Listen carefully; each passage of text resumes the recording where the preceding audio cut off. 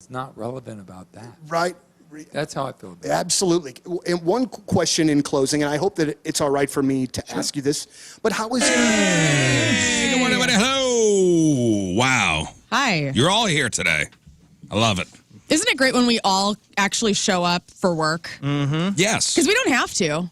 I have a lot. I mean, do you guys have that where you wake up and you go, I'm quitting. I'm quitting this bitch. Because I have that at least once a month, and I love my job. Yeah. Well, we all have that. Like, I can't do this anymore. This job will do that to you. Yeah. I told you that at Rizz Show Live. I said at least once a month at 4 o'clock in the morning, I rub the sleep out of my eyes, look in the mirror, and be like, is this ruining my life? Yeah. Yeah, I'm in too deep already. I can't get out. You can't turn back now. Yeah, put your name on the wall. You got the rest of you guys still have a chance to get out while you can, while you still have your health. Like, I think I have gout. I don't even know what that means. You have been asking everyone up and down the hall, hey, how do you know if you have gout? Is that because somebody mentioned the gout yesterday? Oh, yeah, because they were talking about Scott eating that kidney or something that you can, if you don't sterilize it, you can get the gout. Oh, honestly, I didn't hear that. Oh, yeah, my that big was toe yesterday. hurts. Your big toe hurts. Yeah, that's a sign. Is it? Honestly? You must have smelled it. But I don't eat a lot of red meat. That's the first, the biggest, and the last sign that you have gout. Honestly, look up.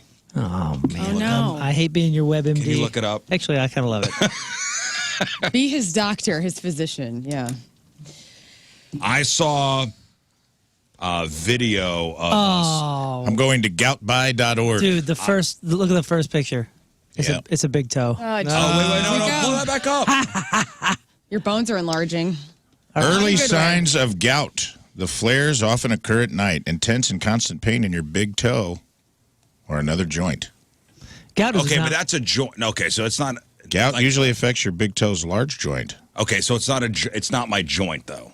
Okay, good. I think my shoes are too tight. But where's your toe hurt? What kind of shoes do you have on? Like the tip of my toe. Yeah, but it might be. Oh, it's not the. Okay. No, it's not like the joint. Okay, that's good. Characterized by sudden severe be attacks growing. of pain, swelling, redness, tenderness in one or more. Okay, joints. that's I'm all right then. We're in the clear. You're good, bruh. Good for you. No, I was watching. Our video crew sent us a recording of Rizz Show Live, which I went through and kind of watched some of the bits. I don't like watching. Like, I didn't watch and listen to the banter. No. I just wanted to see how some of the stuff came off. Right. Like, the opening was great. I watched, Rafe hand my son a blow-up doll. I watched the big ending with Rafe singing Fancy. Right. And I wanted to see what it looked like when we stripped and did our sexy photo for the fast lane. Gorgeous, right? Oh, yuck. Never felt better in your life, right? Oh, boy. I was a couple of Yinglings deep by that point. And, I had a nice... I wasn't drunk by any means. No. But, I don't think I was even buzzed. I was like, yeah, man. The high of just doing a show. Yeah, adrenaline. Right. I had like a couple of Yinglings on stage. I was good. I was no fear. Right. And then as soon as that flight suit came off, and there I am. Eek. Eek. I had to destroy every copy of that. You look good, man. Every copy We of did that. look good. Every copy of that Rizz Show Live will never see the light of day. I was talking to the burlesque dancers going, you need another one? Something liberated inside. Oh, you ready? Yes. You ready to I did. I said quit the show and go on tour and be a burlesque dancer? Tim watching in the wings like, where? What? No! No! What did Tim think? They were giving you the hard pitch on it, too, after. Yeah. Yeah, I didn't get to see Tim until right when I was leaving. I had a guitar in my hand and everything. I was like, oh my gosh. Yeah. How did he? He loved how was it. his night? He had a great night. He was with my mom and Jerry and... Yeah, Tim never came backstage. He doesn't care. He know what I'm saying? No, it's not, he doesn't care. I mean, like, supporting his wife. I was like, hey, babe, we got a parking space for you. I don't need it. Like, I can't do anything for the guy, okay? He doesn't want anything for me. No backstage.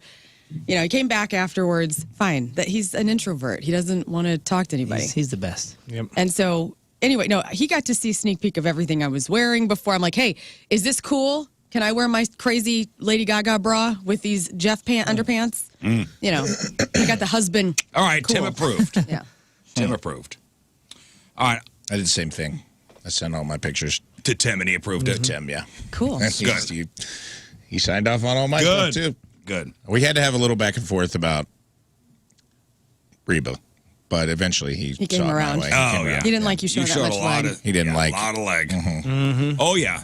So Filthy during the Reba Fancy Big Finale, I was standing, obviously, with the rest of you guys behind Rafe and the two burlesque dancers. Mm-hmm.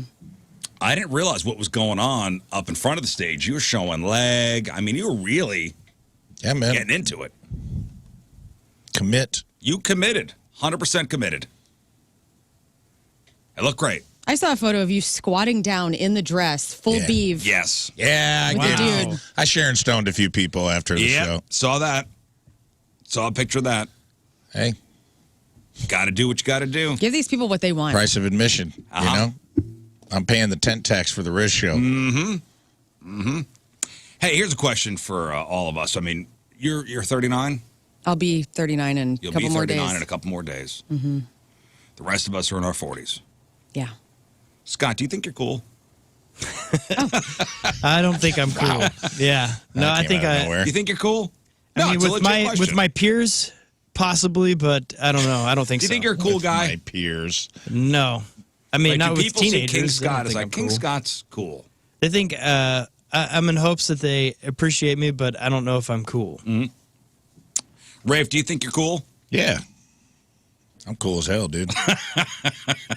That's a good uncle response. Yeah. Lern, are you cool? No, man, I'm lame as hell. Or so they say. Like, do you think you are cool? No. No, you don't think you're cool? No.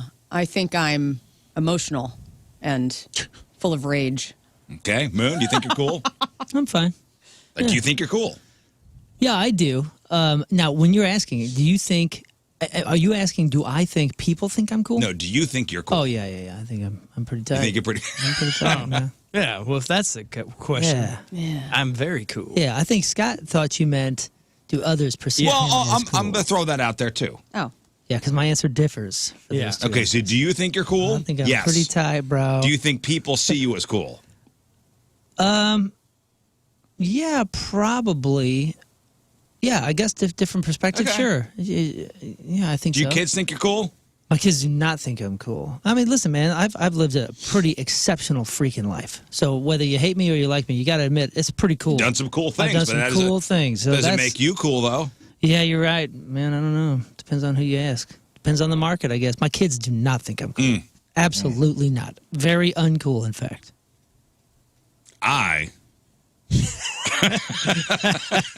Here we go. Buckle up. Yes. I think I'm cool as hell. Yeah, I know. Yeah, we know. I know. You didn't even have to answer that. Hey, Now- we already knew that. Do people perceive me as cool? Hell yeah. Hell yeah, they do. Yeah, they do. Right. Hell yeah, they Name on the do. show. That's cool as hell. Yeah, you get to be Now, angry and dismissive and all these negative and all these things. the and dream. not the dream. ramifications. No We'll pay you more ramifications. for it. Yeah. Out of everyone on this show, you don't ever get the hate. Like, we get the hate mail. Yeah, we can Everybody say the loves same you. things that you say, and people are like, oh, that's just Rizz. And That's then me. they'll write us Cool off. guy. We absorb that. Yeah. You know? And I appreciate every one of you. Thank you. Now, somebody did. I'll be honest, one guy told me at a meet and greet he didn't like your attitude, and it felt kind of good to hear. Just one, Well, that man has been eliminated. I'm sure. What about your kids? I'm not sure. I'm not sure. You're in a gray zone right now. I'm in a really weird zone. Because with I my could see kids. your son at the show. Like he was stoked. He was proud. Yeah, you know, he had a Yeah, friend. yeah. He was. He He had still a friend thinks you're there. cool. Yeah, Yeah, my son thinks I'm cool. Dad had some cool points there. It's right around the corner. You're a I know, we driver's had license this- away from that being over, brother. We had this talk on Sunday. Yeah, we did. And I go, you've honestly rode the wave of cool further than most dads do. Yeah. Because he's, what, 15? He's going to be 15. Yeah. It's right around the corner, man. Yeah, my kids, the older kids, this was the pattern. I was so very, very cool. Then I was not cool at all. I was almost, just out of mind. And then all of a sudden, the girls were taking like my T-shirts, and they'd be wearing them in high school. Is probably like, I don't know, junior year. And they come home and they go, "Hey, who's this what's this band? You know, because it's just a shirt that they stole. They liked the look of it. They had no idea what it was. And I was like, oh, that's so-and-so's band. And they go, oh, my gosh, that's this band? And then they'd go, oh, my friends like these bands, and they know those guys because we'd be on tour with them, and they babysat them while we were on stage or something.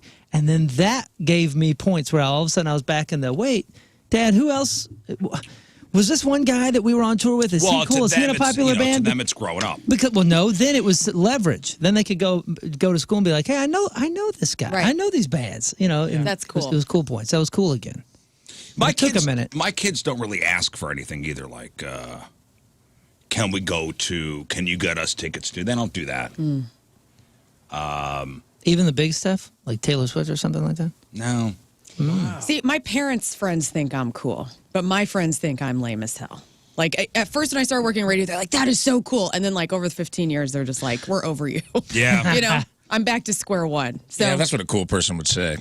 She's by far the coolest person on the show, so if she doesn't think she's cool, we're all in trouble. Well, that's sweet, but that's not for real.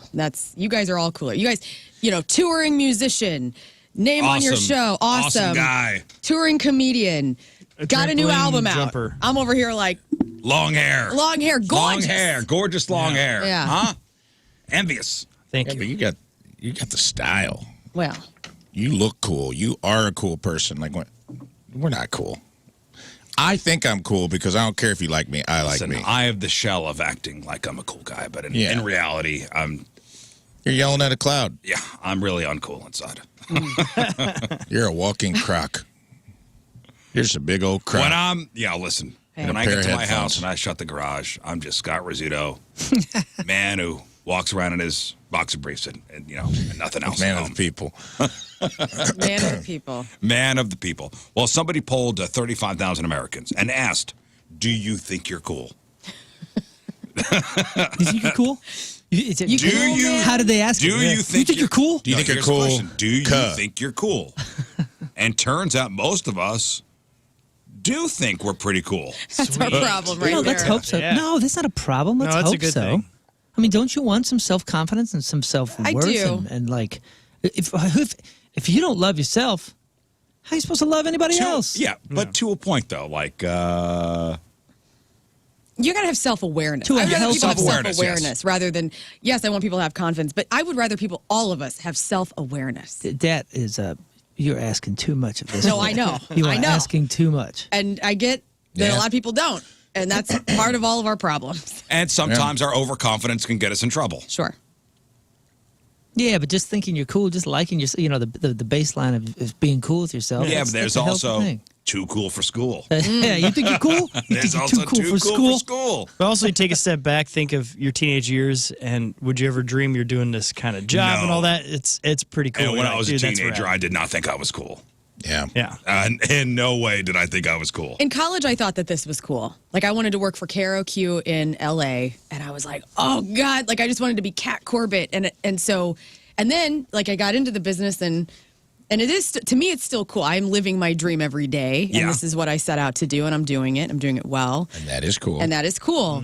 But That is cool. the perception of what I do to others, if I tap into that, nobody gives a damn. And that's fine because I love it. I'm doing something I love. Right. Right. So there's that self-confidence and self-worth and self-awareness, but also it humbles me that my best friends are like, we don't give a crap what you Yes, Yeah. which is great. Yeah. That's good for everyone. That's though. good.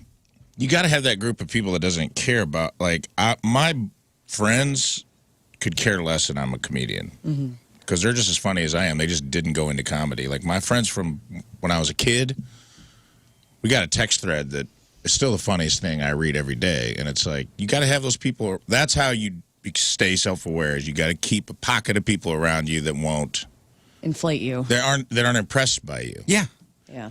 I don't feel like want my yes coolness people. comes from knowing that no one's cool. You know what I mean? Like, I know at the core, none of us are cool. We all have hang-ups. We all have self-confidence problems. And if you know that, then you can become cool. Well, I'll push a little on that, and I think it is good to have some groups in your life that are impressed by you and want more and help push you to do more. there are groups in Sure. songwriter groups and these people that I know that like when you're around them, when I'm around them, I feel better about myself because of what the energies that they're giving me, and it makes me perform better because I want to live up to the group, and that helps me then encourage them and see them in a light of this is an exceptional person, an exceptional artist, an exceptional writer that is very prone to dipping into a dark place. Yeah. And if it needs to be me and this group that lifts them up and pushes them to do another record or another whatever, that's a big deal. Men were a little more likely to say, yes, I'm cool. And obviously age matters too. So 3/4 of Americans under 30 think they're cool. Same goes for 2/3 of people 30 to 45. Wait, you're telling me that men are prone to unearned confidence? Yes. Somebody call the Associated Press. 43% of 45 to 65-year-olds think they're cool. And even 28% of seniors would just describe themselves as cool. Hell yeah. Heck yeah. You know, they also broke it down by where you live. And the results were pretty even across the board, except for one spot. Uh-oh. Let's hear this. You're far less likely to think you're cool if you live in the Midwest. Yeah. Yeah, that's a coastal thing. You're far Yes. less likely to think you're cool if you live here. Yeah, man, because the Midwest. it's to me, and I don't know if I'm the only one in this room like this, but as a girl of the Midwest, I grew up lusting after the coasts, right? Like, oh, LA is so cool. New York City is so cool. And I still have that wanderlust in me where I do, there's like the little person inside where I'm like, oh my gosh, like I wish I could live in LA for just a year, or I wish I could live in or New York City for just a year, just to do it, because I still think that is so hella cool. Would you ever move out to the country? I would too, yeah. I also have that part of me too. I used to live in the country. So West Frankfort, Illinois, my grandmother had a country house. And so I grew up there. And there was something really sweet about that as well. And I used to live in a big city. And I don't think I'll move back to a big Sure. city. But you did it. But I did it, yeah. Yeah, you got it out of your system. Yes. You know? And I have friends that have moved to New York recently that they tell you, I just need to get this out of my system. And I get it. I totally understand that. I feel like everybody has that. And listen, also having a little piece of property out in the country. Yeah, there are some pros and cons of living out in the country. Like, you know, Scott, you lived out in the country. Yeah. There's cons, but I mean, I think the pros definitely outweigh it. You lived out in the country, Rafe? Oh, yeah. You'd say that. I had like, I think all artists at some point have like a, not a resentment, but I don't know, I think Walt Whitman talked about it, but he's like, you eventually, for you to grow as an artist, you got to almost have a resentment for your hometown or where you're from, but Sure. you come back around. You come back, like, you get that out of, it's kind of what Lern was talking about. You go to the coast and you go to the cities and you see, like, the reality. You see how the other people live. Versus how you fantasized about it, and you're like, oh, okay. And Yeah. then you kind of age back into, like, now I think I could, at some point, probably, I would like the isolation. I'll be honest with you, and a lot of people out on the coasts hate us. Sure. Hate us out here, or they don't understand. Because they ain't And us. hey, and vice versa. There's plenty of people here that just crap on 100%. people that go to the coast. I can only Sure. speak from the one side, though. So yeah, What do they call California? It's the Flyover country. This is land of flyover fruits country. and nuts, right? yeah, and I think this is all. I think this is all reasonable to think that we think that we're less cool in the Midwest, and typically it's because, man, if you go out to the coast, Learn. If you went out to the coast, especially West Coast, you would find that there's a lot of the same stuff that's going on here, but there are huge groups of people that just want more, and they're viciously going after Yeah. more. Yeah. And they also think out in the coast they're a lot cooler than they are. Sure, it's to be honest with inflated. you. And I think in the Midwest, it's smart Well, for us maybe. to Not maybe. sell ourselves as not cool They because think- we don't want it to grow here. They think that cool people out on the coast have never seen. A lot of them have never seen what the country's like. Yeah. And it's a Midwest mentality to be humble, to not talk about yourself too much. Like Rafe always makes fun of me because he goes, oh, your Southern Illinois is coming out. Like when I don't want to give myself the appropriate credit sometimes. Sure. And I think that's a real thing. And that's a testament to the Midwest. We are humble in that way. Now, the closer you get to Chicago, because I remember that's something that I remember coming from Southern Illinois, going to school at Illinois State, Bloomington Normal, kind of a halfway point between Southern Illinois and Chicago. My Chicago friends that I met at the time, man, they were arrogant. And I thought, oh my gosh. And they kind of brought that to me, and I brought a little sweetness to them, and it was a really cool mix. I think we really easily understand or misunderstand humbleness and the fine line between humbleness and not thinking bigger and arrogance and not understanding that maybe that's just confidence or something else. I think we have a tendency to just make it real black and white here. There's coastal big city arrogance that's... I'm not saying that there's not, but I'm not here to crap on it. What I'm saying is I'm crapping all over everything. Listen, crap on Eric. Let's go. I'm going to say this. Let's go. I'm going to say this word of encouragement, and I hope I articulate it. You get one life here, man. Don't you want a big one? Don't you want a giant one? So if you have that, if you have that fire, that you're like, I just need something big.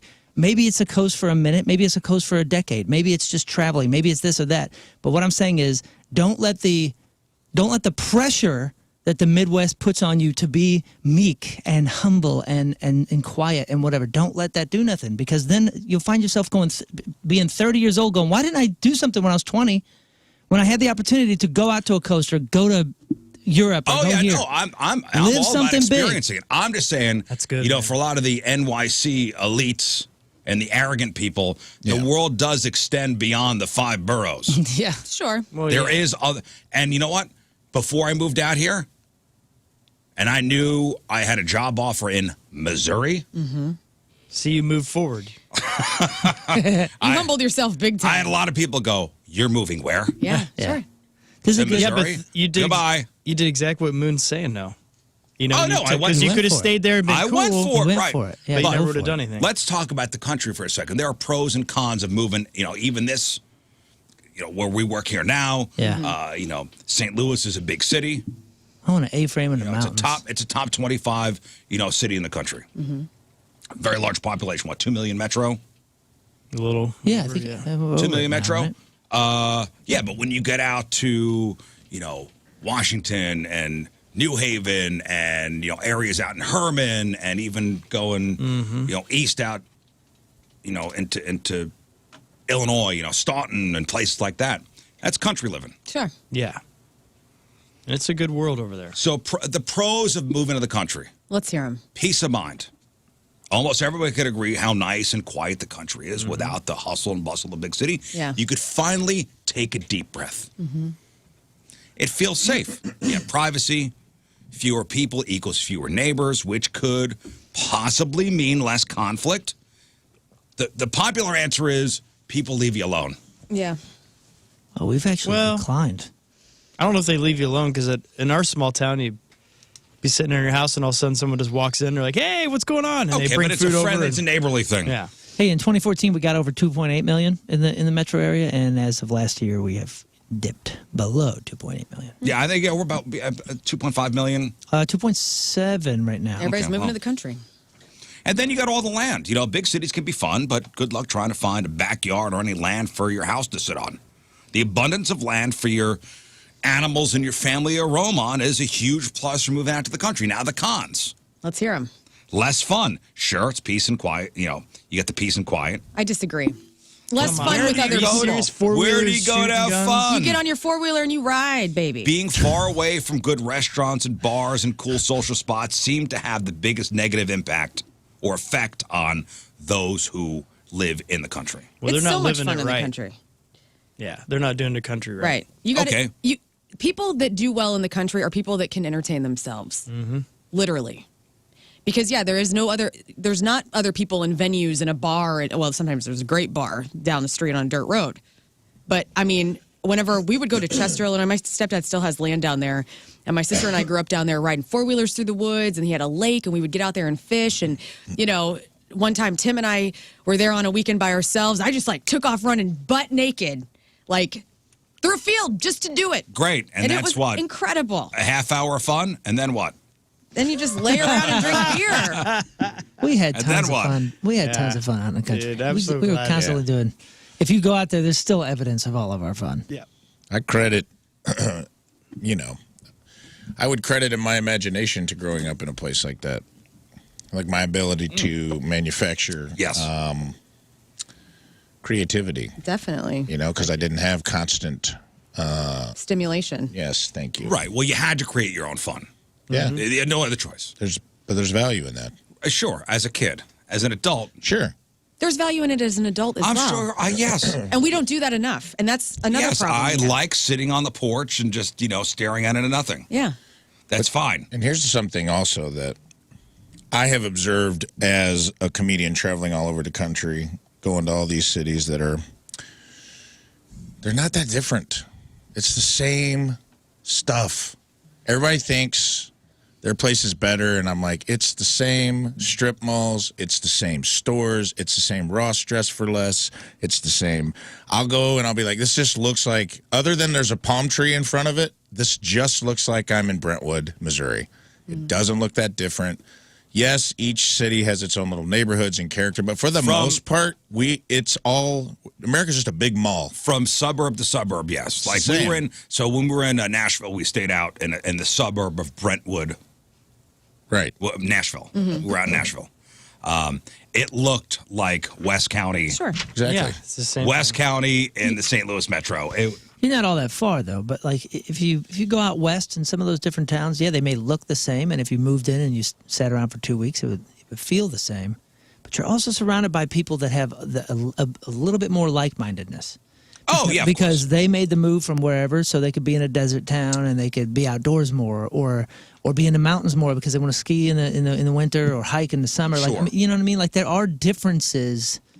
Yes, of course, the way people think. Yeah, and the feels of some of these places. Not all of them, though. Kind of living in the country, work is limited. Unless you work remote. Yeah, that's true. Which is a new thing, man. Or in some sort of agriculture, there's not going to be a lot of opportunities to work nearby, and long commutes suck. Mm-hmm. Dude, the real estate in Idaho and like some places out there have jumped crazy because all these remote workers from California, Yeah, man. and different places, they're like, oh, I can live in Nowheresville now and still have my Yeah, and you know what? People were job. doing that. People were like, getting out of the big cities and then moving out to the country and then going, damn, this is boring. Yeah. And then going back. I don't know. I have that daydream sometimes of working remotely, like getting a really cool, getting bang for your buck house out in the countryside, working remotely from a big city corporation, having that peace, coming in once a week or whatever. That is the life. That's the life. I get a lot of those on my TikTok feed of like, I haven't been in the U.S. in 2 or 3 years. I work remotely, and we never go back to the U.S. We're just here in Mexico. Italy, Next yeah. month, I'm going to Australia and all that. I'm just Right. like, Where are what you the doing heck? it? Where are you Cool. doing it? Yeah. Where am I doing Yeah, it? in your mind right now. Like what state? Where are you? I got a lot of daydreaming going on right now in Arizona. So and I've never been there, so who knows? But Something great shiny. area. It's a vortices. oh yeah, Yeah, I'm the going. you wanna go to Vortices, Sedona? Sedona. I'm going to Sedona. In fact, I asked the question yesterday on Twitter, and a lot of people are giving me suggestions, and I appreciate that. Well, Adam's like, quit making the country sound so good. We don't want you out here. Okay. Yeah, they don't. Yeah, no, I got it. Country, don't do it. Well, and also being cut off from society. High-speed internet is usually not available out in the real sticks, and everything is too far to walk, so you need a car to get everywhere. I always think that if I'm going to go live remember the Patrick Swayze movie, Tu Wong Fu, where they're drag yeah. queens? That's me coming out to the country. Like, I am Patrick Swayze, dressed in drag, coming out and just lighting a town up. That's what my dream is, right there. With Wesley Snipes. And you know what? The people could be the people could be a pro and con of living in the country. Like a pro is that everybody will know you, and then a con is that everyone will know you. It all has its good and bad. That's But it's what I'm good saying, because of man. the babysitting thing. Your kid, like, hey, do you know your son's over on this side of town? Right. Oh, nope. It all So has the its real place. question is, do you want people to know you? I guess It all has its place. Listen, I know a guy who was doing really well in St. Louis, and he moved his whole family to Maui. And you know what people were saying? Oh, Wowie. nope. They're like, no, not like, oh, that's so awesome. Wow, man, go for it. That's so cool. Maui's the best place on earth. Oh, yeah. No, you know what they said? The groceries are so much more expensive. Yeah, they always get negative. It's island living. Well, What it about the is. storms? You're like, God, dude, this guy's going to Maui. Yeah. I live He in went heaven where- now. He's raising his children in Yeah, heaven. have fun with your tsunamis, Yeah. idiot. Everyone has bunkers out there. I think he's pretty smart. Say hi to Dog the Bounty Hunter, moron. Were you cool enough in high school to go to spring break? No, I didn't do that. Like, where do people around here, like, so high schoolers? Florida. Mexico. Destin? I mean, so Yeah, is it it's is Florida, Texas and it's Florida. Florida, young Mexico, people or cruises. No, I mean like the young spring breakers. Yeah, my sister would they would get the moms and the girls, and they would go to Mexico because they could drink down there. Yeah, right. Because they had cool moms. Yeah, Okay, same, but what same with the about- cruises. Yep. What about Like our high school senior trip, which I did not go on, of course, was a cruise. Do they still do high school senior trips? Yeah, well, we were, we were down at a resort and happened to be, spring breakers down in Mexico. I think it was a group from around here who wound up. Was that Cancun? Yes. I think I do remember this. You sometimes get caught on these all-inclusives with spring break trips of high schoolers. Hell yeah. Yikes, Terrible. yikes. Yeah. Terrible. We moved resorts once. I'm like, you guys got to stop throwing cigarette butts in my walkout pool. You're killing me. Oh, man. What a crazy sentence you just said. Yeah. You rich bastard. Anyway, no, I'm talking like so you're over 21. Where do like the spring breakers from Mizzou go? Miami. Yeah, you go down there. I think Miami? isn't Galveston Yeah. and stuff. Don't folks still go down to Padre? Alabama. They go Gulf to Gulf Shores. Shores. Yeah. Yeah, Gulf Shores for sure. That's like the new Midwest hang for spring break is Gulf Shores, Well, Alabama. I never went on one of these spring break trips. Me neither, but I remember in '98, the senior trip went on a cruise, and man, there was a lot of talk. There was a lot of things that happened down there, teachers included. What are you thinking? I was pretty cool in high school. We went on I got to go on a spring break trip, and we went to St. Louis. So All right, yeah, ooh, the And big went to the city. zoo, everything, That's the cool. arch. Rafe, yeah. did you ever go on any spring break trips? To one of those like, No. Destin, Miami, No. In high school? high school, or even college? College, yeah. Yeah, I did South Padre Island. South Padre Island. That's That's the what I'm place, thinking too. I did South Padre, and I think I went to Panama one year. I couldn't go. I was raising kids. Panama. Well, Panama City. Florida? Florida. Oh, the Panama. I wish. Panama. And was it wild? Yeah, it was nuts. It was crazy. South Padre was real crazy because it's a border town. Like we went to Brownsville and crossed over into Matamoros, Mexico, and got That would be cool. buck wild. And it's crazy when you live in the United States and you're a stone's throw from a whole nother world. Yeah.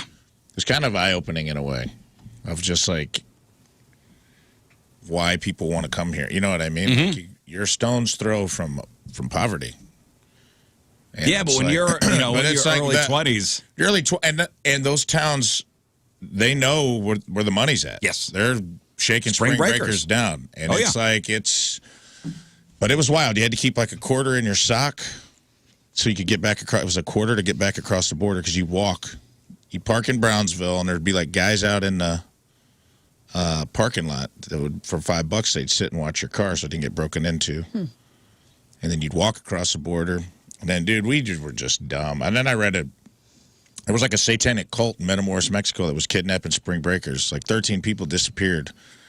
And we're getting like their heads opened and their brains eaten, and like crazy story came out. Dude, we were And was it true I was or was peeing in a it? dark alley by myself. Yeah, it was 100% true. It was nuts. It was like this it was like a voodoo cult in Matamoros, Mexico that was like they'd get a spring breaker every year and sacrifice. It was nuts. And I was just down there. I remember just being very un-American. Just down there partying with my friend. I just remember like everything was negotiable. They'd be like, $10, come in, all you can drink, mezcal, all you can drink. And I'd be like, $5, my friend gets to DJ for an hour. And they're like, deal. Right. And then my friend Brent's just like up in the DJ booth, doesn't know how anything works, playing music, and we're all drinking. And we were, I mean, I don't know. God, we were obliterated. My only, It was wild. yeah. Spring break for me was I watched it on MTV. MTV Spring Break was yeah. always cool to watch. Oh, Definitely. yeah. I forgot about those. And the movies and Daisy Fuentes. I know. We never went on any spring break trips. No. On the 14th of March, 1989, University of Texas at Austin student Mark James Kilroy was kidnapped in Matamoros, Mexico, while vacationing during spring break. He was taken by his abductors to a ranch where he was tortured and sodomized for hours before being murdered in a human sacrifice ritual. His brain was removed and boiled in a pot. Damn. And this was going on for years. They didn't find out until years later. They found a bunch of remains on this Damn. property. Well, Oh, my gosh. you guys- I remember a guy leading us. It felt like the movie Blade, where they're like going to lead you to this rave where all the vampires are going to kill you. This guy's like, there's a party back here. And we just walked down this dark alley across like wooden planks over mud. didn't think anything of it. Well, we were annihilated. And we're like, well, where's he taking it? Yeah. We made some bad decisions that panned out, to our credit. We didn't, but they could have gone the other way. And easily. now, if somebody asked you to, We got zip tied in a Mexican strip club. We went in to this. We all got. My friend was like, it was $10 for a lap dance, and they were like $10 for a lap dance. So we all went, and it was like these toilet stalls is what it looked like, but there were no toilets. It was just like stools, and then you get a lap dance. But what they didn't tell you was like it was like $10 a song. So the girls would dance for like 6 or 7 songs, and then there was a one-eyed pimp with an eye patch. I swear to God. This dude had a Mexican dude with an eye patch, and he's like, "You all owe me $70." And we're like, we had no money, dude. We went down there with like $50 a piece. He said, "Don't take a bunch of money. You don't need it, and you'll just get robbed anyway." So we didn't have it. And the guy's like, well, he was like one guy. It's one guy with an eye patch. There's 5 of us, whatever. We're like, "Hey, man, look, I'll give you the money. Like, this is all we got." And he's like, he just like whistled, and all these giant dudes came out of the woodwork with like those big zip ties. Like the riot zip ties. Yeah, like they're going to take you to, they call the federales or whatever. And man, it escalated. And then they just wanted to, we paid them off. It was a payoff. It was a tourist trap. It was a shakedown. It was a tourist trap. We learned a lesson. And that was like, the guy's like, "What do you have on you?" And I think we had like $180 maybe total. And then we just did the walk of shame back to the border with a quarter in our sock. No, yeah, with 1 quarter each left. That's exactly how it went down. Well, apparently, so if you're going on spring break, Miami, they don't want you. Why? The city of Miami says, spring breakers, we don't want you. They don't want the money. It's been so out of control. In fact, Miami, the city, put out like a PSA telling people to stay away. I know why. It's because they don't want everyone to find out about that alien that's at the mall. No, listen to this. Hey, we need to talk. This isn't working anymore. Do you even remember what happened last March? That was our breaking point, so we're breaking up with you. And just so you know, we're serious. This March, you can expect things like curfews, bag checks, and restricted beach access. DUI checkpoints, $100 parking, and strong police enforcement for drug possession and violence. Whatever it takes, because it's time to move on. It's been so out of control in Miami that they're like, please don't come here. Interesting. Remember the last time I was in Miami? Me and Mallory were walking in between 2 hotels to go parasailing, your favorite activity.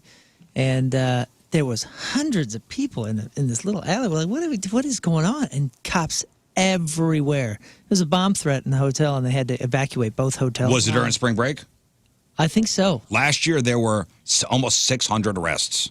Yeah. 600 arrests. It was wild. And then when we were parasailing, you could kind of see all the hubbub because we got there right in the beginning. It was like I was watching Grand Theft Auto. I mean, it was like straight up just cops and sirens and people everywhere. Is it just like the 20-somethings now are just more out of control? Yeah.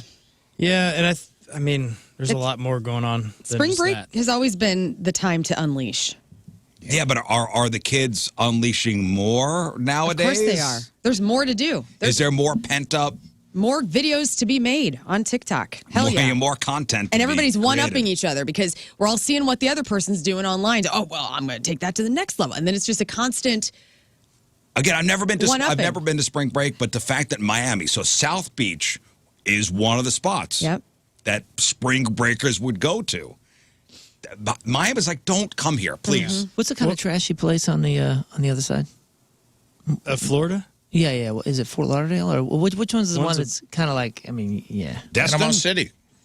Panama City's the dumpster of Florida for spring break. Because MTV used to have like a spring break thing that we used to play. Not the cool one back in the 90s, but it was like MTVU, like the university one, and we used to play. Panama City, probably. Yeah, probably. Was it that? I don't remember where it was. It was always like a fly-in gig, and it was like us and like OAR or something. It was like a college band and a like a heavier band or something like that.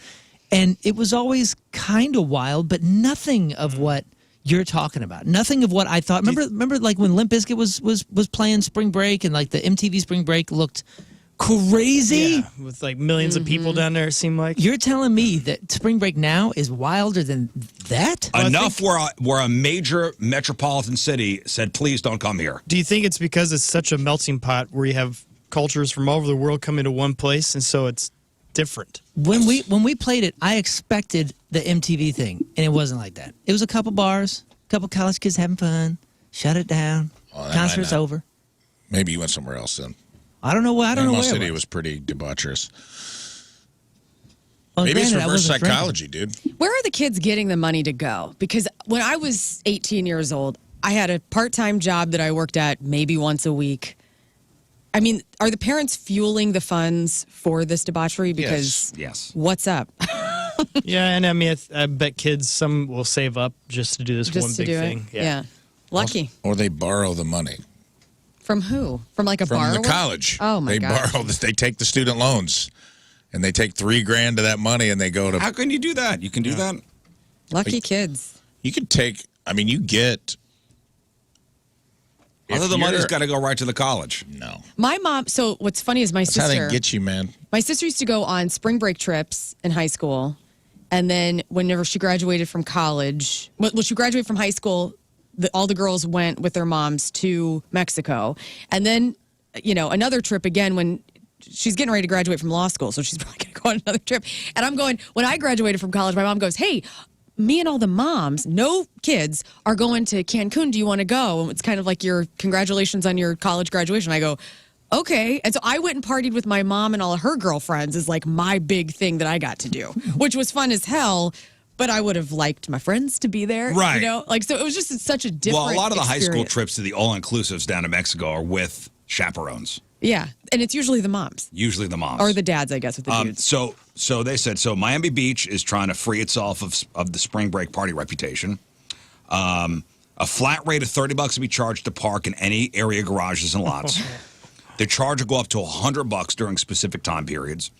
Beach access will be limited to 6 o'clock p.m. Curfew. Security checkpoints along Ocean Avenue will look for alcohol, coolers, and tents. Interesting. Hey. Remember how we're always talking about, like, the world's never different.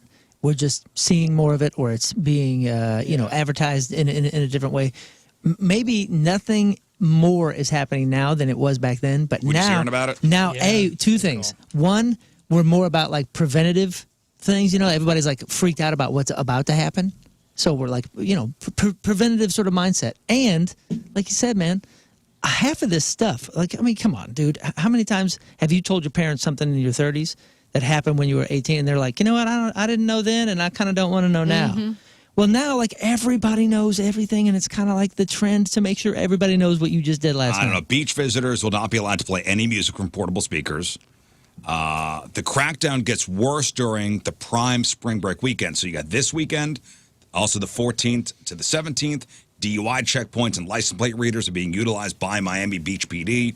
My lamely, this is not good. This is going to be crap spring break for these people. But they're still going to show up. So good luck with all that, Miami. Yeah.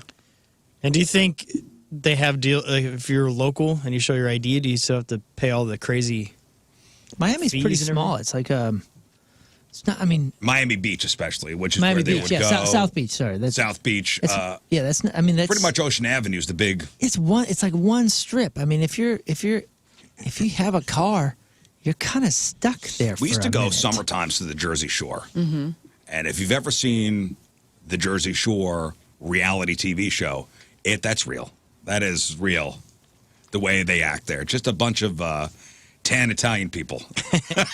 Awesome. At nightclubs. Wild. My buddy Whole lives in bunch of Miami. snookies.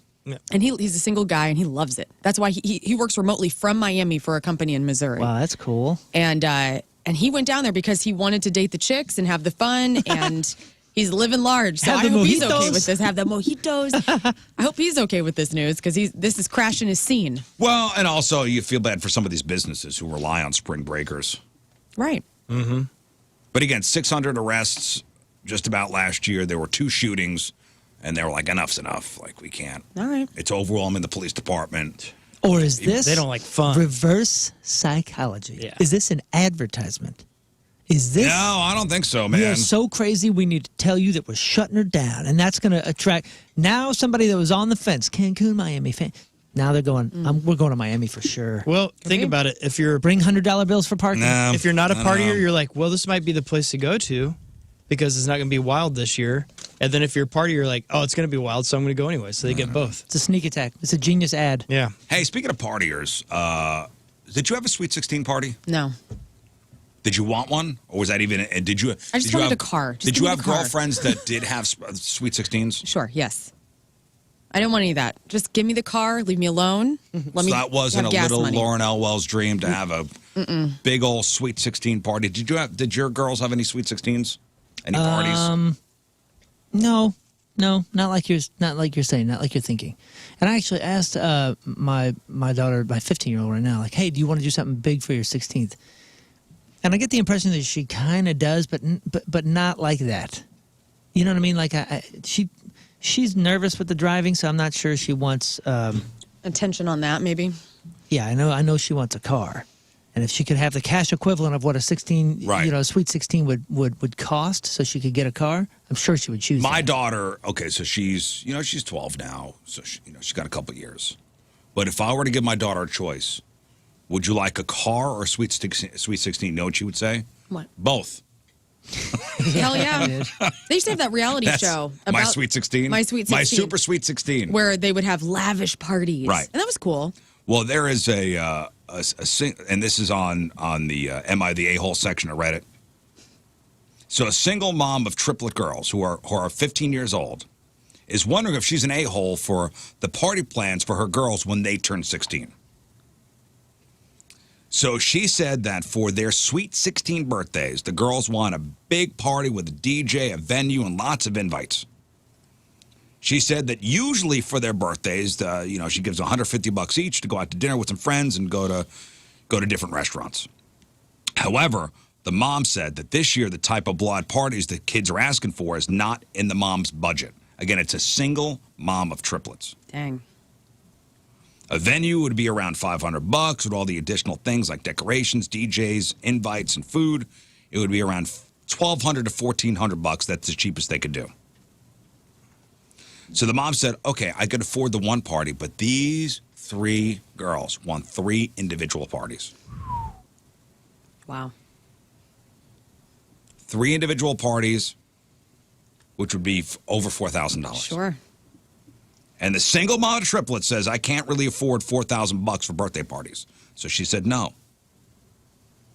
She asked others on whatever platform this was if she was wrong for making her daughters share a birthday party. Offering kind of further context, she would say, I could throw 3 smaller parties, but it would be a huge hassle deciding on, all right, so which girl gets to have the party on their actual birthday? You can't plan 3 parties in one day. And they have a lot of common family and friends. And, she says, I was willing to do it anyway, but a smaller party means, no venue, no DJ, cheaper food, drinks. The daughters are not cool with that. She says she tried to explain that to them. She can't afford it. But they don't, here's what the daughter said. You should get an extra job. Oh. That's terrible. This poor mom. This poor mom. I mean, also raising 3 kids on your own and they're all the same age and going through the same milestones, that's hard. And yeah. I think they should, I don't know what their home is, obviously, but maybe just have a party at home on the day. Unacceptable. And then the girls 3 different cakes. Boom. Happy birthday. The girls are not down with that. Mm. Yeah, man. I'd pull the whole, I gave birth 3 times in one sitting. We're doing 3 parties in one sitting. Yeah. Sorry. Yeah, that's it. Come on. You got to not a rise big up, be deal. the mom, and say, here we go. This is what I'm giving you. Sorry, dudes. Still going to be fun. She says one of them is mad they can't have their own sweet 16s. I told them the budget was $1,200 and they could figure out how to spend it. Yeah, give each of them $400 and go, do whatever you want. Yeah. Plan your own party. Here you go. I love you. Here's my gift to you. I love you all. Go to Miami. And that's still a really good gift, getting $400. Maybe take your friends to the movies, or you could do a lot with $400 as a single child. Yeah, the top comment on this whole thread was, you definitely messed up raising your daughters, that's not nice. No, she Come on, didn't. man. She's doing the best she That's could. not That nice. sounds like, yeah. And the kids aren't wrong either. Can I just say that? They're having to share each milestone with their sisters or whomever, and that's hard too. And that's all right. But one day they'll get to have their individuality. Yeah, that's got to be interesting too. You have it's triplets, so it's 3 sisters, 3 girls. I know, it's hard. 3 teens, 3 adolescent teen girls that are coming into their own right now. They're all trying to figure it out. It's just like the storm is hitting them right now. At the same time, yeah. Yeah, so lighten up on the kids, man. It's just kids. In retrospect, Yeah. that doesn't matter. When they're 30, when they're 38, They're going to look back and go, that party was just whatevs. They're going to have better times ahead on their own. Yeah, the mom also said, hey, why don't you girls get a weekend job and maybe you could chip in if you want these parties. And they refuse. She says the girls think that would mean less time with friends. So, yeah, we're not getting weekend jobs. Wow. And that's fine. Then that's the decision you make. Mm-hmm. Yeah, I think it's easy to go, well, terrible parent. No. Terrible parent. I think that's an easy. She's being a responsible parent. She's living within her means and doing what she can within her means. Yeah, some kids just suck. Some kids are tough, man. Some kids, not tough. Some kids just suck. No matter how good of a parent you are, some kids just suck. Don't all kids suck? Because they're not. All kids suck. They feel all kids have that sense of entitlement, no matter if they come from a great background, a very affluent background, or one that is not of that means. They all, because you're building on who your personality is. Can you imagine telling your mother to get an extra job? No, I cannot. These kids suck. They'll be better in some other These ways. kids suck. They're just having a different Now, experience. I would blame the mom if the mom went, okay, you're right, I should get another job. Yeah. So you could have 3 lavish Sweet 16 parties. Get an extra job. We're all Get in the here- hell out of here. None of us in here are triplets, though. We don't know what that growing up structure is like. You literally aren't unique yet. You know, you are on the same level as 2 other people. They're You 15 look the years same. old. They're going to be 16. They're figuring it out. They're the figuring kids it are out. fine. They're just they're being selfish, which all kids, high school kids I are don't know. selfish, To right? the- It's all about almost me. like Yeah, human to the nature. point of telling my parents to get an extra job so they could That's terrible. fund. They don't- Terrible. They don't understand, though. Yeah, What they do you don't mean? You're they old don't enough to understand. No, they At don't. 15, you are crazy. You're a crazy You're person. crazy.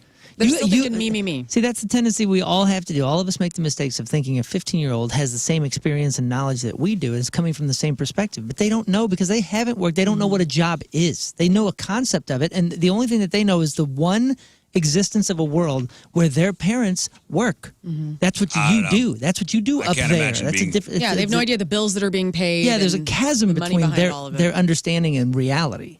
You have to Yeah, but it's not an excuse for being so friggin' selfish.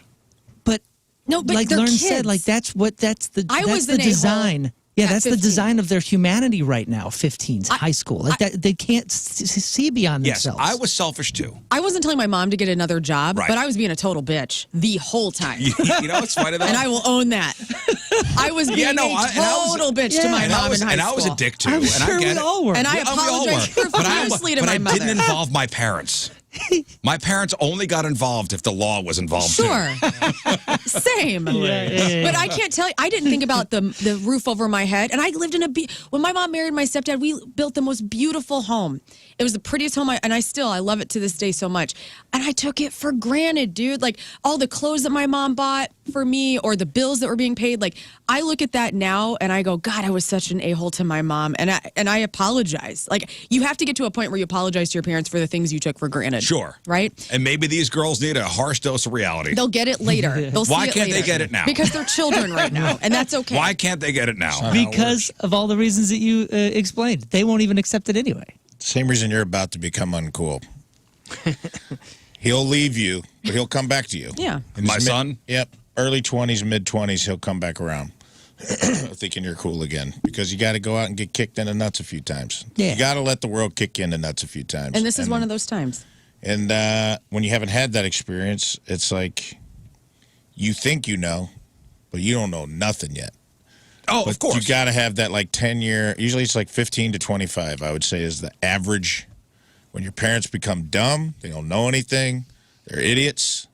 And in some ways, we are idiots Yes. because we're just people too. But there is a moment, there is that where they come back around when life has handed them a few defeats that are crushing or feel crushing in the moment where they're like, oh, yeah, my dad did tell me one time that this might happen. I don't know. Yeah, maybe there's- to me, maybe I'm a little triggered by the disrespect to the adult. Yeah, but meanwhile, Yeah, for sure. Meanwhile, you stay consistent and loving. And here's the thing too. And I heard somebody say this a couple weeks ago, and it really rang true. I wish I'd have known it earlier.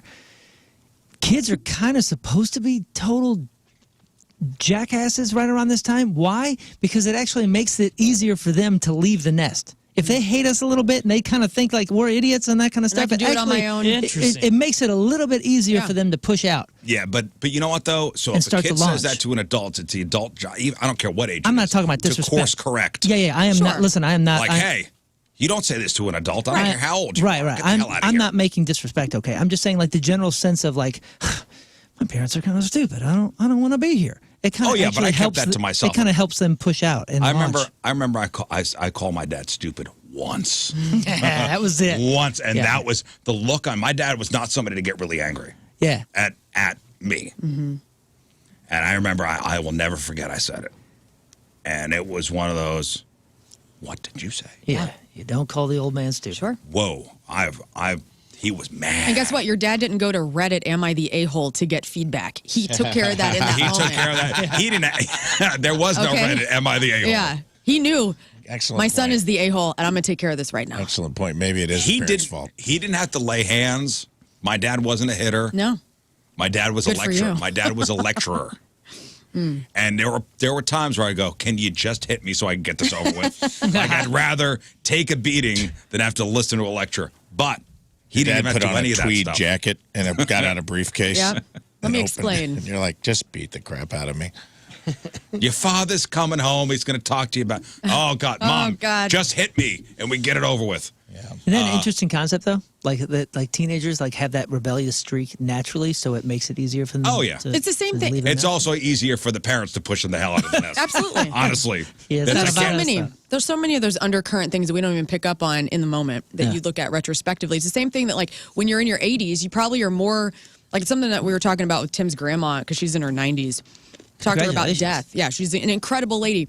And I was, she's just so calm about dying soon. Like she's in the next, probably 10 plus years, she's going to be dead. Oh, yeah. And she's so calm about it. Cool. I feel like there's something that physiologically happens in our bodies that help us leave the nest, that help us get ready for the next chapters of ourselves. And that's really cool. And that's exactly what's happening here. And old people will talk about death with a comfort that will chill your spine. Yeah, man. They will.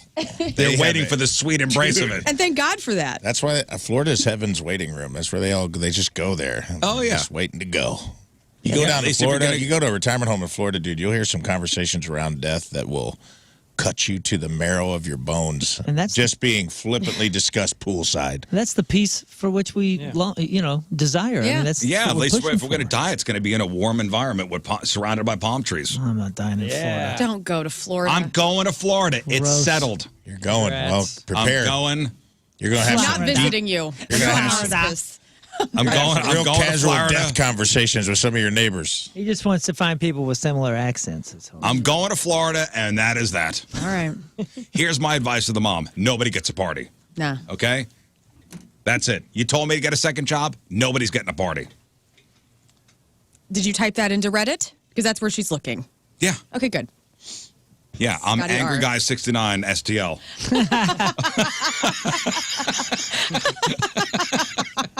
Look for me on Reddit. Angry Guy 69 Right STL. on. That's me. Nobody's getting a party, you brats. Yeah. Shinless Rage, STL, says no parties. You know, I keep a running list on my notes on my phone of it's kind of like, remember Peter Griffin used to have a segment on the news called "You Know What Grinds My Gears" No. on the Family Guy. I got that. You know what really grinds my gears? You have a list? Yeah, I got 6 things on this list. Let's hear And these are just random thoughts. Like random, okay. May not be a popular opinion, but these are what I think. These are things that I think. Okay. Okay. So what bothers me more than it should, that in the movies, nobody ever locks their car doors when they park. Oh, yeah. Oh, yeah. Or hangs up the phone. Or shuts their door when they walk in their house. Or says bye when they hang up the phone. I always thought, like, man, is this a St. Louis thing? Is this a my family thing that we say bye? Because in the movies, they just boop. Like, somehow they have this amazing ability to know when the conversation is over. Well, yeah, I'm just talking about why doesn't everybody ever lock their doors? Number 2, and I think if everybody kind of agrees on this one, we could really get this like a movement going on this one. Okay. Phones should automatically notify you if you've been put on speaker. Oh, Oh, that's awesome. yeah. You can't tell? Sometimes. No. Maybe not. But if you're blabbing and somebody does it in the middle I guess, yeah. You of can. your blab. Nothing's worse than thinking or having a conversation privately. When you're actually Oh my gosh. just broadcasting your life to maybe a friend's family in their car. That's a Okay, good so point. you remember this situation, right? We went to Singapore and we pulled up, and the crew was on the flight just before us. They'd only been there for maybe an hour before us. And we pulled up to the hotel, and some of the crew gets out of the cab with gals from a place called, this is what it was referred to as, the 4 Floors of Whores. It was it's like a legal, Yes. it's a legal place where you go and like each floor has like a different style like a- gal. Okay. Haunted. Well, brothel. these cats brought some gals back from the 4 floors, and we did whatever they did, right? This guy, when he got back, Oh, no. he's in his car, and one of our friends who knew the story calls up and goes, "Oh, dude, what's going on, man?" He's like, "Hey," and he goes, "Oh, I heard all about the prostitute in Singapore." And he goes, "Hey, John, you're on speakerphone, man. Say hi to Jamie." Oh, God. Jamie, the fiance in the passenger seat. Yeah. So I Marriage don't, over. Big Don't you think the phone should automatically maybe have a thing on the screen, or as soon as the other person Yeah. picks up, Or like, "Ew." you are on speaker. You Right. are on speaker. Yeah, Right. just like when a Zoom call is being recorded or something. It's like, this call is being recorded. Yeah. Yeah. Oh, okay, I never that. never forget that, dude. He was like, Yeah. Whoops. "You're on speakerphone, John." What else you got on that list here's another one. of things? If you leave your garbage can out on the street all week, it automatically becomes a public can Yeah. Okay. Where people can throw their dog where poop people in can it? throw their dog poop in it. Well, don't you think even over 24 hours? 24 hours. No, you have a 2-day. You have 48 hours because people go away. For the weekend. On my street, I'm It giving them happens. 24 hours.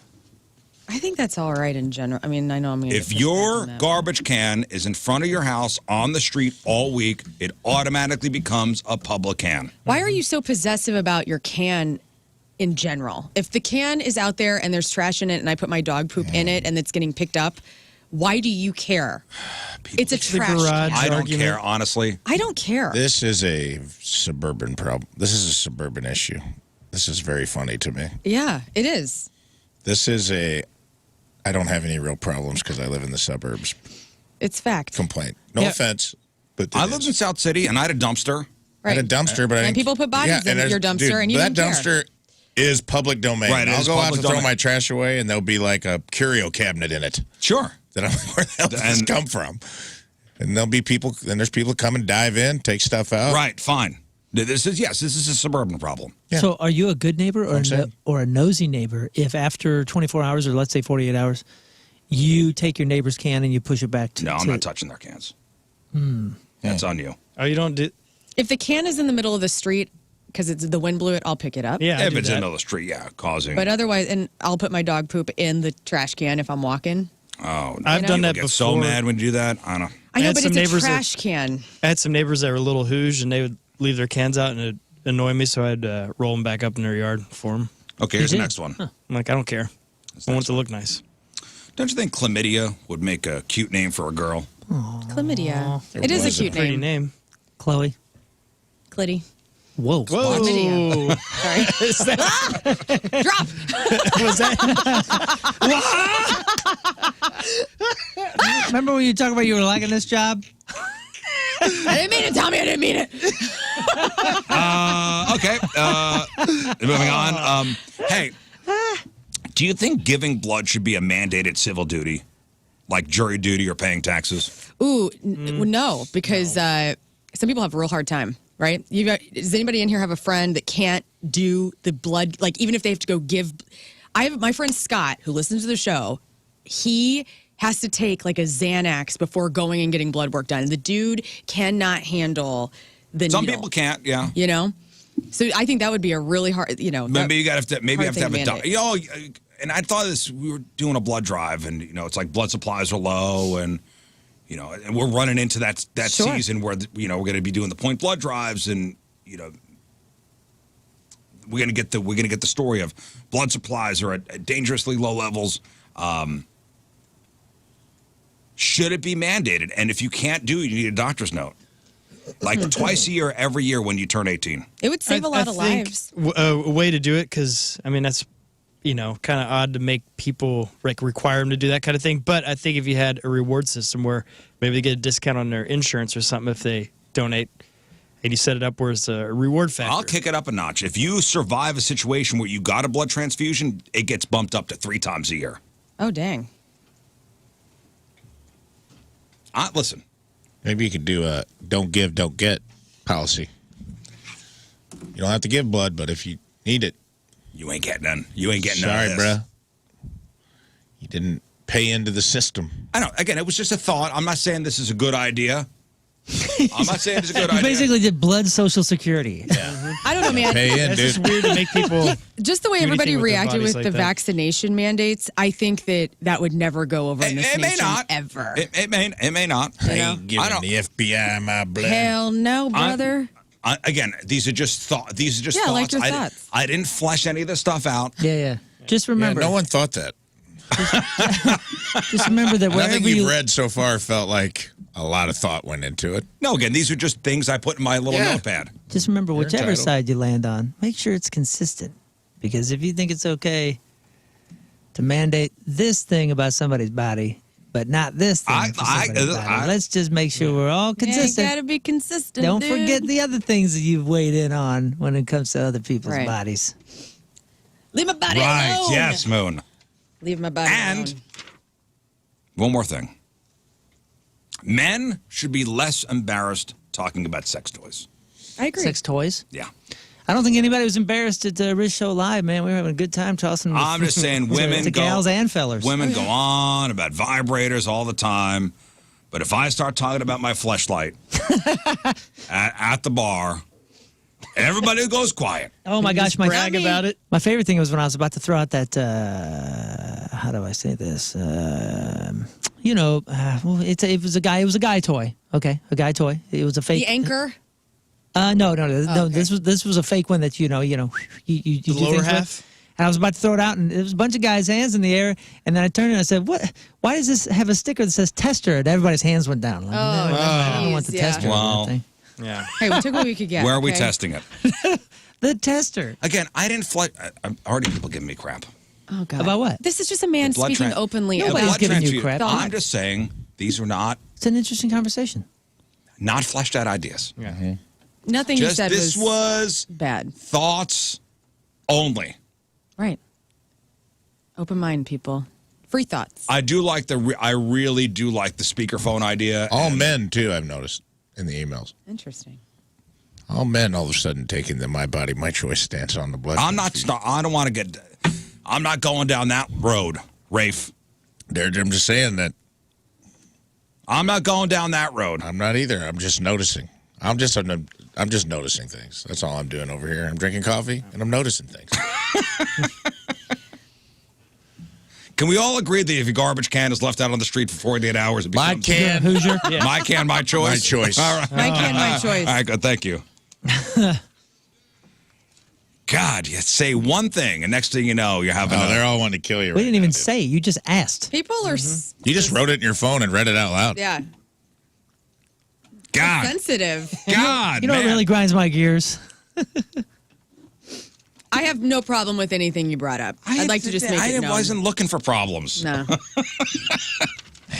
right, today's Team Rizz Remember the Day is brought to you by Hot Shot, St. Louis home for Blues hockey from Barnhart, Missouri. Brett Kamen is our Team Rizz Remember the Day. Pitbull. Brett. Oh, don't bring up pit bulls now. We're not going to get down. The rapper geez. Pitbull. No, I always get in trouble when I Stop, do. Scott. Shut your mouth. Brett has been a Rizz Show fan since the beginning, and for him, the show always feels like listening to old friends on the radio, as opposed to just another morning show. Loves how I'm unapologetically myself. Loves how Moon's very positive. Is always ready to bring the mood up. Loves everything that Lern and Rafe have added to the show in the past year. And, yep, King Scott's there. Thank you. He says King Scott's presence, which is that's nice. Your aura. Okay. I'll see. That's the way I take it. Okay, good. I'll take it as a positive. Oh, actually, and Brett says this. Brett misses Jeff's aura on the show. Aw. 4 floors of auras. By the way, Jeff, cardboard cutout Jeff will be returning to the studio. Yeah, where is that? It's in a van. They haven't unloaded everything from her show. It's live. a van on Yeah. the east side. Jeff's in a van. Yeah, it's Lern's dressing room still. All right, Brett Kamen from Barnhart is our Team Rizz Member of the Day. Get super sweet Team Rizz Member of the Day soccer jersey. Get yourself signed up 1057thepoint.com/Team Rizz. All right, we'll take our first break in the morning. We'll come back with some news. It's the Rizz Show presented by the Fast Lane. When was Super Bowl? February 4th 11th. or 11th, yeah. 11th. Okay, so I got maybe a week of that nonsense to go. First look at the traffic and weather. Moon coming at you. Traffic is brought to you by Worldwide Technology Raceway. The biggest race of 2024 is Sunday, June 2nd. It's time to lock in your NASCAR Cup Series tickets now at WWTRaceway.com. Right-hand shoulder blocked due to a crash 55 northbound after Butler Hill Road. Your point forecast, morning rain moves out. High of 59. Right now it's 53 at the Point Studio.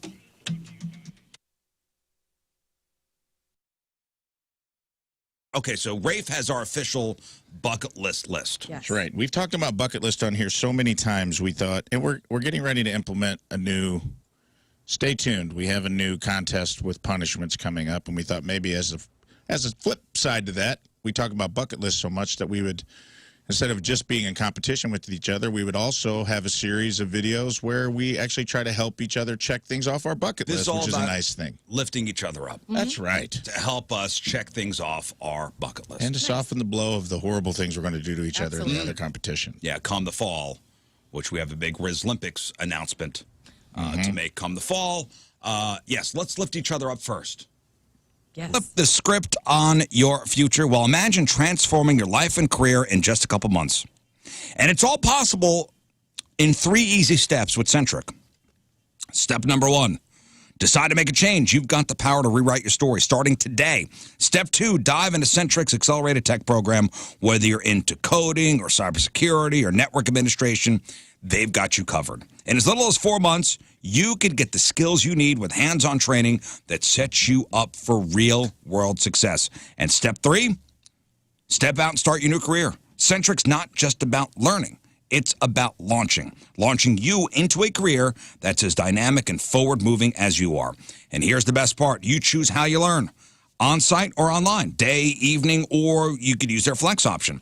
Yeah, Centric's flexible learning fits your life. It's not the other way around. With new programs starting all the time, the right moment is whenever you are ready. Change your life in just 3 easy steps today by going to centric.com/Rizz, CENTRIQ.com/Rizz.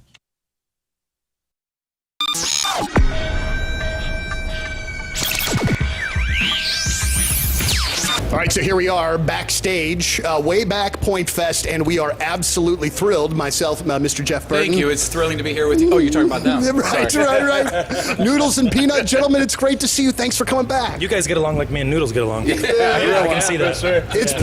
I mean, like, we have known each other for a long time. Yeah, like, kind of the same, right? I mean, he was at my bachelor party, for goodness sake, so you know what I mean? Oh, nice. No stories, no backstories.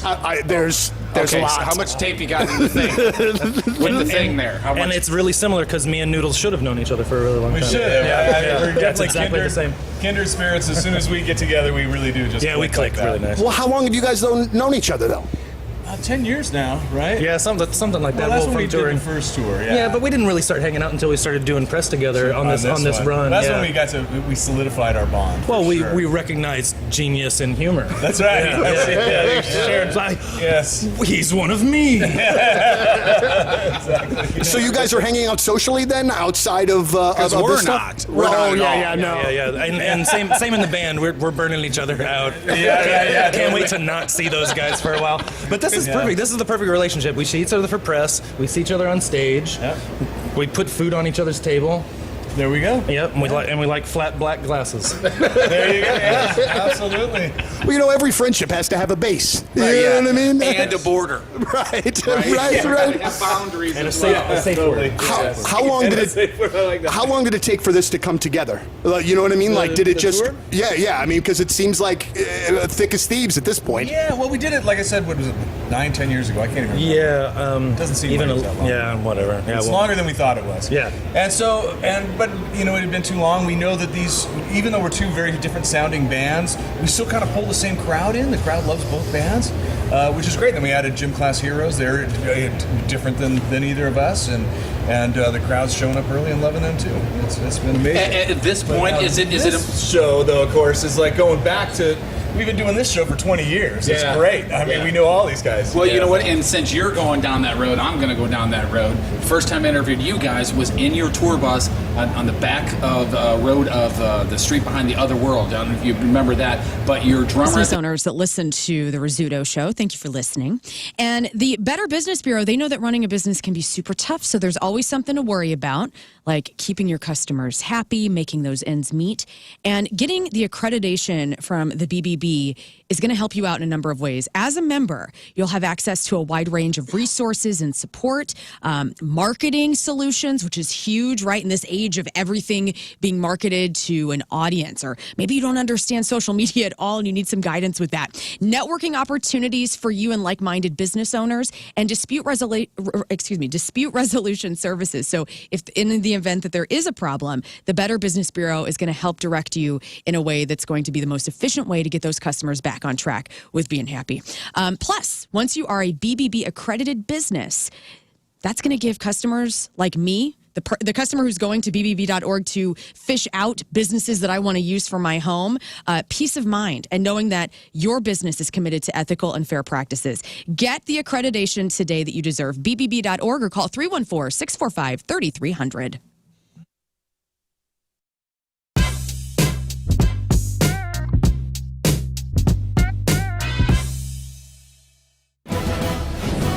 This is Rizzuto. Not only is he rich, but he also has a lot of money. And he's looking to invest in the next big idea. Hi, my name is Rizz, and I have a lot of money. I mean, almost too much money.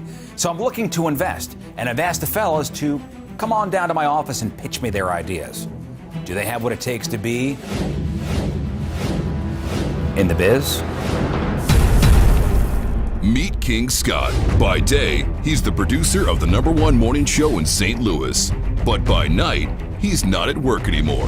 Interesting. He says that despite all of his shortcomings, his one long coming is his knack for decent ideas. Hello, I'm King Scott, and I'm here to pitch my business idea to Rizz, and I know he will definitely invest in this. It's a revolutionary business idea. It's going to change the world over, and I definitely have what it takes to be in the biz.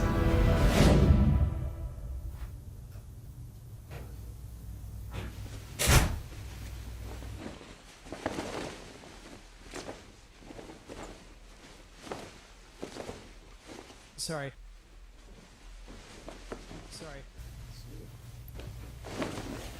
Hey. Take a seat. Hello there. All right. Yeah, make sure you speak into the microphone. All right. Yeah, I definitely will. Can I move the mic a little bit? Okay. Oh, thank you. Yeah. Well, hi, I'm King Scott. I'm so honored to be on Rizz. I mean, a big fan. Love the show. Hi, Gary. Anyways, I got a lot. Great. I got a really wonderful item, and you complain. Almost the biggest complaint I think in your life is your chair. And I actually did a study recently with the Pew Research Center, because that's all they do is chair research, that college or high school students, their #1 complaint in school that's holding them back is chairs. And that's why I'm going to show you something that's going to revolutionize everything. And it's making the most comfortable thing mobile. And I'm pretty excited to show you what I have. It's the Rizzuto Toilet. Rizzuto Toilet. Great product. Can I show you the product? Are you going to put on the whiteboard? I got a whiteboard. Gary, if you could. You've, of course, met Gary. Gary, the whiteboard, please.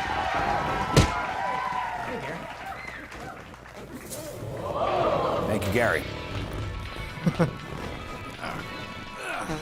Thank you, sir.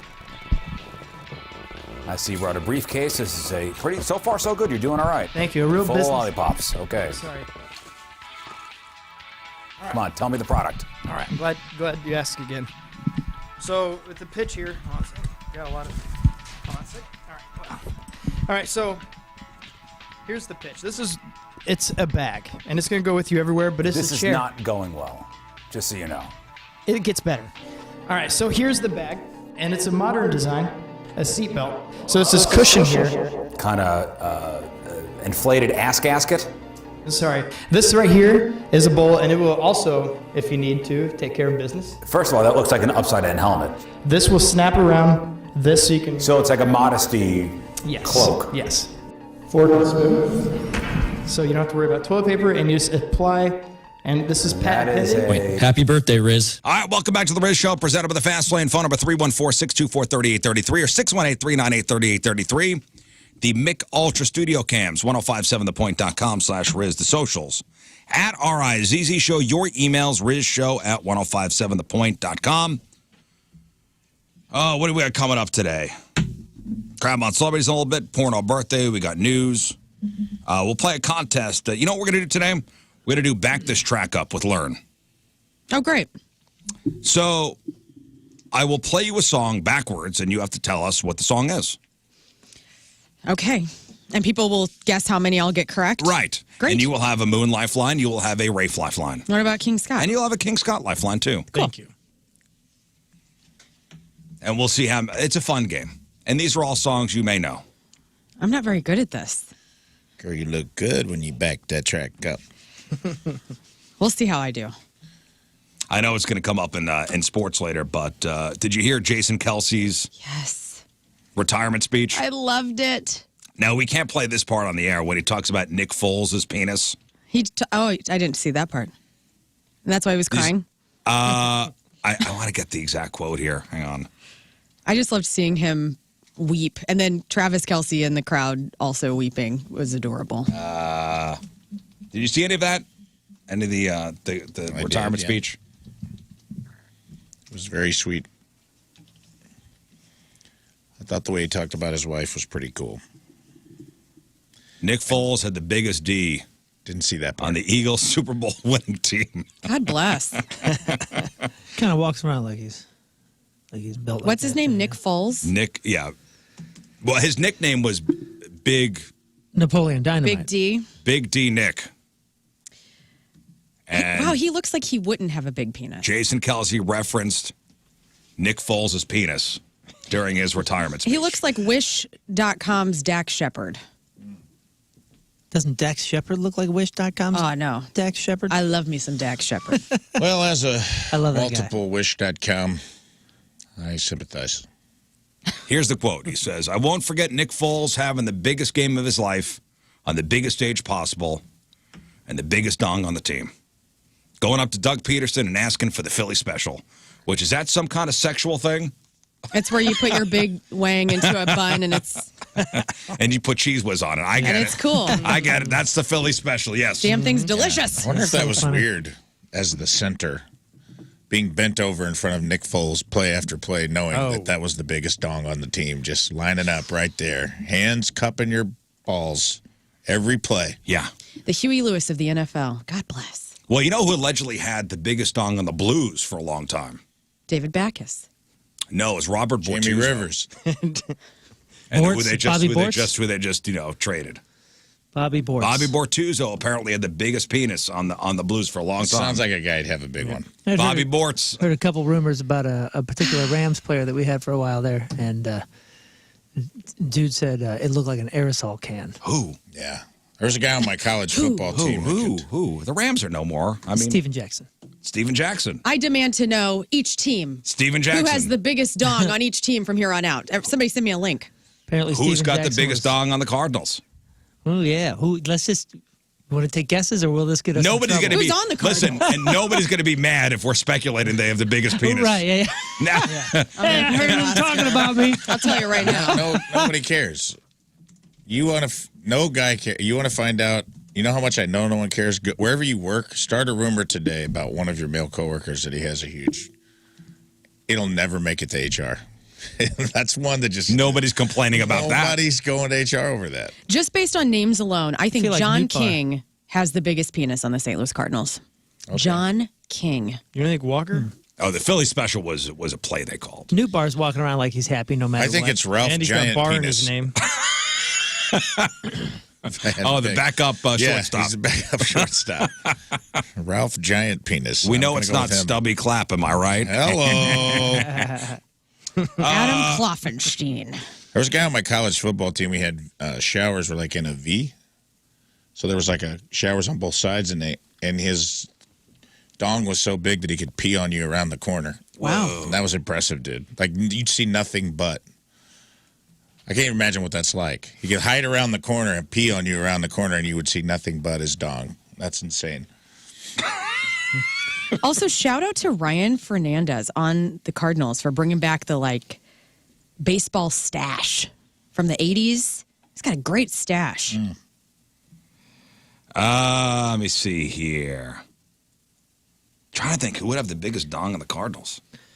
I mean, Telling you, Jordan man. Walker's 6'6". Yeah, He's a big boy. Yeah, let's go Jordan Walker. Jordan Walker or That makes sense. or Newt Bar. Yeah. I'm going John King. They're both kind of walking around with smiles all the time, Yeah. like a smirky smile. It's got to be Jordan Walker. What is it? Is it Harold and Kumar when they're in jail with that one guy and he's real calm and they're like, "Man, how are you so calm?" And he says, "Blah blah blah blah blah. I've been reading the Bible and whatever." And he goes, "Plus, I have a huge penis, so that keeps me happy." Yeah, Jordan Walker's how tall? 6'6". 6'6", Yeah. dude. It's got to be. I always thought that line is like, "Plus, I got a huge penis, and that keeps me happy." So anytime somebody just kind of walks around like they're kind of always calm, you can never really upset them too much. I think, well, he's doing fine down there. Nick Robertson's also 6'6" on the Cardinals. It doesn't always mean it. Doesn't always mean it, but the fact that Jason Kelsey mentioned Nick Foles' penis That's pretty funny. in his retirement speech is definitely applause worthy.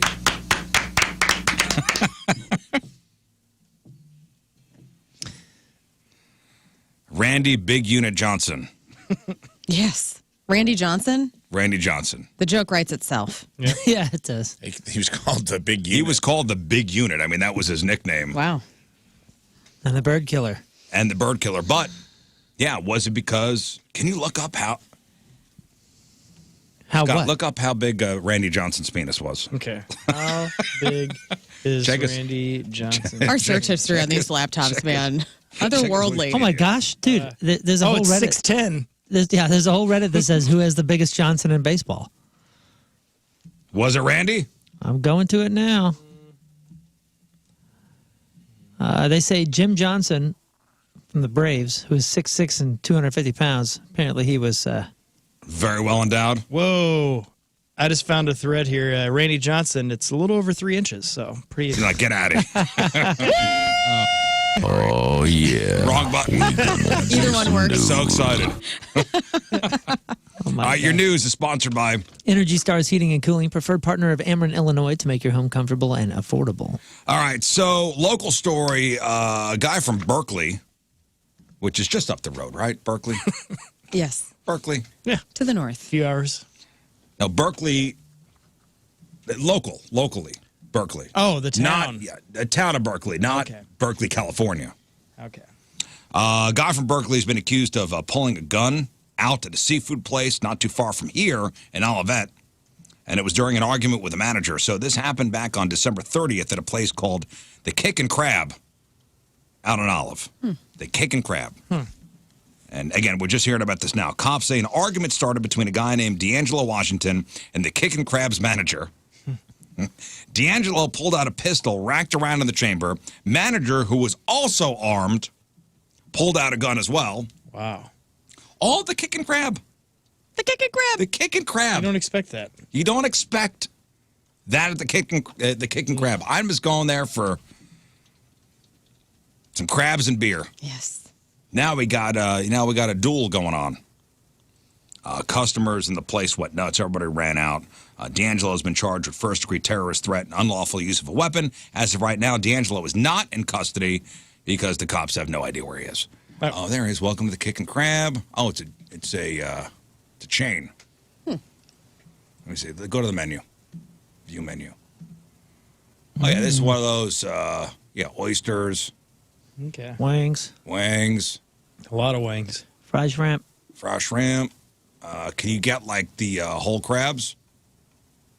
I don't No? see that. I barely see crabs at all. Dang. Oh, this is You starters. got Dungeness, Oh, okay, yeah. Snow, King, Blue. No, go up. Go to the seafood in a bag. There you go. Oh, yeah. Crab legs. Oh, that's where they do, like, the seafood boils. What's that? Where they just have a bag of fish, and they just dump it out on the table. And what do you call that? Like a boil. Oh, boil. I don't know. Oh, this is a boral. Yeah, That's a burl. Burl, like A they do in burl. like, seafood What burl. the hell is a burl? They say that down south. Oh. Well, we're in Missouri. Yeah. Rizz. Well. I got a place like that on Chippewa, hook and reel.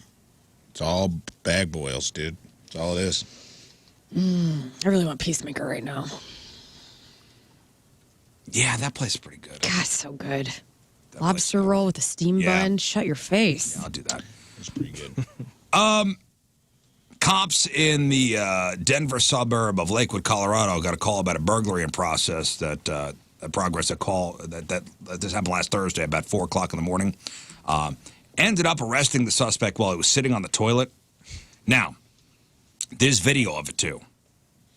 Of him on the toilet? Yeah, from the body cam of the cop. So they apparently tracked this guy back to his place with the help of a drone. There's chest cam footage of them in his apartment with guns drawn. So when they opened the door to the bathroom, this guy is sitting on the commode in the dark with his pants around his ankles. Like he told one of the cops, "I'm on the crapper," except he used the S word. Then he said, I barely made it. Oh, no. So this guy was pushing cloth, knowing the cops were chasing him. Jeez. Made it to the bathroom. And the cops burst in. Do they let him wipe? I would hope so. They got him in a very compromising state. Let the man finish his business so you don't got to finish it. You know what I'm Hands saying? up. I mean, one hand up. Oh, You're using one hand. Is not he both. a violent guy? He's a burglary suspect. I wonder, if there was no weapons or anything. Well, they don't know there's any weapons. Yeah, I don't think they're letting. Like, they're not going to shut the door, I think. You're right. That's a no wipe. That's a no wipe situation. You're not wiping. They're going to wash the back seat of their car out. That sucks. I don't think this is a wipe situation. Here it is. Michael, please, show me your hands. Hands up. Hands up. Stand up. I barely made it. Stand up. Yep. Walk this way. No wipe. What's that? Walk towards me. Keep your hands up. Stop there. Stop there. Stop right there. Did he say No I barely wipe. made it? Yeah. I barely made it, man. No wipe. I love how Get he said up. it. I barely made it. You're getting arrested. You just pooed. And now no wipe. And you got to pull those pants up. And now you got to sit with that Yeah, you got to sit with that. for the rest of the time in the back of that cop car. And then into the jail cell. Into the jail cell. Right. No thanks. All right, buddy. Crime doesn't pay, guys. Is that why he broke in? I've had to poop that bad before that I would consider a B&E. I've had to go that bad before. I'm like, this is a B&E. A break and or evacuate? B&M. That's all it's for. I'm not trying to take anything. I'm leaving something behind. Like, I'm seeing you kicking open the door like a SWAT team. Yeah. One of those battering rams. All right. Like the door coming off the frame. Move it. I picture you coming through the window like an FBI agent on like a rope. Yeah. Pants already down. Swinging in, pants Swinging down right on the on rope, the toilet. just landing on That's the how I toilet like to and just picture you. barely making it. So, everybody, by the way, everybody's saying that Jason Kelsey was referring to Nick Foles' penis as basically like big balls. Like, you had the balls. Oh, I see. Don't take Like, this you had the away from us. balls to ask the coach for the Phillies special. The play during the Super Bowl. So it was like a metaphor. Like, it wasn't his actual dong that was the biggest on the team. Well, that's I was having a fun experience in my Me brain too. with that. Speaking of criminals, a thief in North Texas stole a very large sum of money for an armored truck at gunpoint on Friday morning. Also stole a nice pair of slacks. This happened outside an ATM in broad daylight. An unknown man jumped in the driver Jumped the driver of a Brinks security armor truck. Guy flashed the gun. Driver gets down on the ground, gives up the money. And to add insult to injury, the armed robber stole the driver's pants. Again. Stole the guy's pants. We had a story like this last year in St. Louis. Remember the couple that got robbed and they made them get naked? No. We talked about it on did? here. Yes.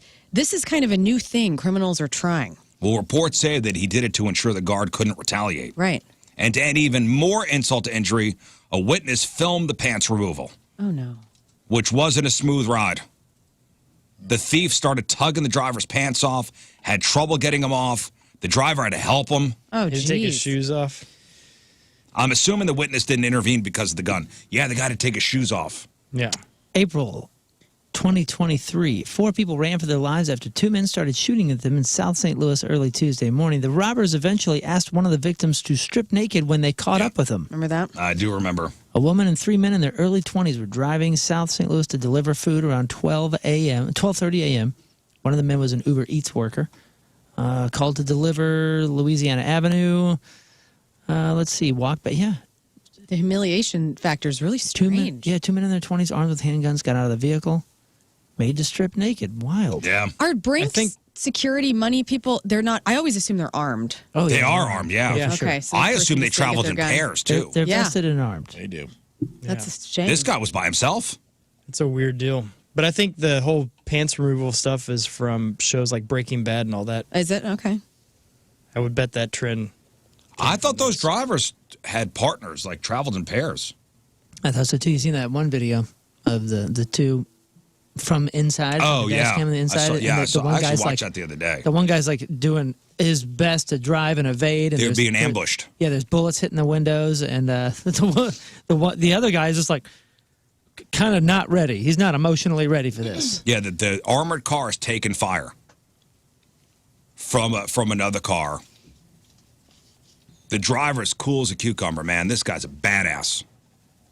Yeah, so you can find that video. But last I heard, the police are still looking for the guy.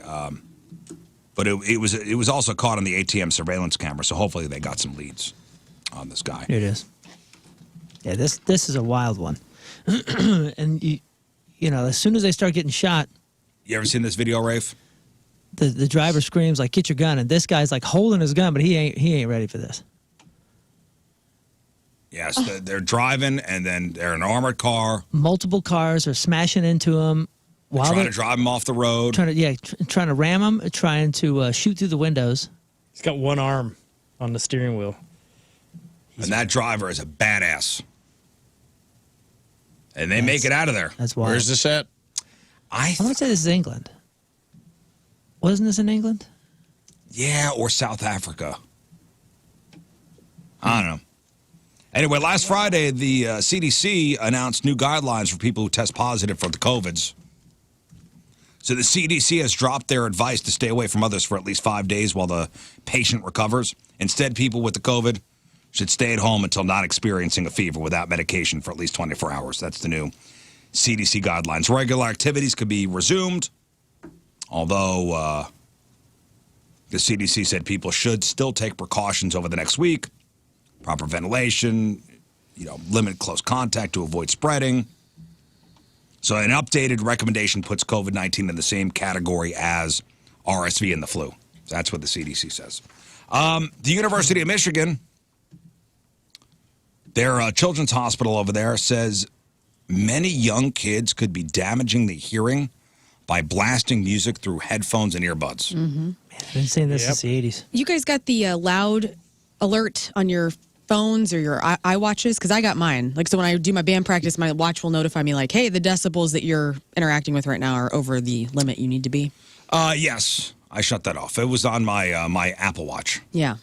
It would do that. Like, hey, you're in an environment with, so many decibels for so long, could be damaging your hearing. No, back when we were younger, our headphones were the little, furry ones. Yeah, but which made it easier for my surrounding people to hear it. So that's why my parents were always screaming at me like, Yes. "Yo, you're gonna go deaf, dude." Yeah. Oh, my hearing. They could hear my Queen. But tape. now, the kids all got the earbuds. Yeah, And it's loud.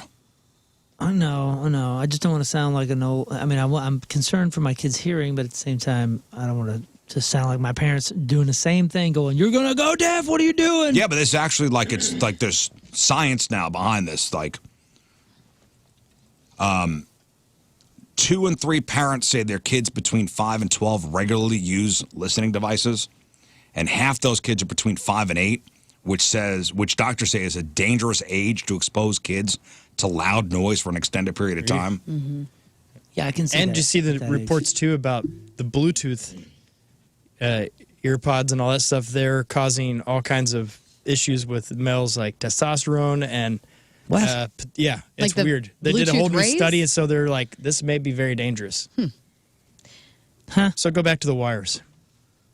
That way, the Bluetooth isn't running through your brain the whole time. Listen, I don't know about that part, but if you go to a restaurant now, you know the little kids got the iPads and the headphones on. Right.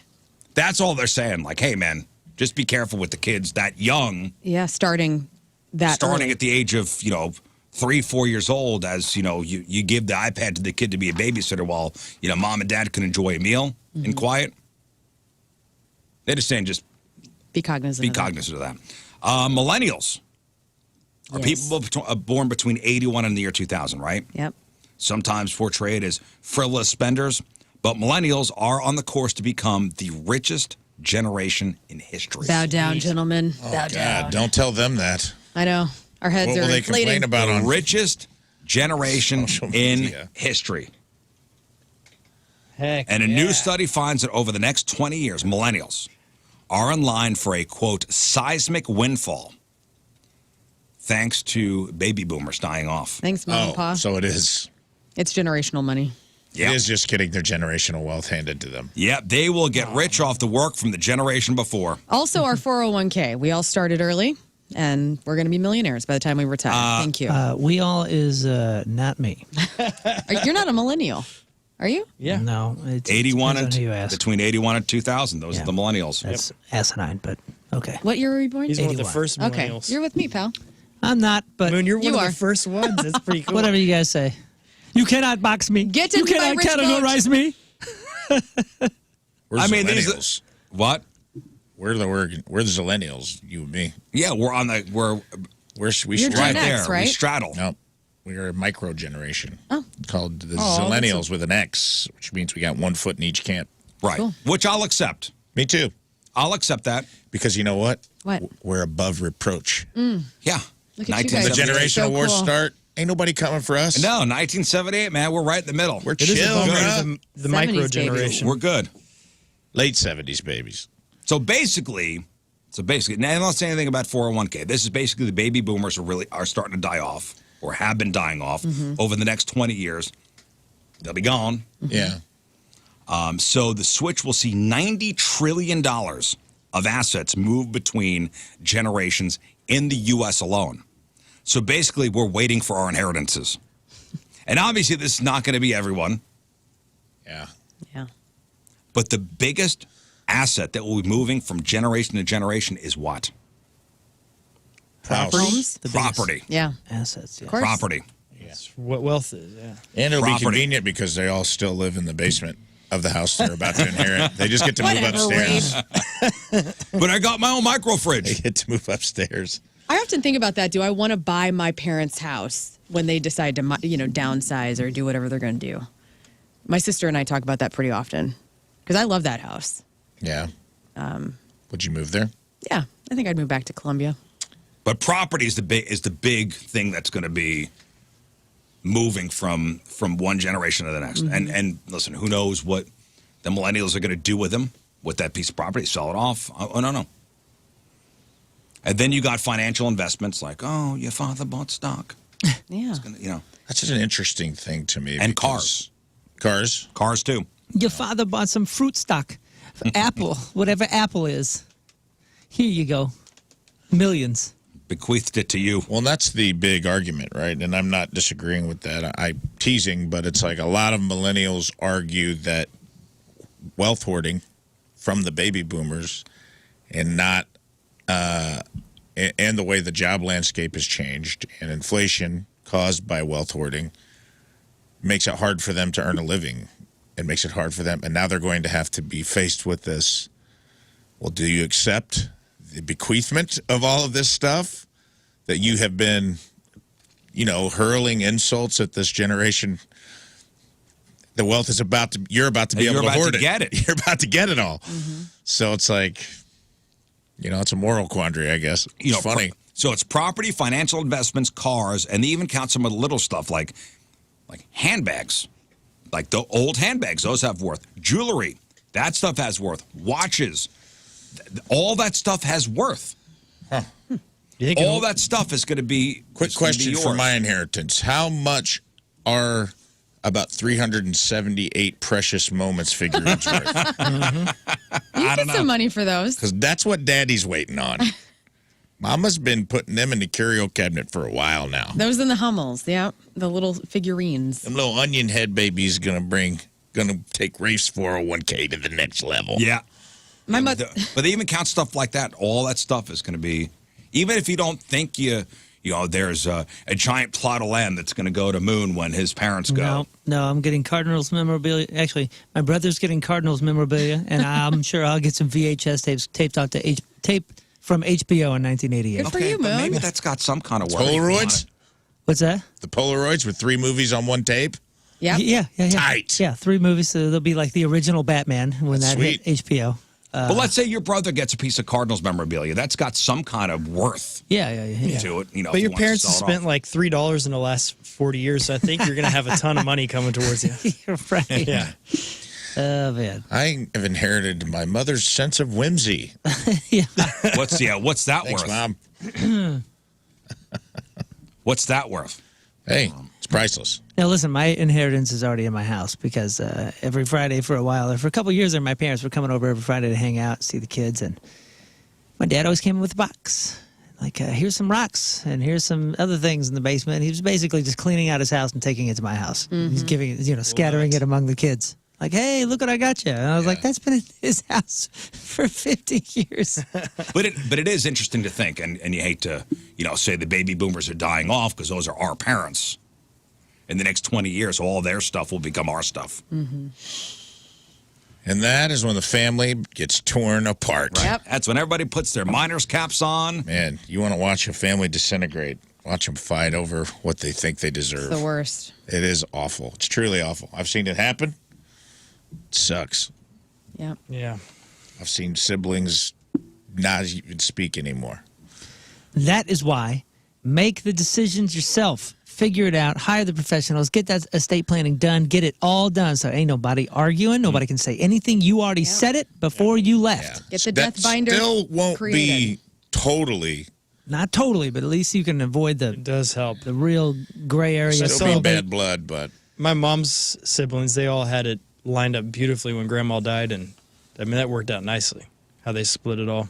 my grandma's going to the boat and blowing everyone's inheritance right now. Yeah, do it. Can I tell you God something? bless. Have a good time. She's doubling it. I love it. Have a good time. Every time she goes to the boat, I can see the fire in all of my mom's siblings' eyes, and I'm just like, I'm loving it, dude. It's your money. Yeah, you worked hard for it. It's your money. Go for it. Well, my grandpa was a miser. He's a tidy. Grandma's a little loose with the purse straps, and I am here for it. Grandma, miser. go to the boat today. Do the $100 slots. It's your money. Spend however you want. Family Dollar. We all know the Family Dollar stores? Yeah. Yeah. They've been hit with a record fine for violating product safety standards after selling stuff that was stocked in a rat-infested warehouse filled with live, dead, and decaying rodents. Don't we just assume that's what you're getting? Family Dollar is a subsidiary of Dollar Tree, and they were fined $41.6 million, the biggest ever monetary criminal penalty in a food safety case. John Oliver had a really great piece on Family Dollar, Dollar General, these stores, and how they're not paying employees possibly, and all sorts of just deep dive into what's been going on over there. Very interesting. It was earlier this year. Yeah, because listen, sometimes, those Family Dollar stores are in really small towns. Yeah, it's an enormous business. Really small towns, even in place of a grocery store. Yeah, it's an enormous is the business grocery made store. to look It like is the grocery store. made to look like a small town's like small shop, and Yep. for It's a a while big there, conglomeration. Yeah, for a while there, I was fooled. I was like, this is. I'm sure some Family Dollar. It's families in the name. Some local owns this. cheap. A family. Family. Yeah, because it's basically Dollar General Part 2. It's the exact it's same Dollar thing. Tree. It's the Dollar Tree. Well, Dollar owns, Tree is totally different. Owns Family Dollar. Dollar So General. the Department of Justice said that they will also be under robust corporate compliance and reporting requirements for the next 3 years. So their rat and mice problem goes back to 2020 when the U.S. Food and Drug Administration issued an inspection report describing a distribution facility in Arkansas as dirty, rat-infested. Merchandise included human and animal food was stored there. Yeah, man. This is what that whole piece was about. The agency said that at the time, the Family Dollar had been aware of the rodent problem, yet they continued shipping goods from the warehouse for 2 years. For 2 years. After the building was fumigated, exterminators found over 1,200 dead mice. Golly. In 2022, the FDA's discovery prompted Family Dollar to voluntarily recall dozens of food items, cosmetics and drugs and other products, and temporarily closed more than 400 stores in 6 states. Man, that's so annoying. So Family Dollar has more than 8,000 stores nationwide. Wow. So they pleaded guilty to one misdemeanor count of causing FDA-regulated products to become adulterated while being held under insanitary conditions. So they got to be fined $41.6 million. The CEO of the company. It's a new CEO, by the way. Are these all corporate owned? I don't know how they franchise, but they're all under one umbrella. This is wild. Yeah, there's video of their warehouse. It does not allow franchising. Neither does Dollar Tree. Huh. Yeah, so they're all corporate owned. Yeah. Holy smokes. 8,200 stores. And they make a huge profit. So they have the money to do the right things. Yeah, there's no excuse. So is Dollar Tree... There's no excuse for a rat-infested facility in any way. Yeah, go ahead, Scott. I was going to say, is Dollar Tree, they're not in the same warehouses? I think they are. They're all great. I don't know. And finally, speaking of stores, Macy's, they say they'll be closing 150 stores over the next 3 years. So they'll close 150 unproductive stores over the next 3 years, including 50 by the end of this year. They had a bad fourth quarter last year.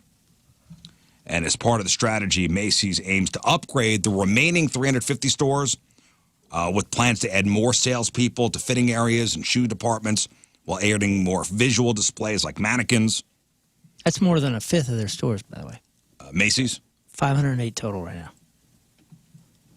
And Macy's didn't provide a list of the planned closures, but the store closures marked the second big store cut since February 2020, when it announced it was closing 125 of its stores and cutting 2,000 corporate jobs. But that's, Macy's. Remember they were the big thing? I love going to Macy's. I know. I love the shoe department. Still. I buy so many boots that I don't need have been bought at Macy's. Because I walk through and see them and start trying them on and boom, in my closet. It looks like the big department stores, the big anchor stores from malls, Is that because they don't own dying. their property? So they're getting hit harder I than think a it's lot just of people are not going. Okay. And that's the main culprit. People are just not going to these stores. And now they're closing. All right, that's your news. All right, something fun next. Okay. No more doom and gloom. Fun after the break. We're going to play Back This Track Up. So we got 12 songs, and Lern, our music expert. Yeah. We're going to play these songs backwards, and Lern's going to have to guess or tell us, not even guess, tell us what the song is. Now, each song has a possibility of 2 points. Oh, why? Oh, band or song? Band and song. Oh, so if I get both, then it's 2 points. If I get one, it's just 1 point. Right. Okay. Song title must be exact, though. Song title must be exact. Yeah, not I'm just a girl. Just a girl. Must be exact. Gotcha. Okay. So I'll play the song. You have a Rafe lifeline. You have a Moon lifeline. You have a King Scott lifeline.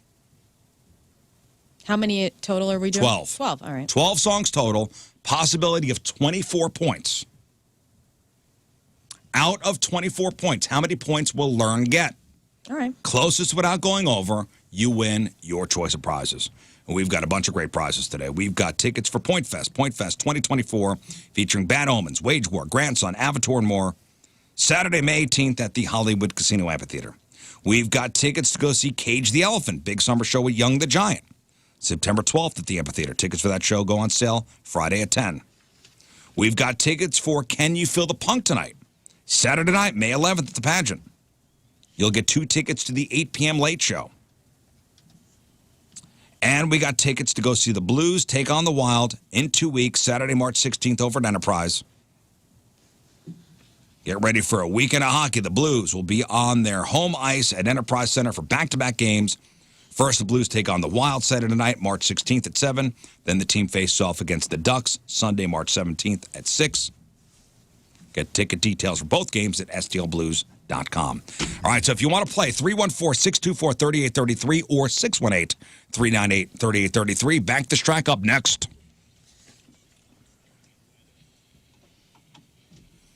All right, it's 8:01. It's the Rizz Show presented by the Fast Lane. Traffic and weather, Moon coming at you. Traffic is brought to you by Worldwide Technology Raceway. The biggest race of 2024 is Sunday, June 2nd. Time to lock in those NASCAR Cup Series tickets now at www.raceway.com. We have 2 lanes blocked due to an abandoned vehicle, 270 northbound, just after 55. Your point forecast, morning rain moves out, high of 59. Right now it's 52 at the Point Studio.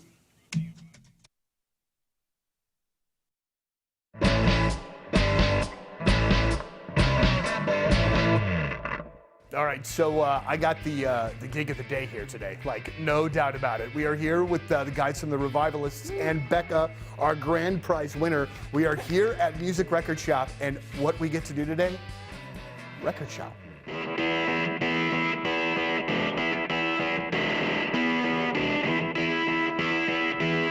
I'd just like to point out one of the all-time great record title names by Ween, 12 Golden Country Greats. Oh, that features the song. There are 10 songs on this album. But it features the classic Piss Up a Rope, which is like an amazing freaking song.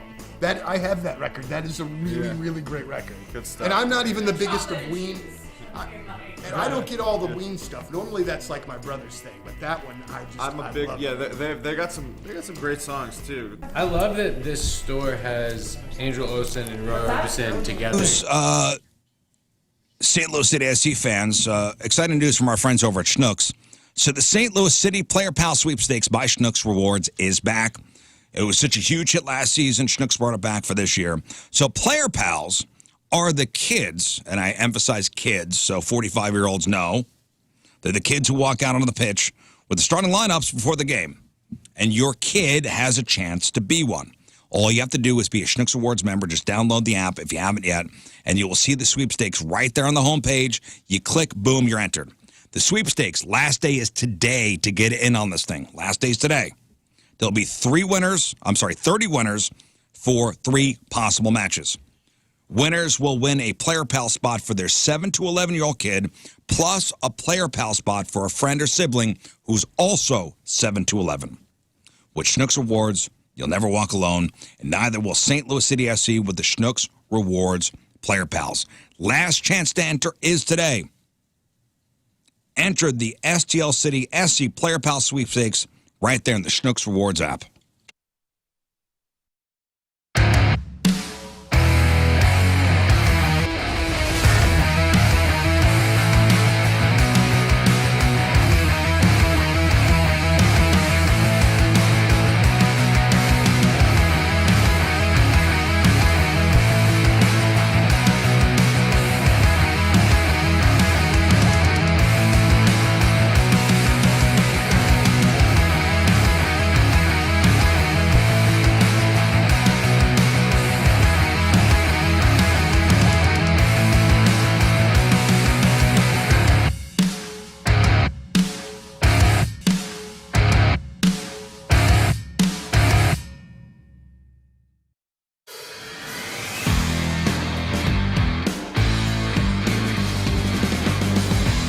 So aside from rest, relaxation, and a lot of work, another reason we bought the farm was because my wife owns a company called All Things Elderberry, where she makes elderberry elixir and various other elderberry products. So not only are we building a house on the property, but this is the field over here. with over 70 rows of elderberry plants. Over 9,000 elderberry plants on this field right now. So let me take you out there. Let me show you what it's all about. So instead of buying elderberries from somebody else, we thought, let's just grow the elderberries ourselves. No big deal. So here we are up here on the big field. It's about 5+ acres of elderberries. As I said, 70 rows, over 9,000 plants. So the rows start over here and go all the way down. So last October, all these plants were put in. Now right now they look like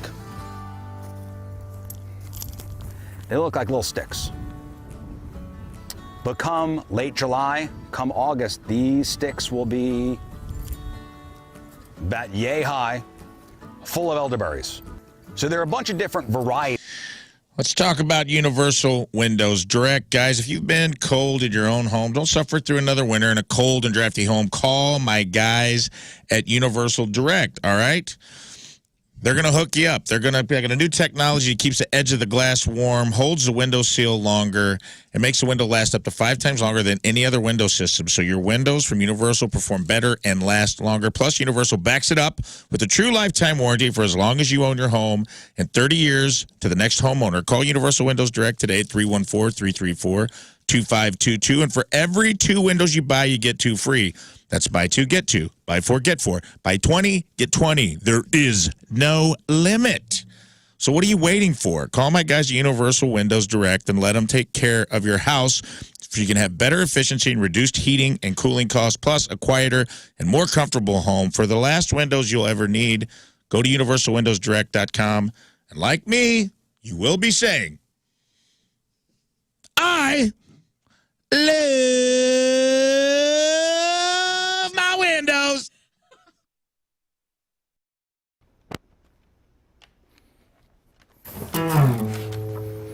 Everywhere you look at me, you can see I'm in a brace.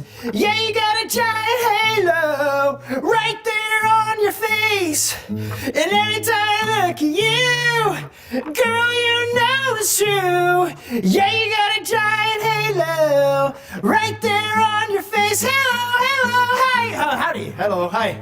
That was Beyonce's Halo.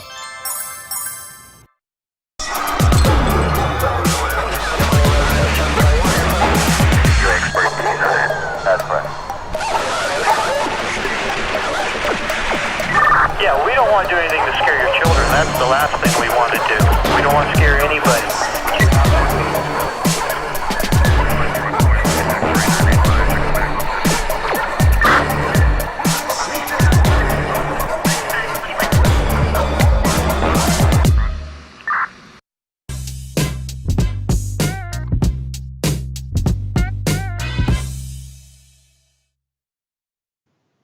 How are you, everybody? Donnie Fandango, and I am very lucky, and I know I'm nervous because my hands are sweating like crazy.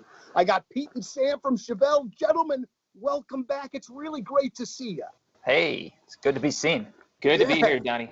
Well, and it feels like there was a number of years where we were running into each other a couple of times a year, but now it's been, I would say, probably 3 years, and it feels like forever, but you're back with great new music, guys. Welcome back. Thank you. Yeah, thank you, man. Yeah, it does feel like forever. So let me ask you this, the break between records was the longest of your career. I'm sure you're going to get this question 6 billion times and have already, but it was a long break. What was going on during that time? Was it just a record that took a little while longer to make? Yeah. We were doing records almost every 2.5 years, roughly. Yeah. And I think I hit a wall and I just needed a little more time. I think I kind of like, we don't learn very quickly. We learn by mistakes mostly. So we decided, hey, let's add another year. Well, that year turned into an extra year and, because of COVID and all that. So we wrote a ton of music. And then in 2019, we for spring cleaning. And you're not the only one who's tired of winter this year. Your carpets are too. Your carpets, your tile, your upholstery, your air ducts. Think about the the dirt, dander, bacteria, all that stuff is living and breeding and all that stuff. It's gross. And there's only one real way to get all that gunk out of the house, and that's by calling my cleaning heroes at Zero Res. Now, with Zero Res's platinum rating cleaning systems and environmentally friendly ZR water, they will extract all the nasty out to your home. It's going to look and smell like a home should. And with their no residue difference, that's what separates them from the competitors. And you got the Zero Res Gotta Love It guarantee, makes it easy to get what you pay for. Just check out the 5,300 raving customer reviews online with a 4.9 Google rating and see what all the hype's about. And don't forget about your air ducts. Your air ducts are like the lungs of the house. If they're dirty, your indoor air quality suffers.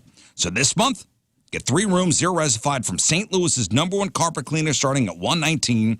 Take $50 off your air duct cleaning too, and 20% off all upholstery. Call Zero Res 314-474-2020 or book online anytime, ZeroResSTL.com, and say you want the Rizz Show special. Spelled backward or forward, it spells the same. It's Zero Res.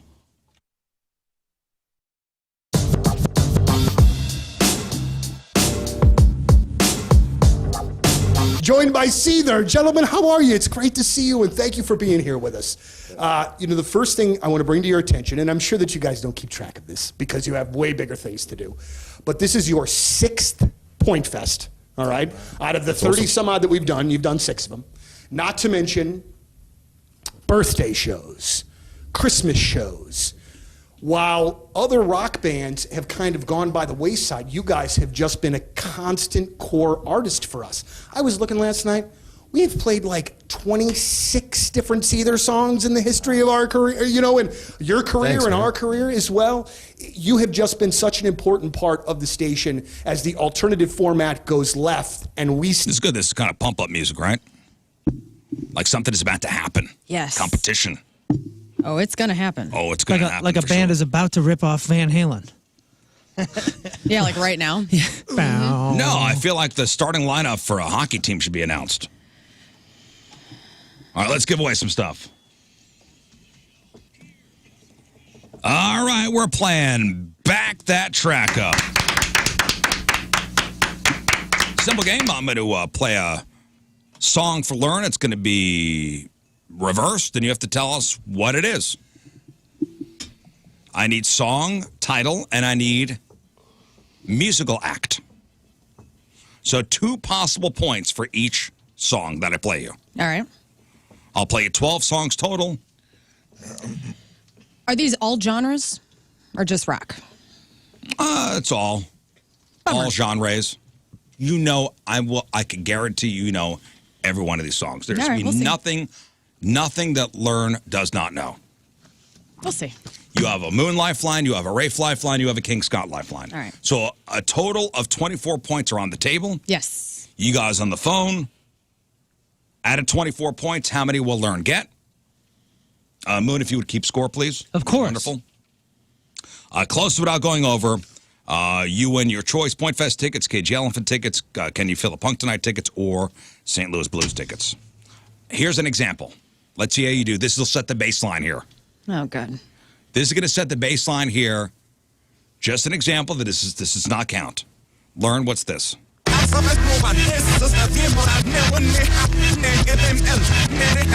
around. House of Pain.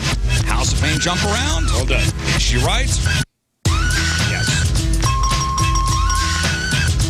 Okay, cool. So you would have gotten 2 points for the band and the song. All right. All right, let's go to the phones. Let's see here. Oh, you already got the numbers, Scott? Yeah. Oh, great. Okay. Perfect. Let's not go to the phones. We have Mike with 18, Mike from Fenton, Mike from California, 20 points. Rob from Breckenridge Hills, 14 points. Amanda from Granite City, 13 points. Mike in Wentzville. I had 3 mics on the phone. It's a pretty nice day. 17 points. And Stacy from Washington, 16 points. Okay. All I need is 1 mic. All right, let's get into it. Lern, here we go. This one counts. What's this? All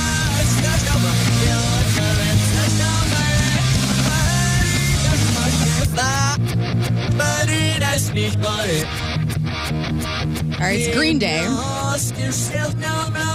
And I always get Green Day songs mixed up. Can you pause it? Sometimes I give myself the creeps. Sometimes my mind plays tricks on me. All keeps adding up. Called. I think I'm cracking Basket Case. 2 points.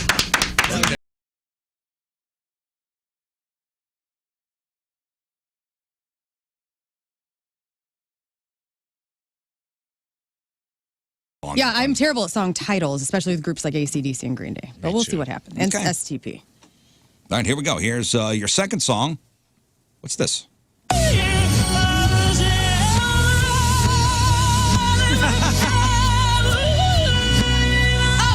Whitney Houston, I Will Always Love You. I Will Always Love You, Whitney Houston.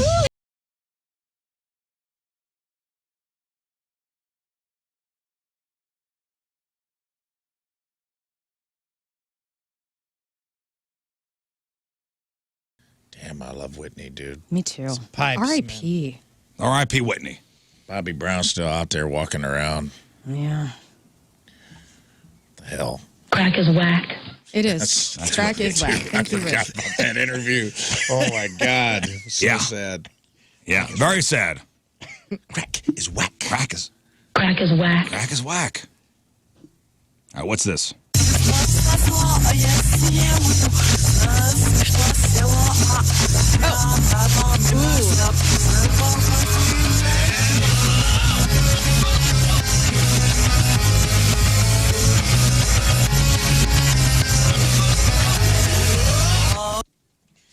Ooh. What is that? I went through a couple of things. Like at first I thought it was like Number One Crush from Garbage, but that's not it. You're unbelievable. Hang on. Oh God. Rafe, Oh. shut your face. She said it. She's working it out.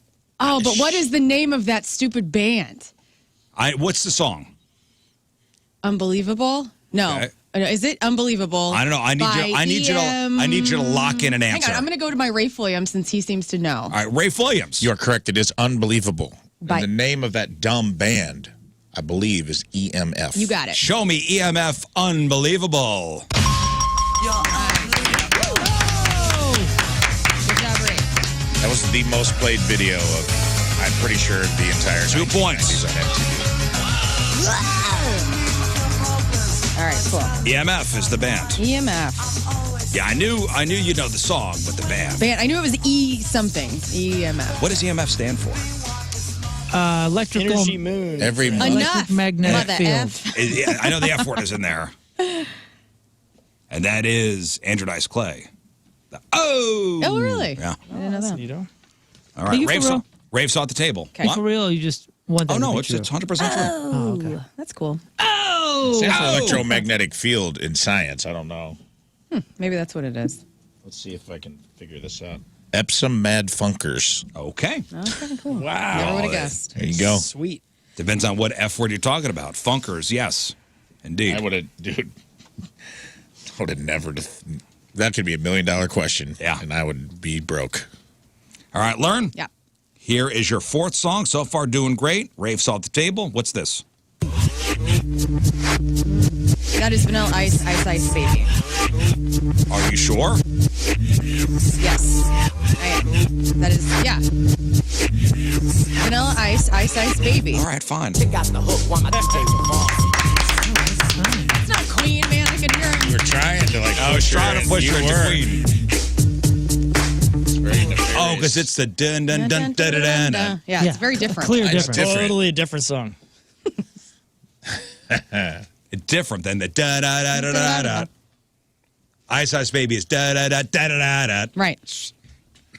Do-do-do. What's his name? Rob Van Winkle, who is now like a real estate mogul. Yeah, good for him. He's like flipping houses now. I don't think I would use the term mogul. I think he's made a very substantial amount of money flipping Yeah, houses. I still fly Southwest because I saw him at the airport. Maybe he's just a. What's that mean? Frugal. saying. He's a frugal What's that mean? mogul. I'm saying Van Winkle's flying public. What's that mean? I don't know how many moguls He's probably flying Southwest. He's probably paying the extra and get in the A group. You know what? You're probably right. And the money he's saving is for granite countertops. Yeah, All right. All right, what's this?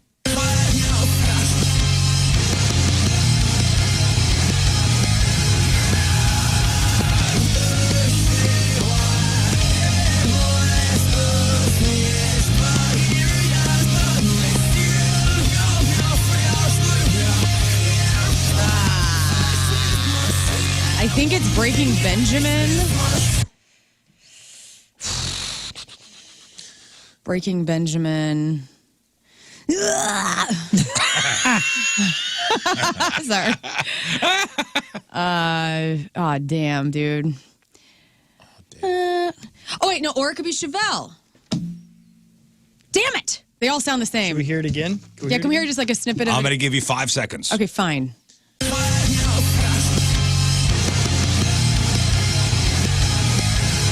That's Breaking Benjamin. Moon, help. Yes. Oh, you use your Moon Lifeline. Yeah. There it is. Okay, so there's only 2 titles by this band that I know, and one is Cold or something like that, and the other one is affectionately known as Diarrhea Jane. I mean, The Diary of Jane. Let's do it. So let's go with The Diary of Jane. By Breaking Benjamin? Yes. Affectionately known by Diarrhea Jane. Diarrhea Chain. Yeah, Diarrhea Chain. It's a horrible nickname, that young Diarrhea Chain. Yes. Very good. It's a song that was playing when that guy pooped in the house. Yeah. All right, Moon, what are we up to? How many points? Oh, my gosh, I'm sorry. I was not keeping I got okay, it. I got score. We're up 2, to 4, 10. 6, 8. 2, 4, 6, 8, 10. Okay. Crushing it. Yeah, you're crushing. I think you've gotten 5 for 5. Here we go. Wrong. Here's your 6th song. Moon's off the table. Rafe's off the table. You still got King Scott. Lucky. Here we go.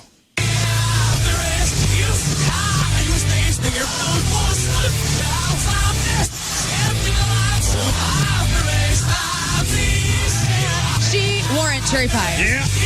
Is it Warrant Cherry Pie? Yeah, show it to me. Yeah. Wow. That would have taken me an extra second. You know what? It sounded like Pour Some Sugar on Me. Yeah, I can hear that. I would have had it wrong. Did you know that, Scott?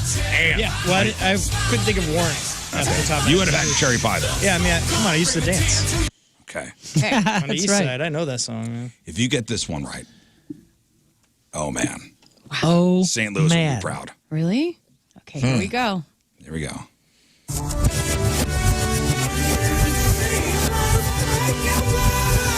No. Hang on. Right here, right now, watching the world wake up to history. Right here, right now. What the hell, man? Right here, right now.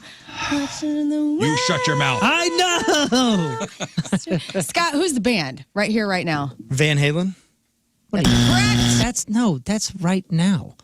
Right here, right now is Jesus Jones for crying out loud. Jesus Jones, 1 point. right here, right now. Damn, you forgot about Jesus, dude. That was I set you up. All right, we got the 1. 1 point on that one. That was Jesus Jones. Oh, Scott. Right now is I Van almost feel Halen. embarrassed. Sings right here, right now. Dang it. Sorry about that one. It's all right. Oh, Van Halen. Jesus still loves you very much, and so does I Jesus just heard Jones. right now. Jesus Jones. Jesus. I know I should have that Jones. catalog just lined up, and I just, It's okay, it's pal. one of those artists that I'm sure everyone thinks about. Do it again. Do it again. Jones. Okay, Lern. What? You lost a point there. I know. I'm sad. Now, Game again, goes. this next one, Oh no! you got. Don't set it up like this. Okay. You're putting too much weight What's on this? She's at 13. me.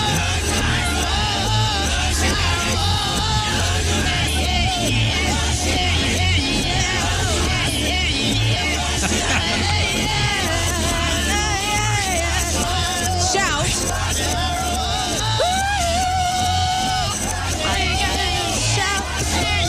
Twist and shout. Wait.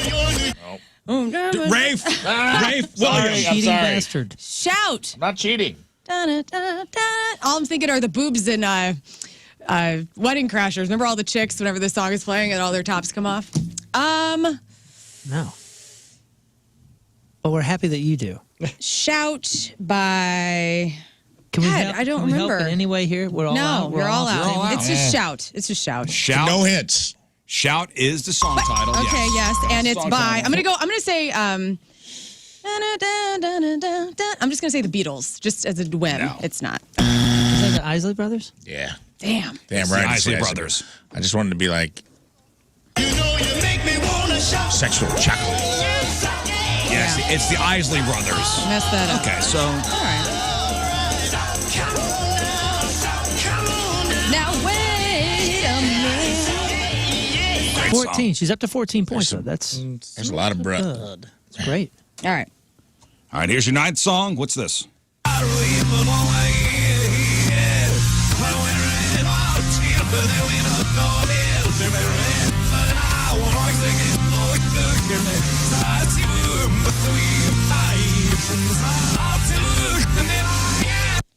Oh God. This is how you remind me, Nickelback. I need a definitive answer. You locked in on that? This is how you remind. Yeah, that's what I heard. Nickelback, how you remind me? How you remind me. I'll give you 1 point for the Nickelback. But the song is called Rockstar. Because we all just want to be big rockstars. Didn't you play this on KC a lot? No, we didn't actually. We stopped playing Nickelback in probably 2010. I figured this is right in the KC. It is. They should be playing Nickelback. Right in the KC zone. Okay, 1 point. All right, damn it. Nickelback. That dude has one of my guitars now. Fred Kroger is a really excellent human being. And I like Nickelback. I just hate that song. Yeah. Okay, here we go. Next one.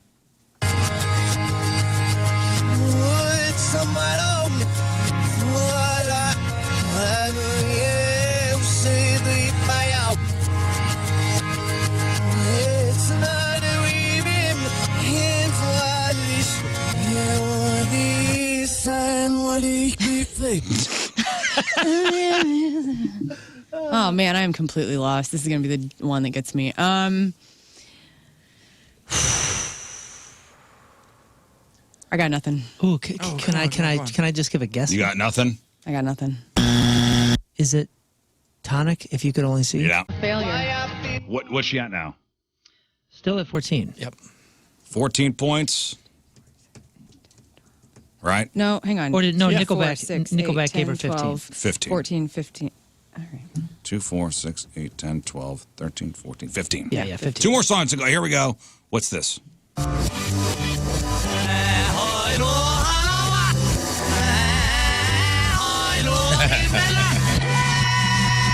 Yeah. Beatles, I Want to Hold Your Hand. Beatles, I Want to Hold Your Hand. Okay.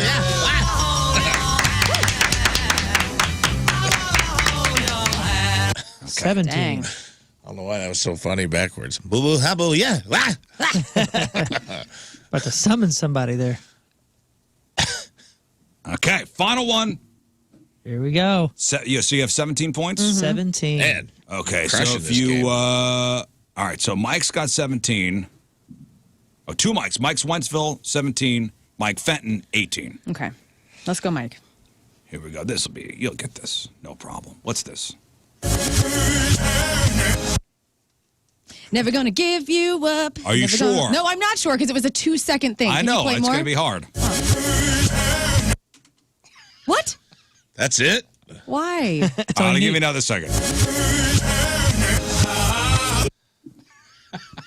I'll leave. You want a little more? Yeah, I do. You want a little more? I'd like the full I'll give you 2 more Monty, seconds. please. Yeah. What the hell is that guy's name? Rick. We're getting Rick rolled. Never Gonna Give You Up by Rick Astley. Rick Astley.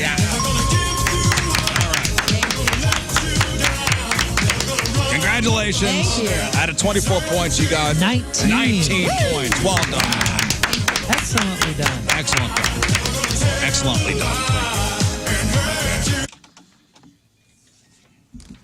Never I told you gonna it wasn't give. that Never bad. gonna give. Never gonna get. Never gonna give, never gonna give. All right, crap on celebrities after the break. It is 8:30, straight up 8:30. It's the Rizz Show, presented by the Fast Lane. Traffic and weather, Moon coming at you.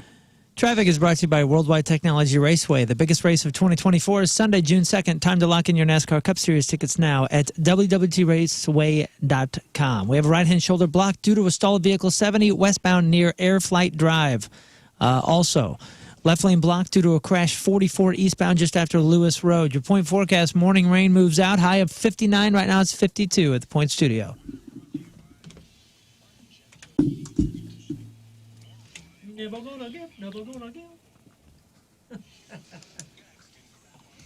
All right, Lern, what do you got? All right, so we're going to talk about Earth, Wind, and being sued. Rest in peace to the Talkbox Man and the best guitarists of all time. All right, we got that. We got your crappy birthdays. We got the porno birthday. All that and more next in your Crab on Celebrities. Stay there.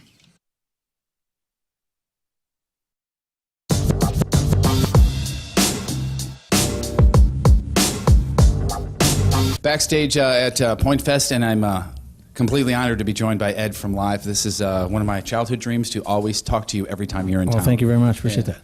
Been following you. I was telling your tour manager, I've been following you guys since, and I'm sorry if nobody out there cares, but I'm going to walk down memory lane with you. MTV 120-minute tour, Springfield, Missouri. Oh, yeah. Shrine Mosque, I think is what it was. I think so. It was our first tour. That was your first tour? Yeah. Because, I mean, you guys were like, talk about... Joe was sponsored by BetterHelp. Now, we all wish we had more time in the day. Just give me another hour. What would you do with that hour? Me? An extra hour to nap. I don't know. What's important to you? Extra hour to nap? Another working hour? I don't know. Maybe you should be important to you. You know, therapy can help you find what matters to you so you could do more of it. And as somebody who's benefited from therapy, talking to somebody can help you find the best version of yourself. And it doesn't matter if you've suffered from something traumatic or you just want somebody to talk to. That's cool. If you're thinking about starting therapy, give BetterHelp a try. BetterHelp, it's entirely online. It's simple. It's convenient. It's flexible. It's on your schedule. So go to betterhelp.com/Rizz. You fill out a quick questionnaire, and you get matched with a licensed therapist. If you're not happy with who you're matched with, not a huge deal. Not a big deal at all. Switch therapists at any time at no additional charge. Learn to make time for what makes you happy with BetterHelp. Visit betterhelp.com/Rizz. Do that today and get 10% off your first month. That's BetterHelp, HELP.com/Rizz.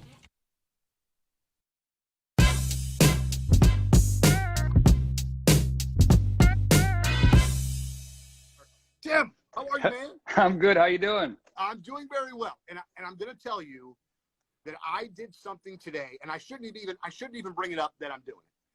Okay. I wore a shirt specifically to impress you because I was interviewing you, and normally I don't do that. Right. But I did, but also too, and they can't see it, but I've got this awesome Masked Intruder shirt on. And I love it. Yeah, and I just figured that would be one of those bands that you would be, very cool. Like, that we're a band that Rise Against played with somewhere along the way. You know what I mean? Yeah, I think we have. A Masked Intruder, correct me if I'm wrong, I think they're a Fat Records band. Yep. And, I still consider us part of the Fat Records family. Like, that's where we got our start. That's who first signed our band. That's how we got our wings. You know what I mean? It was because that label was so much more than just a record label. It was a family. We joined that family, and they took us under their wing, and all their bands took us under their wing. Strung Out took us out. Sick of It All took us out. The Mad Caddies took us out. No Effects took us out. That was huge. I mean, I cannot overstate how huge that was. How is it when you're a new punk rock band winning over those audiences? That cannot be easy, especially like a No Effects crowd where they're coming to see Mike and the guys, and they're probably not going to be particularly nice. Yes, dude, it was. I'm glad you brought that up because that was how I learned how to be a front man, was getting heckled. Yeah. Like opening up for No Effects in Western Canada in the early 2000s. Those people were there to see No Effects, and there to see Fat Gather Mike. Credit Union City SC's official banking partner is offering you a safe and reliable way to grow your hard-earned money. I was just on a podcast yesterday talking about making your money work for you. And certificates of deposits, or CDs, are attractive investments for new and experienced investors because the return on the investment is fixed and guaranteed. Right now, Together Credit Union is offering 2 fantastic CD promotions. The first CD rate option is an 11-month CD term with 5.40 annual percentage yield. And your second CD rate option is 19-month CD term for 5.00 annual percentage yield. Both options require a minimum balance of $1,000, but you can go to any of the nearest Together Credit Union branches around you. I mean, you are near one right now. There are 15 area locations. So there's one in your backyard. There's a new one in my backyard. It's been open for a year now in St. Peter's. TogetherCU.org is the website. Go today, walk into any of them, just become a member. And yes, anybody can become a member, and you get so much access. Early withdrawal penalties apply and may reduce earnings on the account. Rate offers are accurate as of January 18th, respectively. Rates are subject to change without notice. Other rates and terms available. Membership eligibility requires federally insured by the NCUA. Together Credit Union has been there for me, my wife, my family, and they can be there for you as well. TogetherCU.org. Is our guest on the phone? There's some guy named Bert on the phone. Oh. Bert. Hopefully That's the guy who's supposed to be calling, right? Yeah, I think so. Ladies and gentlemen, the machine, Bert Kreischer on the phone. Hey, man. That was well played, gentlemen. That was well played. Well, we're expecting a call from Bert Cummings, too, so we're not sure. Oh, okay. Okay, good. You know, it's funny. I told my son yesterday, I was like, hey, I have one of my favorite comedians on the show tomorrow. He goes, awesome, you have Kevin Hart on. I go, damn it. My daughters and I saw Jumanji, the first one, for the first time, and I was like, I got out and I was like, God, I want to like text Kevin and tell him how great that movie was. And they're like, Kevin who? I said, Kevin Hart. And they go, you know Kevin Hart? And I was like, yeah. And they're like, Dad, come on, you don't have to lie to us. I was like, no, I know Kevin Hart. They're like, Dad, how would he know a guy like you? I was like, you know he's a comedian, right? And they're like, yeah, but he does, like, big shows. I'm like, oh, my God. Do your kids think you're cool? No, not at all. Not even remotely. Not even remotely. Really? So, I mean, you have a lot of very famous friends, and they're not impressed? Well, first of all, my daughter's not a friend. My oldest daughter's not a huge fan of Joe Rogan's. She's a little woke. And so our sensibility, what makes us giggle, offends my oldest daughter. Oh, no. My youngest daughter's clueless. She doesn't it just, they have no clue at all. Like, They're, by the way, they're just, maybe you don't want your kids to think you're cool. I don't know. I thought my dad was a badass, but they think I'm an idiot. But they know their dad has a cool job. They know, their dad is a comedian, doesn't go to an office, every day. Well, you know what they know is that the boys that go to school that are the bros, the meatheads, the morons, the chest thumpers are all huge fans of their dad, and they're like, roll their eyes. The boys that are probably going to end up being problematic are all fans of their dad and all his friends. They said to my daughter Isla, you know Joey Diaz? And Isla's like, Uncle Joey? And they go, yeah, Uncle Joey. But Isla calls him Uncle Joey because he is her uncle. And they're like, that's so epic. Does he slide? And, it's like, I got dosed by Ari Shaffir in my backyard with ecstasy one time. I heard that story, yeah. These boys think it's awesome, and my daughters are like, yeah, he almost killed my dad. Like, they're like it's funny. So it's a slippery slope, gentlemen. No, I got it. Are you afraid of your daughter? Or the bath authority. Now, if your bath or shower is old, it's outdated, it's gross, mold, mildew, you got broken tiles, you got to call the bath authority. Now, the Bath Authority provides the highest quality bathroom remodeling products along with world-class customer service.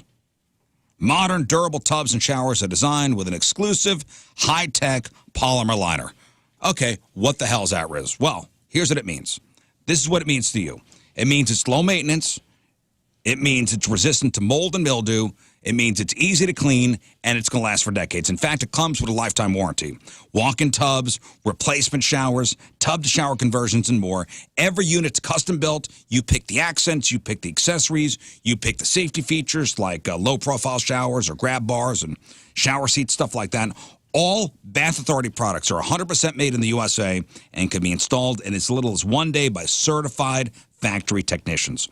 Call today, 314-347-0410, and get $1,000 off a new shower or bath, plus 36 months of interest-free financing. Elevate your bathroom to a new level of luxury, style, and safety. Call today at 314-347-0410. Schedule your free in-home estimate today. Get $1,000 off a new shower or bath, plus 36 months of interest-free financing. TheBathAuthority.com. A better bath awaits.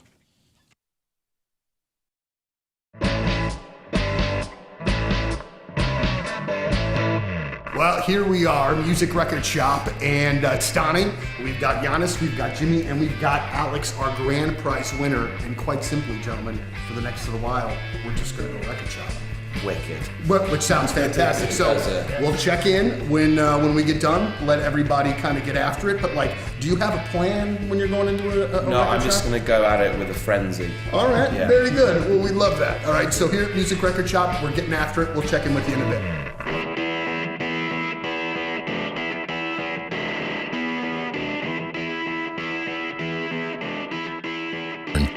You guys want another bad surgery story? Yes, Yeah, please. why not? Come on, it's Tuesday. Yeah, let's do it. Imagine going in for one surgery and getting another. Oh, no. Like one you didn't want. Well, that's what happened. That's what happened to a guy in Argentina. A guy who was planning on starting a family with his new girlfriend left the hospital pretty pissed off after doctors accidentally gave him a vasectomy. Ooh, that sucks. Yeah. Well, Yeah. those are How does that reversible, I happen? guess. That's okay. Nah, I guess not the way they did his. A guy named Jorge, he'd gone to a state-run hospital in Cordoba, a couple hours northwest of Buenos Aires, to have his gallbladder removed. This happened last Wednesday. I guess what had happened was he was supposed to go on Tuesday for the surgery. They postponed it for 24 hours. Now, Wednesday at the hospital is vasectomy day. So I guess they knocked him out. They put him online or in the line for the vasectomies, and they assumed vasectomy, no gallbladder. Gotta check the bracelets, man. That's scary. Yeah. He said in an interview, I have 3 grown-up boys who are grown up, but I was dreaming of having a girl. Aw. Doctors already explained to me the possibilities of reversing the error are minimal. Says I feel so angry and helpless. I can't understand how they made such a mistake when it had gallbladder written all over my medical records. So the guy's lawyered up. I think he's got a case here. Yeah, definitely. Thought it said ball bladder. We'll take your ball bladder out. Nah. Yeah, they said the operation should have taken place last Tuesday and was rescheduled to the following day at 9 a.m. The hospital wound up doing the gallbladder surgery later that day. Hey, this one's on us. Better be. My bad. I love they sent somebody in like, listen, this one on the house. Right. Yeah. Yeah. Also, the fact that he let them. Didn't go to a different hospital. After they just gave you a vasectomy on whoopsie. Yeah. And you're like, all right, knock me back out. You guys better not get me twice, though. Fool me once. Yeah, but it's a state-run hospital, so I'm not sure if the options are there. Mm-hmm. Well, I woke up with boobs the second time. You guys are. I'm starting to think you guys don't know what you're doing. Fool me once. Yeah. Shame on me. Won't get fooled again. I don't know. Don't get fooled again. That's kind of that would be wild, man. I mean, when I got my gallbladder surgery, they did take out a hernia that I didn't know I had. Oh, I didn't. While we're in here. That was literally what he said to me. A very young doctor. Like it bothered me how young he was, which I know isn't right. But he had on like Air Force Ones with his lab coat, and I didn't like it. I was like, I don't like that this guy was inside me. This guy was inside me with Air Force Ones on, and I didn't like it. In some ways, that actually makes me feel better, depending on what it is. I don't want him too young, but like, I went and saw a doctor that I'd seen before for something. It's a very like a specialized thing, and he introduced me to this cat that looks like my son. I mean, he could be my son. Yeah. And he's like, hey, I'm training. This is the guy's he's taking over for me. And to tell you the truth, man, like just what I've learned in the past 10 years on like how the technology has changed and what they're doing differently to do this particular surgery, it kind of made me feel better that like there's like a new wave of guys coming with and gals coming with the new tech, they're not doing things as All right, well, let me ask way. this question. He's drinking a juice box. I didn't like that. So for every, great surgeon over there at Barnes or Mobap or wherever, St. Luke's, for every one of those guys and women, somebody was there first. Yeah, and that should be disclosed. Should it? I mean, of course. Would you want to know? I do want to know because I don't want a first-time pilot and I don't want a first-time surgeon. Yeah, but then everybody will say no. Yeah. Well, no, everybody's going to say no. That's not true. It's cheaper. So my mom used to take the kids when we were like broke as a joke. She used to take them to what was it? It was one of these colleges for like dentists and doctors and stuff like that, and they do it for free for you. Oh, so they do that for like cosmetics, hair and makeup and stuff like that. Yeah, when people are you learning. go to the cosmetology school. And when dentists are learning, and orthodontists and that kind of stuff, like, hey, if you're broke as a joke, you go to these places and you're basically volunteering and say, hey, I'm going to go to the rookies because it's free. Yeah. So, yeah, I think it's okay. I think it's reasonable. You sign a thing saying, yes, I'm okay with this for half price. Yeah, they'll have to offer you a deep discount. This heart surgery is half price. Would you want to know, Lern? I'd like to know, but it wouldn't deter me. What? It wouldn't deter you at all? No, I wouldn't, because I just got a new tax guy, and they transferred us to the new guy to do our taxes. Like, he's new at the firm or whatever, and he's cheaper, and he's got something to prove. He's going to work hard. Right. Let's go, and that's my It's money. a big difference between your money and somebody who checks their heart rate every 3 seconds. I know. I'm trying to think, like, if you know what? Actually, I did have a younger doctor because my doctor did retire. And Dr. Shane, I love this guy. I mean, he was my age, but that's the youngest doctor I've ever had. And he was Would great. you want to know if the guy that's going to open you up, it's his first surgery? It's his first solo surgery. Listen, I'm sure. I would, so I can make that choice. Yeah, I would want to know. And would you say, okay, for a discount? I don't need a discount. I just need to know and let me know how professional he is. That discount doesn't matter to me. It is the how do I feel about him personally? Do I feel like he could handle this? How do you know? What You the just hell met this do you guy. know about this guy? I know all my every time I've had like a colonoscopy or a hysteroscopy, anything, I knew the doctor going up in there. You know So- your What do colonoscopist? you mean? You go out to like Yes. breakfast first? No, you have like a meeting. You meet them before they get up in Oh, there. I never did that. What? I've never done. I've I had, never- I've I had walked a couple in, I saw some colonoscopies. cat, I said, "Who are you, I've had man?" a couple surgeries. I don't know who's doing it.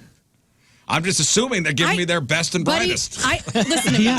I'm the most worried person in the world. I don't need to be worrying about that. Like I think my line is I just got to trust the pilots. I got to trust the surgeons, and I want to trust them. So yeah, Before I going get on a into it. plane, I'm going out to breakfast with the pilots. I'm really going to get to know them. What you're doing is you're trusting the system in which they have passed and been put in this place. That's how society works. Yeah, I understand. I'm with you.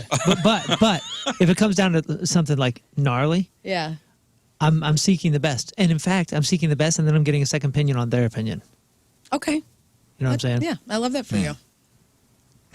Yeah, man. Looky here. Which one of you boys will be going up my butt today? Yeah, that ain't no big deal. You can give me the rookie for that. And we'll be splitting this omelet. That's a show of good faith. I had No, of 7 course words I'm- with the colonoscopy guy. I'd never seen him before. I'm not taking the first timer if I got an option. I'm already on my side. He leaned over and said, "Hey, I'm the guy that's going to be doing it." I said, "Okay, cool." And he said, "Family history," and asked a couple questions, and then it was over. I don't think they tell you. I just didn't like he was using lingo of like a young guy, and I was like, hey, man. Yo, bro, I'm going You ready to put open under? today. Kinda, dude. He goes. Did he call you ka? Almost, dude. He's like wearing Air Force Ones. He looked like Tony Hinch. He looked like the comedian Tony Hinchcliffe, which bugged me in and of itself. Because I felt like another comic worked on me, and then he had like curly hair, and it was like he just looked like he just hopped off a skateboard right before he came in to talk to me, and he's like, "There he is, feeling better, bro?" And I was like, "Okay, yeah, And he goes, hey, found a hernia. While I was in there, went ahead and yanked that out. And I go, don't say yanked, okay? You're a doctor. You use doctor talk. Right. Give me the jargon. That cost 10 grand. Whatever you did cost me an extra 10 G's probably. So you go ahead and say excised or surgically removed, but you don't get to say yanked. You didn't pull a carburetor out of a 79 Chevelle, all right? You pulled a hernia out from behind my belly button. Show some respect, young man. But he did not. It's just kind of a weird thing. It's a good thing, but a weird thing. Yeah. You know what I mean? When someone drastically younger than you. Okay, so I ask you the same question. If the doctor says you got to get your gallbladder out, and they go, hey, this is Dr. Nick. This will be his first surgery in charge. Yeah, I mean, I'm sure they're supervised, but would I be cool with it? Are you okay with it? Am I getting a discount? Yeah. Dude, probably cool with it. for my knee surgery, I went to a dude. He had obviously been doing it for a while, but wasn't old, wasn't young. And the words that he said, he goes, "Oh yeah, I only do these because this is the easy way to do it." And when I heard that, I was like, "Oh, that's not what I want. I want the easy way. I don't want the easiest way for you. Like this is for me. I want to play soccer again. I want to run. I want to backflip. I want to do all this stuff. I don't want the easy way." And that just instantly turned me off. Scott, are you taking the discount or are you taking the first-time surgeon? I don't think I'm going to take the discount. You know, you pay for good service. I want the best of the best. The best. Yeah. I want show me the magazine covers that you've been on, dude. Yeah. Bo says, dude, that gallbladder's bussin'. Bruh. I told the gallbladder, doing too much, cuh. Yeah. You got to come out. That gallbladder's got to come out, cuh. All right, today is March 5th. Back in the day, 64 years ago, 1960, Sergeant Elvis Presley was discharged from the U.S. Army. He served for 2 years. And boy, did he look good in that uniform. Am I right, ladies? Mm-hmm. 61 years ago, 1963, Patsy Cline dies in a plane crash in Tennessee. My girl, I loved her. Yes, I love her. Yes. That same day, Arthur Spud Mellon, the co-founder of Whammo, patented the hula hoop. Over 25 million were sold in the first 4 months. Can you hula hoop? Patsy Cline died for the hula hoop to be made. There's a great movie starring Jessica Lange on HBO, which is the story of Patsy Cline. Great movie. Is that the comedy? Ed Harris is in it. No, it's not a comedy, but it's an interesting I never look saw at her it. life. 42 years ago, 1982, John Belushi found dead in his room at the Chateau Marmont Hotel in Hollywood, overdosed on a speedball, a lethal injection of cocaine and heroin. He was 33. That Patsy Cline, rookie pilot. What? Are you serious? I'm not. I don't know. Oh. But imagine. But it took off Fairfax Municipal Airport in Kansas City. Mm-hmm. Operated as an unscheduled cross-country passenger flight. Weather. To Nashville. Later that afternoon, the aircraft landed to refuel at Rogers, Arkansas, and then took off, landed, blah, blah, blah, blah, blah. Weather, briefing the remaining flight to Nashville. Yeah, man, I guess it was weather. Dude, the story by the way, of John Belushi dying, like super sad. Like I remember the story of like it was like Robert De Niro and Robin Williams saw him the day he died, and then he was visited by his drug dealer, and that was that. A speedball got him. Yeah, where was it? Chateau Marmont. Yep, over there in Hollywood. Ooh. Okay, so it looks Been like a few notable deaths there, I think. It may have been overweight, the plane. Oh, we're still on the plane, huh? Well, yeah, man, I want to know. Okay, we were just talking about rookies, rookie surgeon, and rookie pilot. That's pretty much the only thing that makes me nervous. It was the weather, though. It was, had they not had the weather issue, they would still be alive. What is that buzzing? Can you guys hear that in your headphones? Not Vibrating? anymore. Yeah. All right. Is it a All microphone? right, 35 years ago today, 1989, St. Louis' own Kevin Kline married who? Phoebe Cates. That's right. Calvin. She retired from acting to be a full-time mom after that. 25 years ago, 1999, Cruel Intentions starring Sarah Michelle Gellar premieres. Great movie. 22 years ago in 2002, The Osbournes premiered on MTV. That ran for 4 seasons. Softened basically Ozzy's heavy metal image. Launched a brief singing career for Kelly and made Sharon Osbourne a talk show host. 18 years ago today, in 2006, Reese Witherspoon won Best Actress for playing June Carter Cash in Walk the Line. And 5 years ago today, in 2019, Forbes names Kylie Jenner the youngest self-made billionaire. At the age of 21, most of her money comes from Kylie Cosmetics. Are people hearing the buzzing? Yes. I don't know, but I am. I am. The pilot was non-instrument rated. Boom. Knew it. Bummer. I thought somebody was drilling in the next room or something. Yeah, it sounds like somebody's playing a game next door. There's a dentist there. All right. Amateur dentist next door. All right, that's what happened back in the day. All right, it's time to find out what's going on in the world of music and entertainment with your crap on celebrities. And it's brought to you by Bright House Plumbing. Call the best, flush the rest, brighthouseco.com, 636-600-0188. John says it could be the cicadas. Oh, they're coming. Neil Cicada? Ugh. Yes, Neil Cicada. Guys, I thought it's Neil Sedaka. Oh, yeah. My bad. St. Louis is a tribute band town, as we all know. And there's an Earth, Wind, and Fire tribute band that goes by the name Girth, Wind, and Fire. Yes. Earth, Wind, and Fire Legacy Reunion. Well, the actual band, Earth, Wind, and Fire, have won a court case against the tribute band, saying that trademark infringement was accused of this band using the group's real name without its permission. A federal judge called the reunion's usage of the name deceptive and misleading, citing social media posts and emails from fans who were disappointed, thinking they were seeing the real group.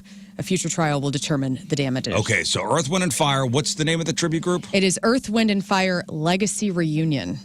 Oh, that's a little too close. That's a little too close. Yeah. That's Dolly Parton admitted that her first crush was the man in black, Johnny Cash. Someone dug up an old interview where she said that he was the first person that she ever had lusty, horny feelings for. She was a teenager, so he would have been in his late 20s. And she said, quote, he was lean and lanky, and that's the first time I realized what sex appeal was. And so there was an interview from 1997 where Johnny Cash was being interviewed, and they played the clip of Dolly Parton, from late 70s, early 80s, talking about this. And Johnny Cash chuckled and said, it's nice of her to say. So it's pretty cute. Kind of a retro back to Johnny Cash. Justin Timberlake's new music will feature his boy band NSYNC on the song Paradise. Spotify released the track listing for the upcoming 6th solo album, Everything I Thought I Was, which will be out on March 15th. As we know, September of last year, the band reunited for the first time in over a decade, showing up as a surprise presenter for the MTV Video Music Awards. And then days later, they announced that they had written and recorded a new song for Timberlake's film Trolls, Band Together. So NSYNC, if you're a fan of that band, they will be on the new Justin Timberlake album. Rest in peace to a local man who was really well known. He invented the talk box, talking about Bob Heel. He died at the age of 83. I didn't know that was a local guy. Bob yeah. Heil. He lives in Sparta, Belleville. right? Heil? Heil. Bob Heil. Excuse me. Is it Heel or Heil? Heil. According to the Belleville News-Democrat, Heil passed away after a battle with cancer. He died in Belleville, leaving a legacy that included the advancement of live concert sound systems, pipe organ tuning, and maintenance. Okay, so this guy, the talk box, Peter Frampton. Actually, Peter Frampton is quoted saying, I'm so sorry to hear of the loss of my friend for so many years, a musician and inventor, Heil sound and microphones. I'm trying to think of great talk box songs. I'm going to give them to you. Kickstart My Heart for Motley Crue. Let me scroll. Yes, Dude, number 10. Dude ruled. It's My Life from Bon Jovi. Living on a Prayer, Bon Jovi. We're Living on a Prayer, too. Yep. Show Me the Way from Peter Frampton, yeah, obviously the most Frampton. well-known one. Who else you got? Eagles, Pink Floyd, Steely Dan, Nazareth. What Pink Floyd song? Pigs, 3 different ones. What's the Nazareth one? Now you're messing with? Hair of the Dog, yes. Yeah, the dog. Oh. Actually, another Peter Frampton, Do You Feel Like We Do? That's probably the more well-known song out of the two. Rocky Mountain Way had the talk box Yeah. from Joe Walsh. Joe Sweet Walsh. Emotion, Oh, Joe Sweet Perry Emotion. using it. Yeah. Those Shoes from the Eagles and Haitian Divorce from Steely Dan all use the talk box and locally made here in St. Louis. Yeah, Dude rules. And Greek Fire uses Heil microphones, and they are incredible. If you're a musician out there and you're looking or whatever, like not only are you supporting a local company here, but it is spectacular stuff. Pretty much everything at Delmar Hall and the pageant, all that. I saw the sound all guys. that. It's all Heil. All the sound Saturday guys were were wearing Heil. it. Yeah, they all had their Heil shirts on, and somebody kind of mentioned that he had died Yeah, or that's that when they I thought found he out. was dead. That's So when I found out on Saturday. There's stories about that in the 70s when Frampton popularized the talk box, that he wouldn't travel. So if they wanted the talk box, they had to come here, and then go to him. So there's like all these limousines would pull up in this little, because he lived out in the country or something like that, and all these limos would be like rolling through town and Right. pull up at his house, and it'd be like Steven Tyler. It'd be so They'd have cool. to come and ask for, because he would design them custom made, which is that's kind of a cool thing. That I'm is hearing sick. that. Now you're hearing it? Yeah, but it's something. It's like a signal. The aliens are here. I'm hearing it. I'm hearing it in my headphones. It's not. Somebody's tapping it's on my something, eardrums. It's a tech thing. There's a Baywatch reboot coming to Fox. No details have been announced, like a release date or casting, but the official plot description is daring ocean rescues, pristine beaches, and huge breasts. No. And iconic red bathing suits are back, along with a whole new generation of Baywatch lifeguards who will navigate complicated, messy personal lives in this action-packed reboot that demonstrates that there's the family you're born into and the family that you find with huge knockers. Jamie Foxx's health details, we still have no idea what is up with Jamie Foxx. Obviously, he's doing better, but, his team have been heavily guarded since he was sick last year. He says that he will open up to audiences once he feels like it. He says everybody wants to know what happened, and I'm going to tell you what happened, but I got to do it in my own way, and it has to be a funny way, and there's going to be a stage. So we're going to find out what happened to Jamie Foxx, and he's going to have kind of a comedic relief to it as well. That's been a pretty tightly held secret. Which is kind of cool. I like that it hasn't gotten out yet. Superhero movies have been getting trashed because they're played out and uninspiring. Captain America himself, Chris Evans, is clapping back during a panel appearance on the Emerald City Comic Con. The actor said, "These big, giant movies, there's a lot of cooks in the kitchen, but I think the empirical evidence is in. They're not easy to make. If it were easier, there'd be a lot more good ones." After the crowd laughed, Evans said he wasn't throwing shade at other movies and added, "I've been a part of a few that missed the mark. It happens." There were just so many in a short amount of time. Right. Where are the backlashes, of course, going to come? Exactly. Yeah, but there's not. I don't know, man. I think they need to pause. I don't think the actors need to be speaking out about anything. Just let it ride, brother. Just let it ride. You did some work. You got paid for it. A lot of money. It did this much good. It's going to get this much hate. That's how it works. Yeah. Stay out of it. Well, if somebody asks about it, what are you supposed to say? You go, hey, it was a great time in my life. Made Hey, a lot of money. This thing paid off four of my Captain houses. America. Thank you. Nick Swardson was removed from the stage during a stand-up show in Colorado because he was drunk and incoherent. According to a Twitter user who was in attendance at the show at Beaver Creek, Colorado on Sunday, said that he was bombed out of his mind while performing and was engaging in incoherent rambling. I got the audio. That led to the show being ended earlier than normal. Here's a little taste of that. What are you saying right now? I'll say this. Let me ask you this. What? What'd you smoke before you came out? Somebody yelled. Yeah. Okay, I'll tell you a joke. So one of my favorite things, I don't have kids. Anybody here have kids? What the F? So one of my best friends was a guy named Norm MacDonald. Do you know who he is? Refund! Let's go! Who here knows who Norm MacDonald is? People are yelling refund. Let's go! And turned off the spotlight. Now they turned off his mic. Mic off. Good evening. My name's Justin. I'm the director of operations. We decided to conclude the show early in the best interest of those who bought tickets. We apologize for what you've seen tonight. Please email the box office. We'll be responding to inquiries and processing credits and refunds. Whoa! Have you ever seen that, Rafe? We apologize. At a comedy show? No, I saw Screech. I saw Screech leave early. Dustin Diamond. Yeah. And take his shirt off and try to fight the audience. Oh. And then get yanked. And then try to buy cocaine from people leaving the venue as Dude, yeah, but this is like the manager of the comedy club. Yeah, this was like the shutting off his microphone. Yeah, I don't think I've ever witnessed that personally. I've heard stories of this, of people getting like pulled off late shows or because they were too drunk. I love Nick Swardson. I'm I a do fan. too. Me too. It's Terry. It's Terry. Tacos. His 911. Selling oranges. His album "Who Farted" is so funny. Yeah, he's great. I think What did you see? What he tweeted out after? No, what did he say? He's like combo of edibles and high altitude. Just own it, bud. I mean, happens. The venue did say, we apologize for the negative experience you may have had at this evening's performance with Nick Swardson. Unfortunately, the show did not meet the Villar Performing Arts Center standards as a world-class presenter of the performing arts. By the way, Denver too? It was Colorado, not Denver, or maybe it was Beaver Creek. Is that a suburb of Denver, maybe? I don't know. Lakewood is, and that's where the B&E Pooper was at. I'm going there this weekend. It's going to be wild. By the way, I think no refunds should be issued because you saw a show that was very memorable. One of a kind. One of a kind. Maybe. I don't know how long was he up there. I don't know. Yeah, 10 minutes. I don't know how long he was up there. It's west. It's even west of Breckenridge. Oh, It's just past Vail. So it's it's in the mountains. And that altitude will get you. Yeah. All right. And finally, hey, Hey, who is the best guitarist of all time? For some reason, Yahoo put a list together. a new list? It's a new list. Yes. Best guitarist of all time. Best guitarist of all time. Somebody There's a we've top never 10 heard list. of, I'm sure. No, this is Yahoo. This is not No, Rolling I Stone. mean, So they're not going to talk about flamenco and all that stuff. Yeah, I was going to say, in real life, it's somebody no one was ever heard rock of. guitarist.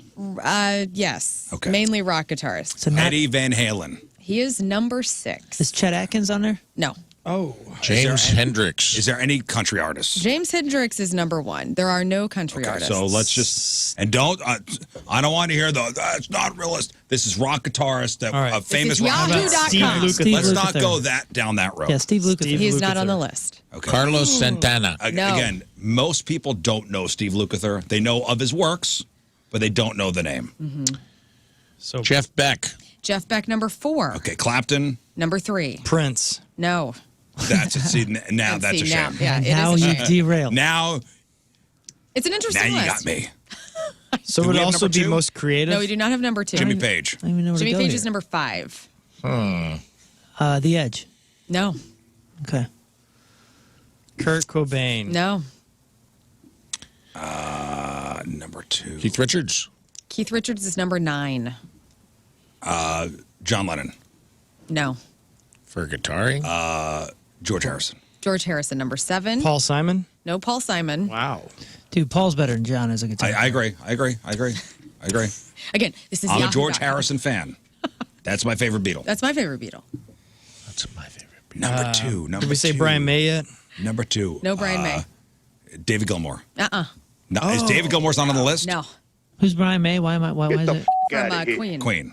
Oh my gosh, The yeah. astrophysicist. For some reason that name was David Gilmour's not on the list? associated with what it should. This is a weird list. That's why I picked it. Yeah, I'm lost. Is there like just popular guys too? Just because Is their it style is was it a famous? Is it a foreigner? No. Is it somebody in foreigner? No, it's not. Not Nick Jones. Listen, you're not going to get this because Number well, 2? You just no. This is number 8. Sister Rosetta Tharpe is on the Okay, list, not which is gonna get interesting. that. She Fine. deserves Who's the that? recognition. Old blues guitarist, really Okay. set the way back in the day. You need 2 and 10, and you know both of these guitarists. Randy Rhoads. Are No, they going to say something like Jack White or something? Angus. no, Okay, is number 2 somebody who is living? no. young? I believe Billy Strings. both of these people are dead. Oh. Let me see when. I should know that. Both the these number people 10. are All these dead. people are dead. Is one a native St. Louisan? Yes, both are dead. Oh, Chuck Berry. Chuck Berry. Chuck Berry, number 2. Stevie Ray Vaughan. No, Whoa. Dang. surprising. What about the younger long-haired blonde kid that basically is Stevie Ray? Nelson. Yeah. Stevie Ray Not reincarnated. on the list. Kenny. The Nelson Palmer? twins aren't on the list. Kenny Wayne Shepherd. Yeah, Kenny Yeah. Wayne Shepherd. Yeah, she said number 10 is dead. Yeah. Oh, okay. Is it like Buddy Holly or something like that? It's Dwayne Allman. Dwayne Allman. Dwayne Allman. So Dwayne Allman, Keith Richards, Sister Rosetta Tharpe, George Harrison, Eddie Van Halen, Jimmy Page, Jeff Beck, Eric Clapton, Chuck Berry, and your number 1, Jimmy Page, best guitarist of all time. It's all subjective until you get to course. Steve Lukather. Yeah. We'll find a list with him on it. one I day. just watched an interview with him, Steve Lukather, Talking and this about is what? the man that did pretty much all the guitar work on Michael Jackson's records. Right. Yeah, anytime there Who was a worked super with- producer who wanted a guitar player to actually, just do like work and He was Quincy Jones's guy Steve as far is as like the studio. He's also like a jazz guru as well. And Toto's guitarist, but yeah, the guy's a genius and does not get a lot of He credit. doesn't. And should, yes, he should. But the fact that Prince is probably the most underrated guitar. Watch While My Guitar Gently know. Weeps from the 2008 Where does the guitar Rock go and when he Roll Hall of throws it Fame. up into the It space? never comes down. It doesn't. I watched it last night. I watched that performance last night. Everybody's homework tonight is to watch. I'm going to tweet it out so it's in everybody's feeds. Do nothing it's else. Tom Petty. It's Steve Winwood. It's Jeff Lynne. It's George Harrison's son Danny, and Prince. Rock and Roll Hall of Fame. the While My Concert for Guitar. George. I thought it was Rock and Roll Hall of Fame. Or Concert for Is George. it? I don't know. I thought it was Rock and Roll Hall of Fame. 2004. My apologies. I This thought when it he was a goes concert for ham on the George. guitar solo or This whatever? is when he goes wild on the guitar solo. Probably the best live performance of that song ever. Yeah. He throws his guitar up in the air at the end. The guitar never comes down. I've been trying that move for years. It doesn't And work it keeps for me. landing on your head. It keeps coming back down. Rock and Roll Hall of Fame. Yeah. Prince, Tom Petty, Steve Winwood, Jeff Lynne. That's the one you're talking about, right? Dude. Yeah, he rips it on that. Woo! Celebrities celebrating a birthday today. Jake Lloyd, 2 first names. Also, Anakin Skywalker in The Phantom Menace. Jake And Lloyd is 35. A very troubled adult. Had some trouble after that. Eva Mendes is 50. Kevin Connolly is She hugged 50. me That's once. Eric from Entourage. John Frusciante is 54. Michael Irvin is 58. The Proclaimers, Craig and Charlie Reed. They're 62. Is that funny? Yeah, because I heard that song 5,000, what's it, 500 miles. Yeah, I'm going to be. Yeah. 500 miles, I heard it this morning on my way into work. Oh, yeah. Kind of set the day for me. You're Happy kind birthday. of a synchronicity type of day today. Well, the Arch was playing it in the hallway as I was walking to the office. I was like, all right, All right. cool. Get this day started. Mona from Mad Men, that's Talia Balsam. She's 65 years old. Penn Gillette is 69. Marsha Warfield, that's Roz from Night Court. Yep, Marsha is 70. Eddie Grant from Electric Avenue is 76. And Murray Head, One Night in Bangkok superstar, is 78 years old. All right, today's porno birthday, which is being brought to you by Patricia's, where fun and fantasy meet, is Kaylee Sanchez. And today's birthday girl's been in 98 fine films, including Anacondas and Little Mamas 2, Big Sausage Pizza 16, in a movie called Chunky Butts, Juicy White Booty 2, Manaconda 1, Naughty Bookworms 690, Yo Dog, Wife Got Jungle Fever, and Who Can Forget a Roll in 2006's Gotcha Bitch. Bang! It's a thriller. Kaylee Sanchez is 37 years old. That's your porno birthday. Those are your crappy birthdays, and that was your crap on celebrities. All right, let's take a quick break. We'll come back with sports. It is 9:12. It is Tuesday. It's the Rizz Show, presented by the Fast Lane. Traffic and weather. Moon coming at you. Traffic is brought to you by Worldwide Technology Raceway. The biggest race of 2024 is Sunday, June 2nd. Time to lock in those NASCAR Cup Series tickets now at www.raceway.com. We got 2 lanes blocked due to a crash, 44 eastbound at 64. Your point forecast: morning rain moves out, high of 59. Right now it's 53 at the Point Studio.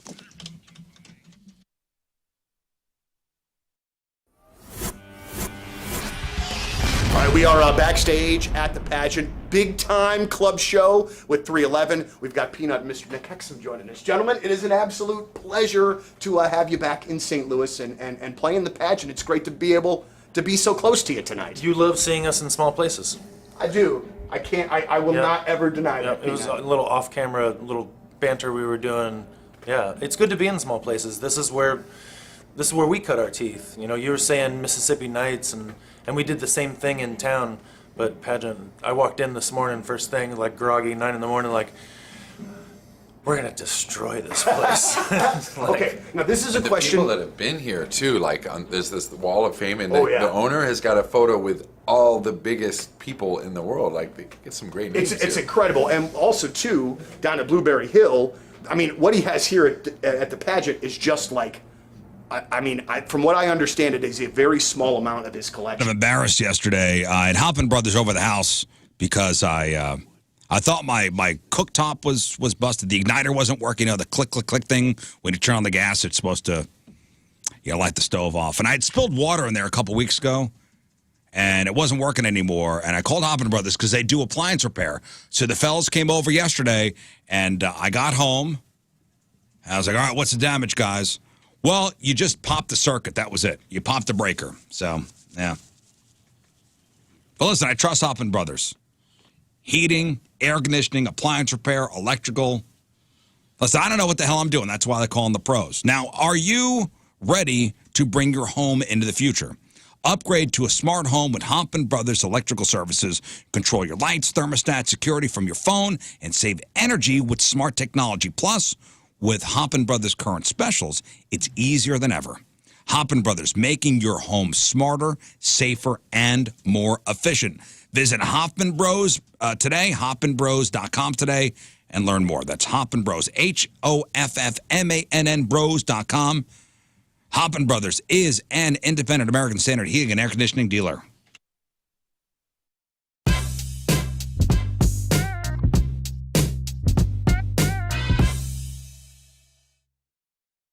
And here's something that I firmly believe in. We're just going to start the interview here because it just seems like a good place to pop off. But I want the artist to do what the artist wants to do. If you want to make 5 radio songs in a row, great. If you want to make 5 fan tracks in a row, great, because I feel like it's your art. So who the hell are we to tell you when it needs to be a radio single or when it needs to be this or that? It needs to be whatever the hell you're feeling, whenever the hell you're feeling it. Yeah, and you're right. It froze a little bit. Popular Monster was not supposed to be a radio song, by the way. As you could tell, the bridge is like death metal, almost like the scream and stuff. I was like, okay, the rest of the song is like sick. I was like, this is never going to be on the radio. Let's put double kick in the let's make the bridge the craziest thing you've ever heard. And lo and behold, it went straight to #1, went platinum. And I was like, wow, that's, and then they came to me, dude. Wow. So then after that, I found a formula, and there's like this formula and it worked and it's what I wanted it to do. And you're absolutely right. You let the artist do whatever they want. And, and you don't, it's like the opposite of selling out almost. Like I did what I wanted to do and it worked, I love that. So it's brilliant. Absolutely. And also too, Ronnie, I think this whole sellout thing, it to me, man, like everybody's trying to eat. And everybody's trying to make their best art. So I feel like that sellout label that gets thrown around from time to time is largely completely unfair and most of the time total bull. And so, I just want the artist to do what the artist wants to do, because ultimately in the end, it's going to be better musically when you guys are able to feel it. Right? Morning, guys. It's 9:17. How's your body? Let's talk about it. Let's do a body check. Like, go through your brain, your mental health. You good? Physically, are we sore? Are we, you having a lot of tiredness today? How's your sex life? Has anybody even cared about that lately? I care about it. I want you to have good sex. And Victory Men's Health wants you to be living your most optimal life ever. And that's what's so great about them. You go to Victory Men's Health, they're going to do a blood test. They're going to tell you exactly what's up with your micronutrients, whether that's a vitamin deficiency that you have or hormonally what's up with that. And if you have any sexual health questions, they can help you get on the right track to, getting back to where you want to be. That's just part of what Victory Men's Health can do. Now, I'm a big component of the IV vitamin infusions. You got something coming up that you need to be at your best for, like hydration and just getting every type of vitamin cocktail inside of you so you can just be your best. They can help you really fast with that at any of their locations, which there are 4. O'Fallon, Illinois, O'Fallon, Missouri, Town and Country, and the brand spanking new location for Victory Men's Health in Sunset Hills. Live your best life, dudes. I want you to do it. VictoryMen'sHealth.com. Hi, I'm Rizz from the radio, and I've been playing guitar for about 10 months now. And that means I'm ready to teach you how to play guitar too. Are you ready to learn some fine licks? Well, I want you to take classes at the Rizzuto of Fine Music. In no time, I can get you playing like this.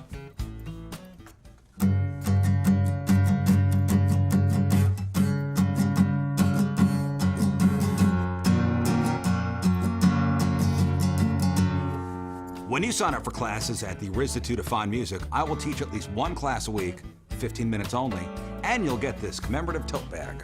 Achieve all your dreams. Learn how to play guitar. Yes, fine licks like this.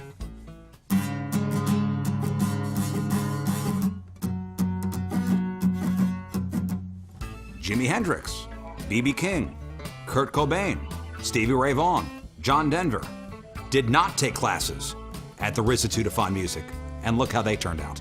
After taking classes at the Rizzuto to Fine Music, those panties will be melting off. And you'll be shredding your way to this commemorative tote bag. Classes are forming soon.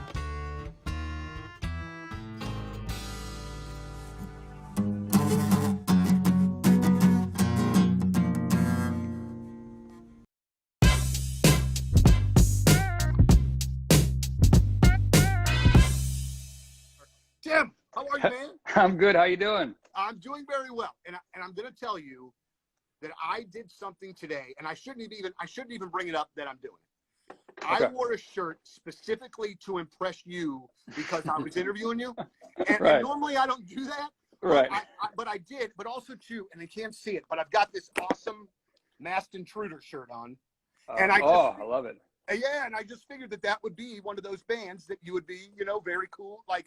That we're a band that Rise Against played with somewhere along the way. You know what I mean? Yeah, I think we have a Masked Intruder. Correct me if I'm wrong. I think they're a Fat Records band. Yep. And I still consider us part of the Fat Records family. Like that's where we got our start. That's who first signed our band. That's how we got our wings. You know what I mean? Was because that label was so much more than just a record label. It was a family. We joined that. We joined that family. Money on your car and your home insurance, and you could do that by calling my insurance agent, Tracy Bibb at Allstate Insurance. She's got some great rates. And in fact, with Allstate and Tracy Bibb, you will get the personal attention from your agent, and you get that nowhere else. In fact, most people have never even met or talked with their agent. So Tracy's going to work with you to make sure you have the right type of coverage for when something happens. Not if something happens, but when something happens.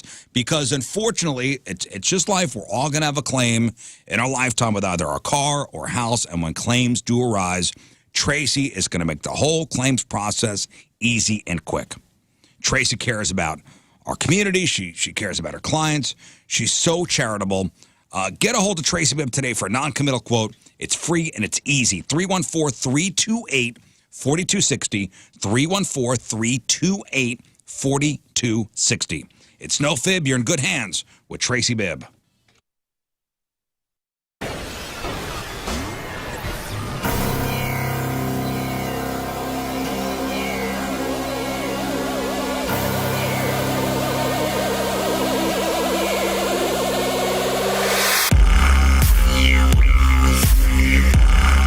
Morning and Donnie Fandango in the afternoon, and all your favorite Garthphones all day long. Now that's a great combination. All right, welcome back to the Rizz Show. Presented to the Fast Lane. Let's do some sports.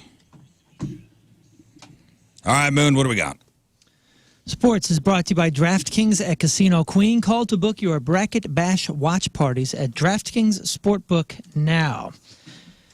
The Blues defeated the Philadelphia Flyers 2-1 last night on Buchnevic's shootout goal. Kevin Hayes scored for the Blues a goal in regulation, and goaltender Jordan Binnington stopped 34 shots through 3 periods. But big news out there really is in Taylor Swift news. Taylor's boyfriend's brother announced his retirement from the NFL yesterday.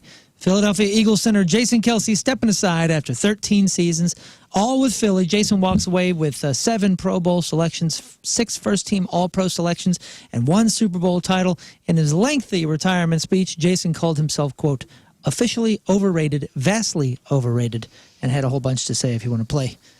I've been asked many times, why did I choose football? What drew me to the game? And I never have an answer that gets it right. The best way I can explain it is what draws you to your favorite song, your favorite book. It's what it makes you feel. The seriousness of it, the intensity of it. Stepping on the field was the most alive and free I had ever felt. There was a visceral feeling with football unlike any other sport. The hairs on my arms would stand up. I could hit somebody, run around like a crazed lunatic, and then get told, good job. I love football, whether it was in my backyard with my brother, on the playground with my friends, or suiting up on Friday nights at Cleveland Heights High School. I loved everything about it. R.I.P. Jason Kelce. No. What are you talking about? No. No, he just retired. Smokes. R.I.P. Jason Kelce's football career. There you go. He will be a Hall of Famer. Yeah, Travis attended the press conference, was also seen wiping away tears. He told fans, I've been asked many times, why did I choose football, blah, blah, blah, blah, blah. We'll put the whole thing and the whole transcript up there. It was pretty... And said Nick Foles has a big dong. It was pretty lengthy. Also, in NFL news, let's stay with football. It's normal for NFL teams to make transactions right before free agency to, clear up some cap space. But the Jaguars, they made a savage cut just hours after posting a player's birthday on social media. Foley Fatukasi, whatever, I don't know how to pronounce it. Mm-hmm. Dude was released on Monday, about an hour after the Jaguars said happy birthday. The team's social media was like, "Happy birthday, 94," and then they You cut mean the the guy. Jaguars social media intern is not in on Not in on it. on trades and cuts? Nope. The Russell Wilson era in Denver over after just 2 seasons. The Broncos informed Russell on Monday that they are going to release him at the start of the new league year on March 13th, which is next Wednesday. The GM of the Broncos said this in a statement. On behalf of the Broncos, we thank Russell for his contributions and dedication to our team and community while wishing him the best as he continues his career. Best in future endeavors. How cute. Russell took to social media and thanked the city of Denver, adding that he was excited for what's next. He didn't mention the Broncos GM or the coach. He said, tough times don't last, but tough people do. As a result of parting ways with Russell Wilson, get this, the Broncos will eat $39 million to avoid a $37 million guarantee trigger for the 2025 season that would have taken effect this month. That's a lot of money. Yeah, to say highest no. ever, right? Yeah. Did I read that somewhere? It's like $85 million or something over 2 years. It's a cap big hit. bet. That's a big bet, and they lost. Dude, they opened. My friend Adam Caton Holland is a comic in Denver, and he was saying like him and Sierra opened like all these high-end brick and mortar clothing stores, and he bought a car dealership in Denver. Yeah, He's gonna. Well, he was given a big deal, and but they, thought he'd spend the rest of his career there. They were like basically his name was all over the city before he ever took a snap, and they were like he better be good because he's basically Pot committed. And he's all in. I don't know. Will those places stay open? Like, who knows? But now he's all out. A baseball that's roughly a decade old is about to sell for thousands of dollars. It is because Patrick Mahomes signed it way back when he was in high school. He was a high school senior. The ball was discovered at a thrift store in Rockwall, Texas last month. Super cool. Features signatures for some of the players who took the diamond in Texas for the White House HS Wildcats during the 13-14 season. In total, there are 6 names scribbled on it, but none is bigger than Mahomes, who put a number 5 next to his autograph, and he inscribed, right in the sweet spot. Now, Leland's is just it's on the auction block. And while bidding starts at $2,500, TMZ is saying that it's probably going to fetch up to about $10,000. That might sound crazy, considering Mahomes obviously plays football, but it's actually not the first It's a Mahomes. pretty unique item, though. Yeah, it's not the first Mahomes autographed high school baseball that's sold for a wad of cash back in 2020. There was one that the Chief star and the rest of the White House teammates signed in 2013 that got $6,500 plus. Seems like a ton of cash, but there was a baseball signed by Michael Jordan during his high school days, and that recently sold for $36,000. So might be a good That's investment. Michael Jordan. Well, we're talking about Mahomes already, man. I'm Moon, and that's your sports because doing the bull dance, feeling the flow, working it. All right, thank you, Moon. Yep. All right, quick break. We'll come back. Let's do today's Headline Hooshe. It is 9:28. It's the Rizz Show, presented by the Fast Lane. Traffic and weather, one final time. Moon coming at you. Your traffic is brought to you by Worldwide Technology Raceway. The biggest race of 2024 is Sunday, June 2nd. Time to lock in those NASCAR Cup Series tickets now at WWTRaceway.com. All things clear. Your point forecast. Morning rain moves out. High of 59. Right now it's 53 at the Point Studio.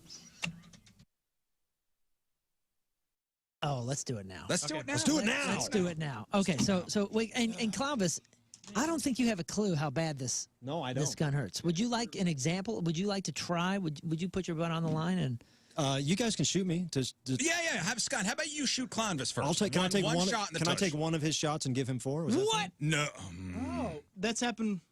I'd like to. I mean, just as a gesture. I mean, of that's a pretty. goodwill. That's a pretty amazing friend right there. In tribute? Or I'll take one put and my I'll ass still on shoot the him 5 times. I had 4 last week, and I'll tell you, it was excruciating. I'm interested to see if it's as bad as you guys say, or if you're hamming it up. So I'm willing to take a shot. Yeah, okay. I would love for you to take a shot to see if we're hamming it up. Fine. You know what? He'll take one of your shots. Shoot me. All right, good. Holy smokes. He's going to take one of your shots. Wow, I'm such a pushover today. Thank you. All right, let's do it. It's because I'm in a good mood. Okay. So do you get to, who's going to shoot me? Scott will shoot you first. Okay. Okay. It's only fair. Respect. Am I Scott, going to take my butt out? Yeah, no, put it up against the, go up against the wall there. Just your undies. Vitality Health, guys, unlock your peak performance through innovative optimization prescribed by doctors and backed by science. You want to be your very best? What's the goal? The goal is to wake up every day and just max out the day. Make that day your B, if you will.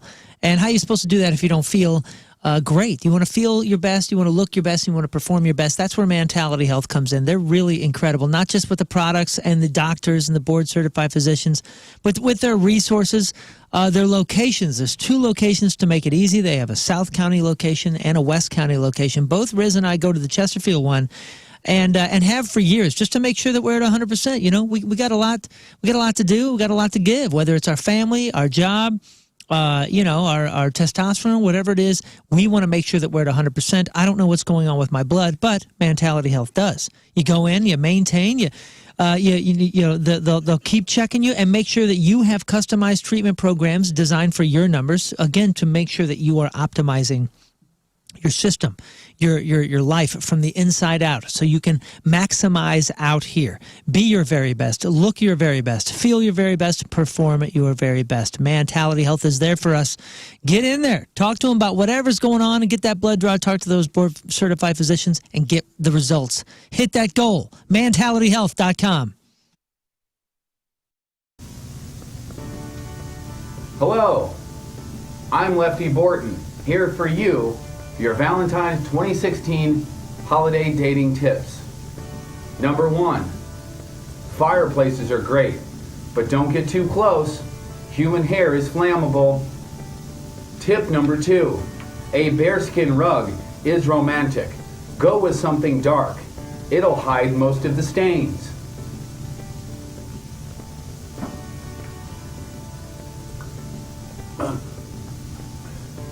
Alcohol is key. Always check for an ID. If you don't know, the judge will tell you. Tip number 4, trash bags should always be within reach.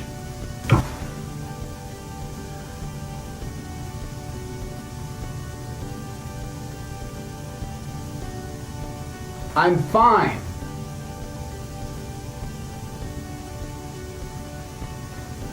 I have mine within reach all the time. We're not going to get to all of them. I haven't even gotten to the clamps yet. We're out of time for this year. I'll see you next year with Lefty Borton's Valentine's Tips for 2017. Goodbye for now.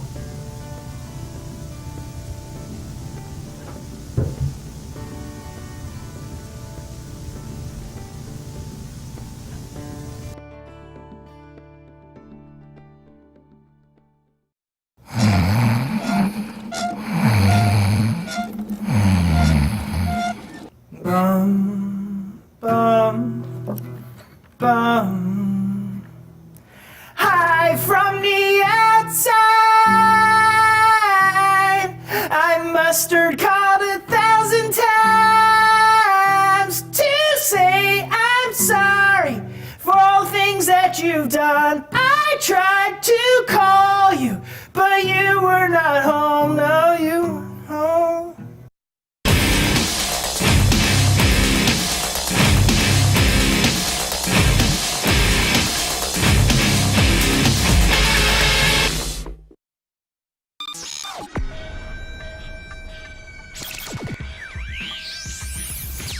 All right, it's Rizz. It's Jeff Burton backstage at Point Fest with Eric and Jeff from Stone Temple Pilots. All right, how you doing today? Good, how are you? You seem like you're like a morning radio show where you're all A amped lot up of- on caffeine. Did you know I do a morning radio show? do? Yeah. All right. And a lot of cocaine. Yeah.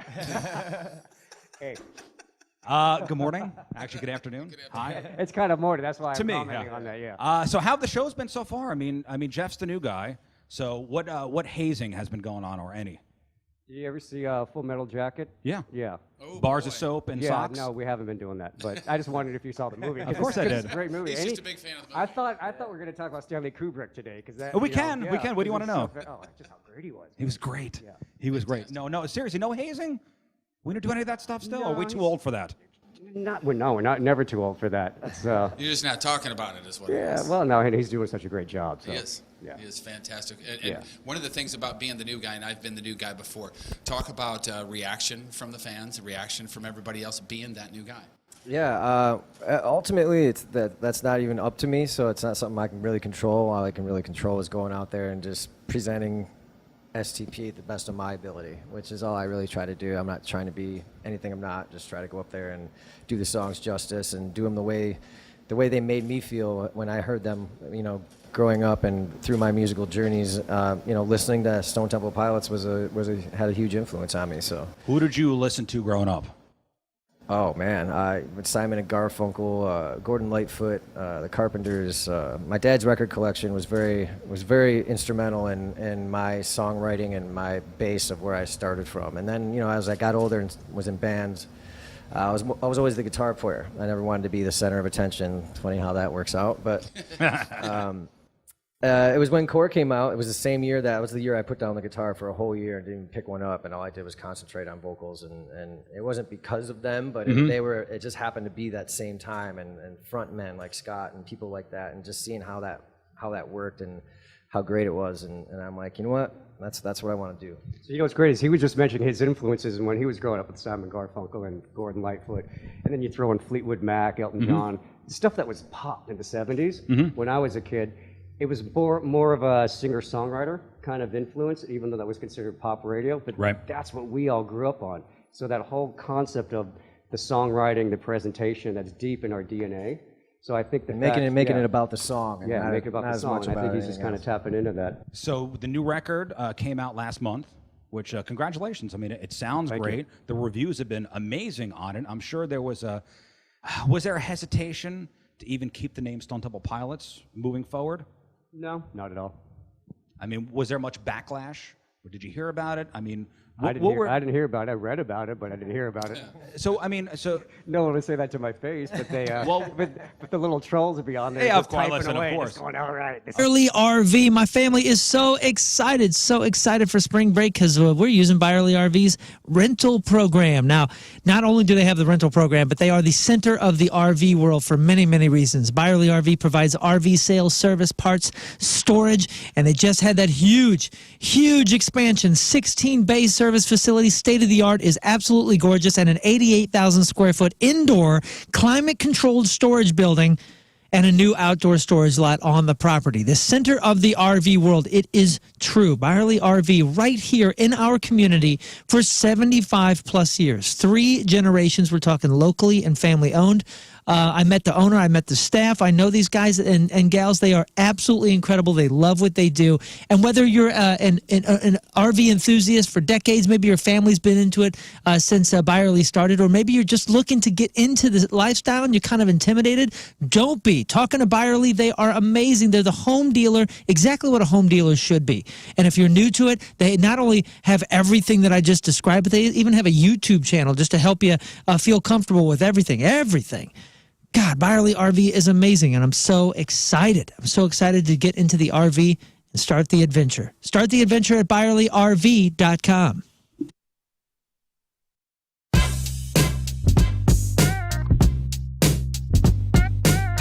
Hey, it's Jeff Britton backstage at the pageant, and Nick and Peanut from 311 gracing us with their presence yet again. Thank you. Of course, we're running behind. Of course. All right, one more thing. And it's sponsored by Moritz Royce Jewelry, the official jeweler of the Rizzuto Show. Guys, let's go to Florida. Okay. Yes. My favorite, where I'm gonna retire to. I don't know about Lady Lake, Florida, but it's gonna be somewhere in Florida. Let's just check out Lady Lake for the time being, right? Sounds Maybe good. I'll like something over here. So today's Headline Hooshe story comes to us from Lady Lake, Florida, where a couple Tuesdays ago, 38-year-old Michael Dubberly was arrested after setting one of his shoes on fire to stay warm and drunkenly passed out, leaving the fire unattended outside of a real estate office. Officers get to the scene. They find Michael snoring in front of the building with a shoe fully engulfed in flames right in front of him. An officer puts out the fire. Lying next to Michael, a couple cans of booze. One was empty. Another half full. A third not opened yet. Michael was taken into custody and said he started the fire to keep warm. And what kind of booze was Michael drinking that night? Jaeger. All of it. No, I have a specific item. Was he also An empty can of what? Four Loko. Kyle's Killer Lemonade. Ooh, you guys are so close. Mike's Hard Lemonade? Mike's Hard Lemonade. That's Nice. right. And are you sure there's nothing harder? Because I saw that his shoes were laced. Oh, Scott. His shoes were laced. I don't get it. You lost me, bud.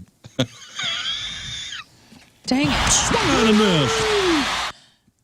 No, I got where you're going. Thank you. Michael was not steady on his feet. It was hard to understand when he talked. Been charged with disorderly intoxications. There you go. From lovely Lady Lake, Florida, 38-year-old Michael Dubberly. You are today's Headline Hooshe. When I said, "Oh, Scott," was that like real disappointment there? No. Scott. No, I knew that was not a home. I think he thrives on Scots. Oh, Scott. That's nitrous. Fuel. Yeah, that's What nitrous. burns my shoes, man. That's nitrous fuel to young King Scott. Oh, Scott. Breaking news. Facebook and Instagram are down. I don't know what I'm going to do with myself. I'm out of here. Golly, jeepers. I was getting ready to post an Eagle call, too. Like, I'm not being funny. Like, I have an Eagle call that I put out on our Twitter. But where will you post it? Rafe was about to post a picture of his dong, but that's out That's now. what broke it. Great. He was uploading, and Zuck was like, absolutely not. No. The world cannot handle this. Zuck got cucked. By me. Well, good luck, everybody. Thank you. All right, one final break. We'll come back, wrap her up. Hi, I'm Rizz from the radio, and I've been playing guitar for about 10 months now. And that means I'm ready to teach you how to play guitar too. Are you ready to learn some fine licks? Well, I want you to take classes at the Rizzuto of Fine Music. In no time, I can get you playing like this.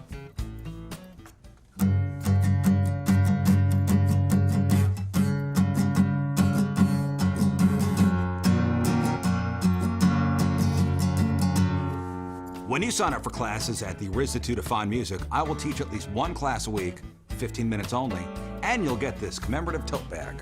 Achieve all your dreams. Learn how to play guitar. Yes, fine licks like this. So you've been making house payments for years, right? And right now, you know that your home value has never been higher, which is absolutely amazing. So you're sitting on a small fortune in equity. And that cash it's awesome. That could be used for your retirement, solve your financial burdens, let you travel, whatever you want. But the catch is you're not ready to move. Well, there's no problem. You don't have to move. With Truehold's Sell and Stay Lease Back program, this is a genius financial strategy. You sell your home to Truehold while its value is high, and you bank the equity in cash now, and you stay as long as you like with an easy, affordable lease. And Truehold pays property taxes, insurance, and maintenance. Truehold, they unlock your wealth without uprooting your life. So get a Truehold offer now while your home value is still high. Call 1-855-300-9993 or visit Truehold.com. The smarter, faster way to cash out without moving out. That's Truehold.com. Ever found yourself in the middle of your daily deuce and thought, I wish this was funnier? Today's your lucky day. Welcome to the Number 2 Show. I'm your host, Rafe Williams, stand-up comedian, plus-size male model, and co-host of the Rizzuto Show on 105.7 The Point. What is the Number 2 Show? Well, it's me on the toilet talking to you on the toilet, just like it sounds. In each episode, we'll plunge into riveting topics that'll have you rolling in the stall with laughter, so much so that it might freak out whoever's sitting next to you. But I say, hey, lean in and make a friend. Sometimes it's just me. Other times I'll have interviews with special guests. Not now, obviously, dumbass. This is a promo. I'll also have musical performances. Ever heard of tiny desk concerts? How about tiny stall concerts? I'd like to see those nerds over at NPR try that. Is this a genius idea? I don't want to toot my own horn, but you're goddamn right it is. Enjoy the Number 2 Show, and don't forget to wipe.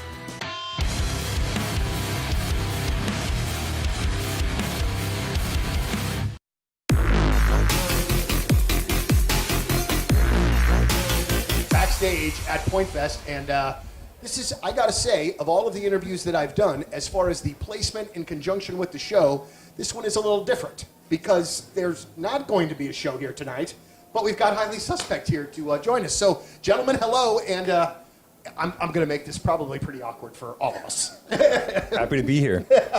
Grateful to be here. Well, it's absolutely wonderful to see you guys again, and it has been a spell since we have heard new Highly Suspect music.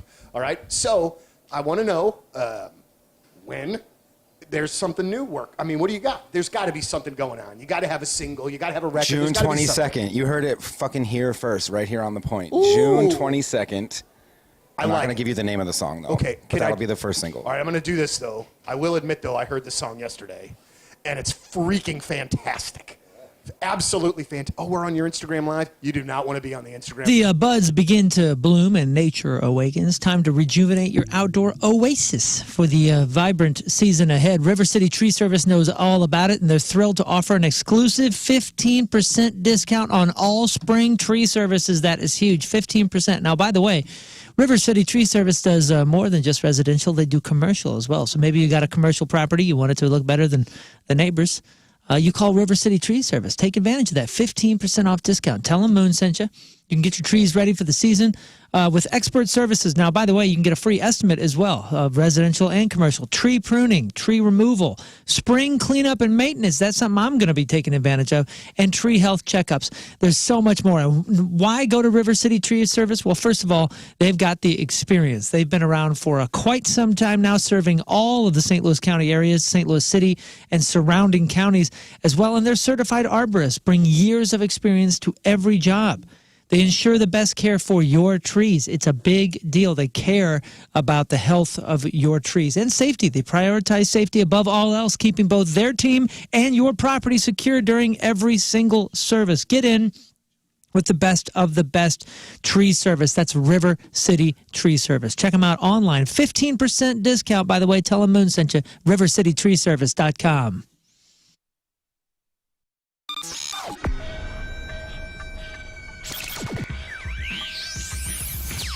All right, it's Rizz. It's Jeff Burton backstage at Point Fest with Eric and Jeff from Stone Temple Pilots. All right, how you doing today? Good, how are you? You seem like you're like a morning radio show where you're all A amped lot up of- on caffeine. Did you know I do a morning radio show? do? Yeah. All right. And a lot of cocaine. Yeah.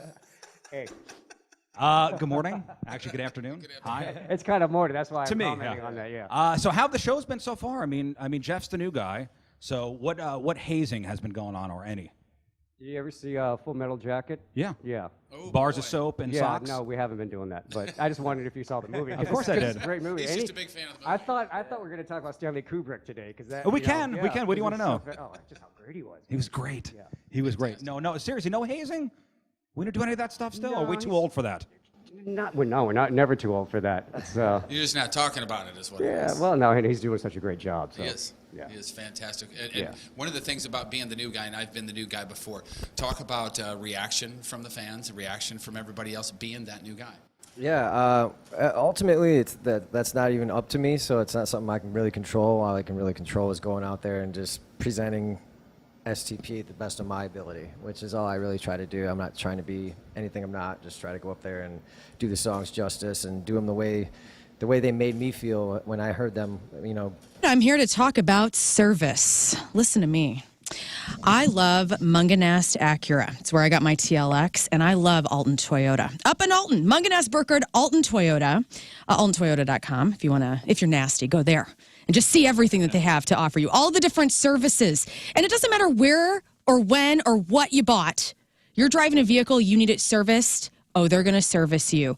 Brakes, batteries, cabin air filters, engine air filters, oil filters. Oh, you need an oil change? Guess what? Alton Toyota, they can change it for you. Parts Center, and let me tell you something, the service that they are going to give you that you're going to receive, the best. While you're there, Jamie Burkhardt, who is the main guy at Alton Toyota, he oversees everything, all right? He's the head guy. when you go to Alton Toyota, get your oil change today. Tell them you heard about it on the Rizz Show. Lern told you to get up there. Say, I want to talk to Jamie while I'm waiting to be serviced. And he will come out there. He's a great guy. He's going to tell you all sorts of great stories. There's also a weirdo line that is designated for you, the VIPs. Write this down. 618-539-2288. Again, 618-539-2288. Get serviced. I want you to get the best service. AltonToyota.com.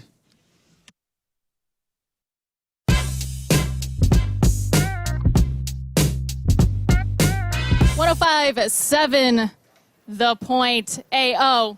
Let's go.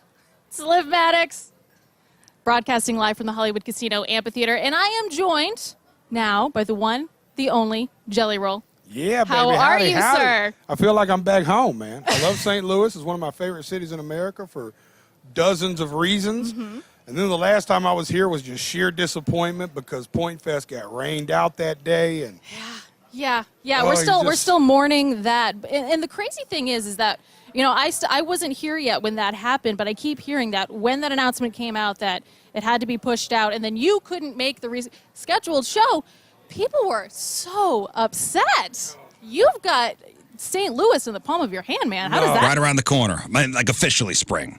But the weather's been nice, and pretty soon you're going to be seeing those engagement photos, or maybe you're even walking to the park and you see an engagement happen right in front of you. Yeah. Ah, how magical. And you present her with the ring, and then you see disappointment. Yeah, the last thing you want is to see, is to have that moment, and you take some photos and all that, and you realize, why isn't she really sharing any photos of the ring? Right, because she's embarrassed. Why isn't she talking about the ring to all of her friends? Well, let me tell you something that's pretty much guaranteed. You go to Moritz-Royce, everybody's going to know about that ring. Everybody's going to see that ring. Everybody's going to hear about that ring until they're annoyed that they don't have one from Moritz-Royce. Moritz-Royce Jewelry, I'm telling you, it's a shopping experience like you get no other place. You make an appointment, go up to the big, tall office building right across the street from the Galleria, 15th floor.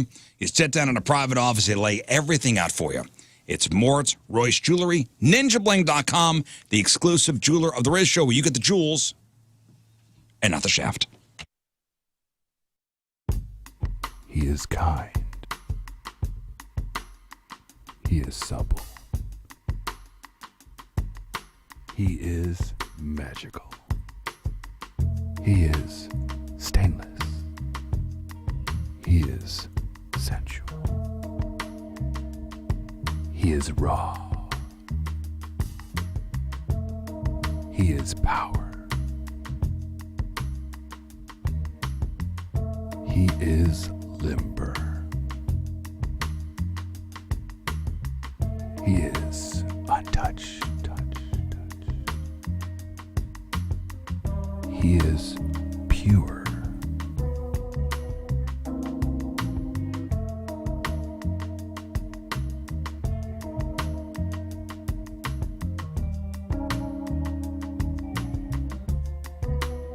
King Scott Extra Virgin Royal Oil. Maintain your purity.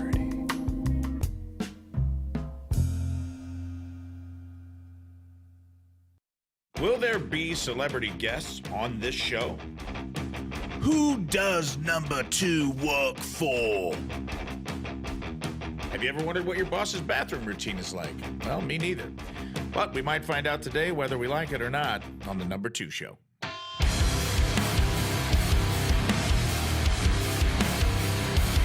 In the wild ecosystem of the workplace, there's a unique species we've all encountered and have to navigate. The boss. Ugh. Just as David Attenborough would guide us through the behaviors of lions and gazelles on the African plains, let me take you on an office safari.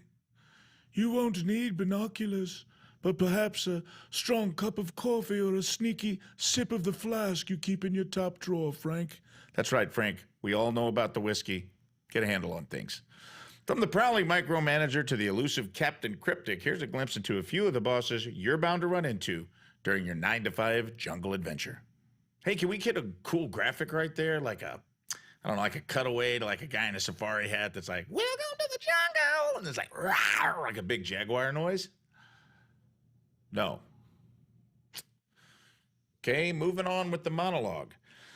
The micromanager from hell stalks your every click like a digital big brother. If they could, they'd probably control your mouse pointer from their office. Personal space? They ain't never even heard of it. They want to camp out in your ass like it's Yosemite. The ghost boss. Paranormal edition. Woo! Sightings are rarer than Bigfoot, but their cryptic midnight emails haunt your inbox and are damn near as blurry and unclear. You may never see them, but their passive-aggressive notes are proof enough that the truth is out there. Woo! The parent boss, but not really. They drop outdated slang, dab unironically, and think that TikTok is a brand of smartwatch. They're hip, they're cool, and they're dying to tell you a dad joke that will toe the line of getting HR involved. In a world where your boss could be a friend, a foe, or a complete enigma, navigating the workplace becomes a dark comedy in and of itself. Each day is a roll. Work on our New Year's resolution, even though it's March. You know, if your resolution is for self-care and building your confidence, well, Parkrest Plastic Surgery is here to help you out. It's their mission to provide the highest level of care to help you achieve your cosmetic goals with natural-looking results. They offer a wide range of expertise to patients seeking aesthetic improvement. Dr. McGuire, Dr. Kaplan have both treated patients from all over the world. Both have helped lead vital clinical research that's helped lead to major changes in the plastic surgery industry. People still travel from all over to be treated by Dr. McGuire and Dr. Kaplan right here in Creve Coeur. How about a mommy makeover? Any combo of breast and body surgery. Help a body recover from the after effects of pregnancy and breastfeeding. Laser hair removal, hydrofacials, permanent makeup, radiofrequency microneedling. They do all that stuff at Parkrest Plastic Surgery. Book yourself an appointment. ParkrestPlasticSurgery.com, ParkrestPlasticSurgery.com.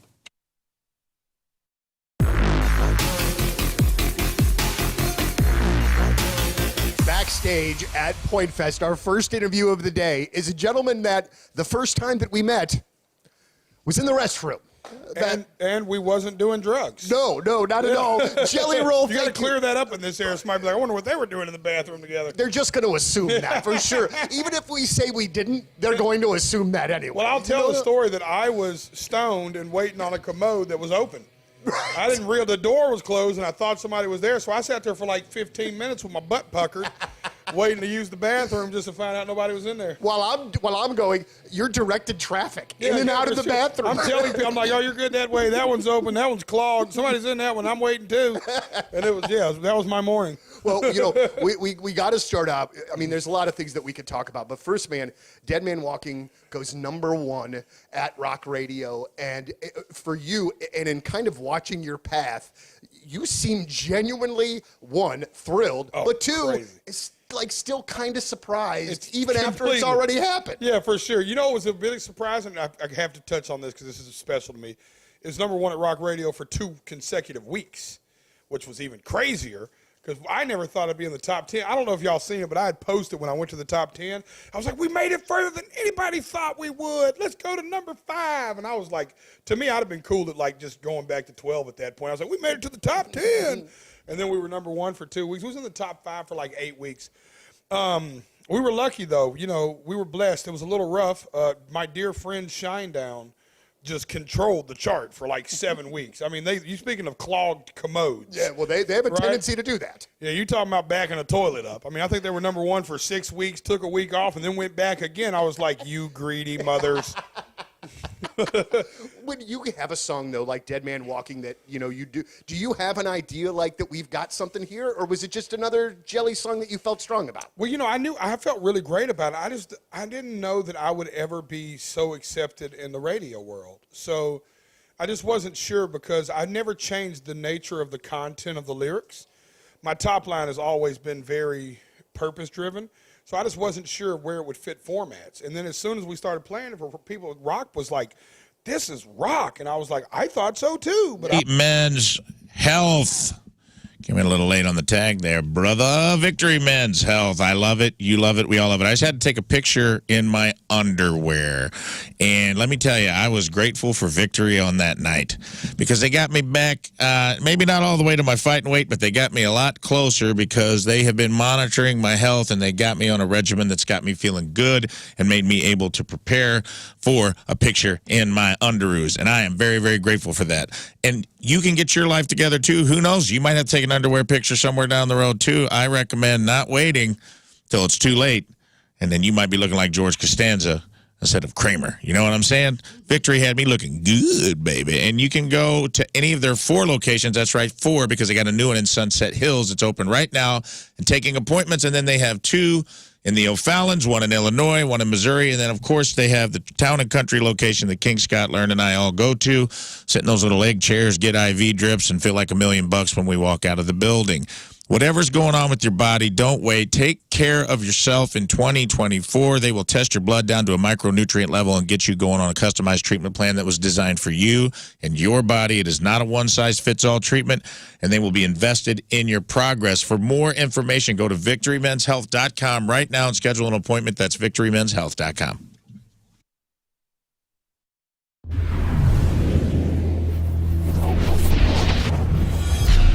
So here we are, our very first Ho-Ho show of 2017, our Christmas show. You will be our first band that we will see, 2/3 of Biffy Clyro. Gentlemen, how are you?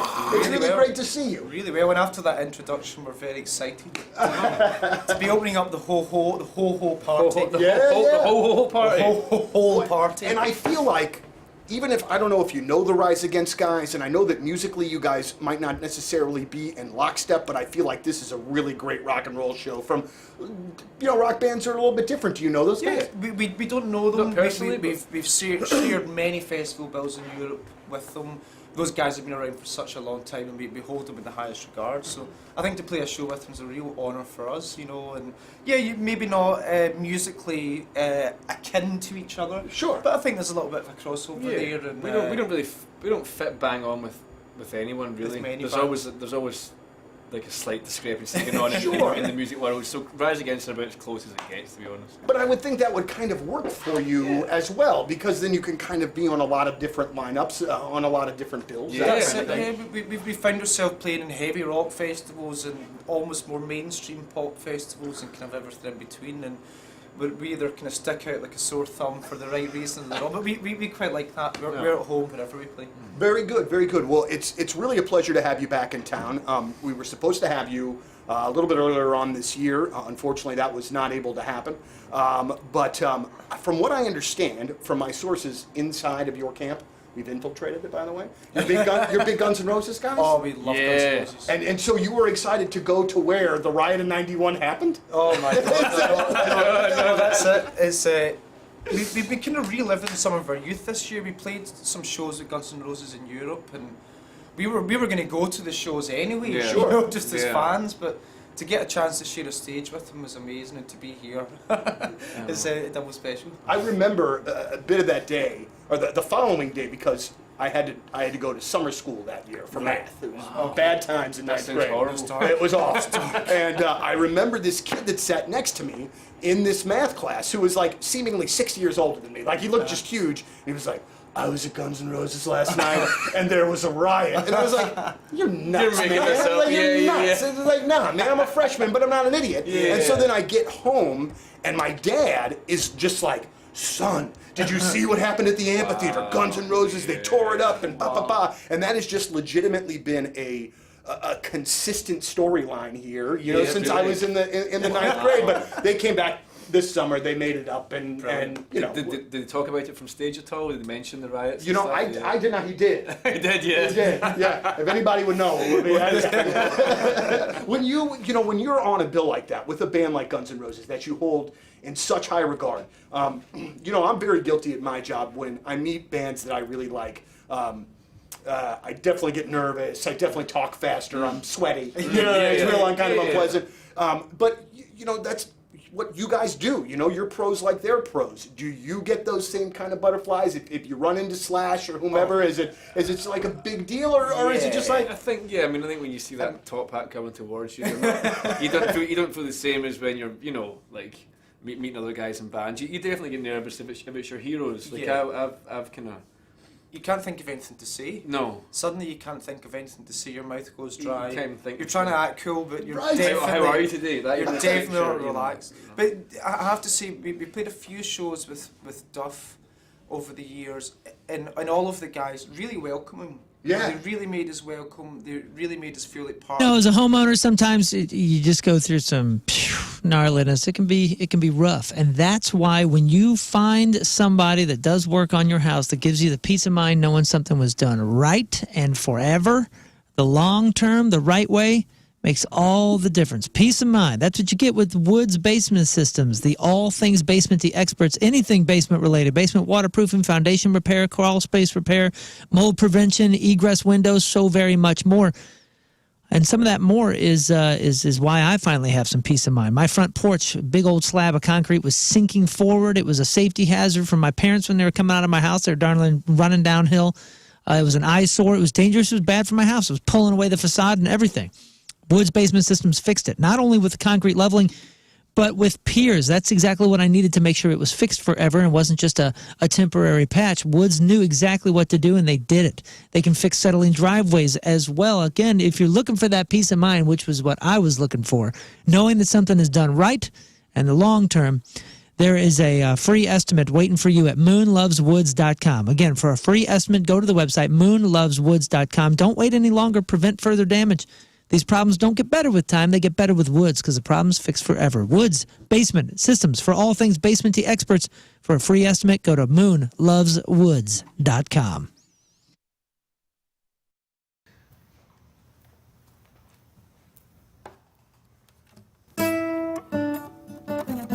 For us, Donnie Fandango is next. Thank you all for tuning in.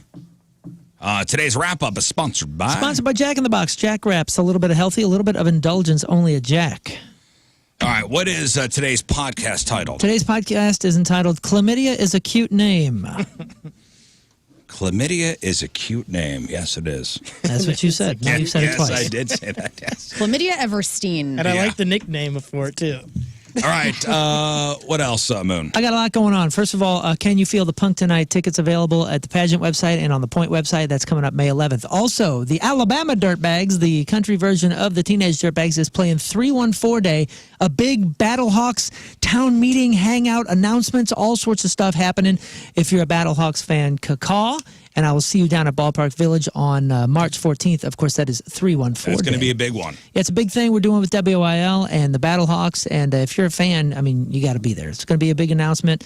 Coach is going to be there. A whole bunch of people from the league are going to be there. The Rock?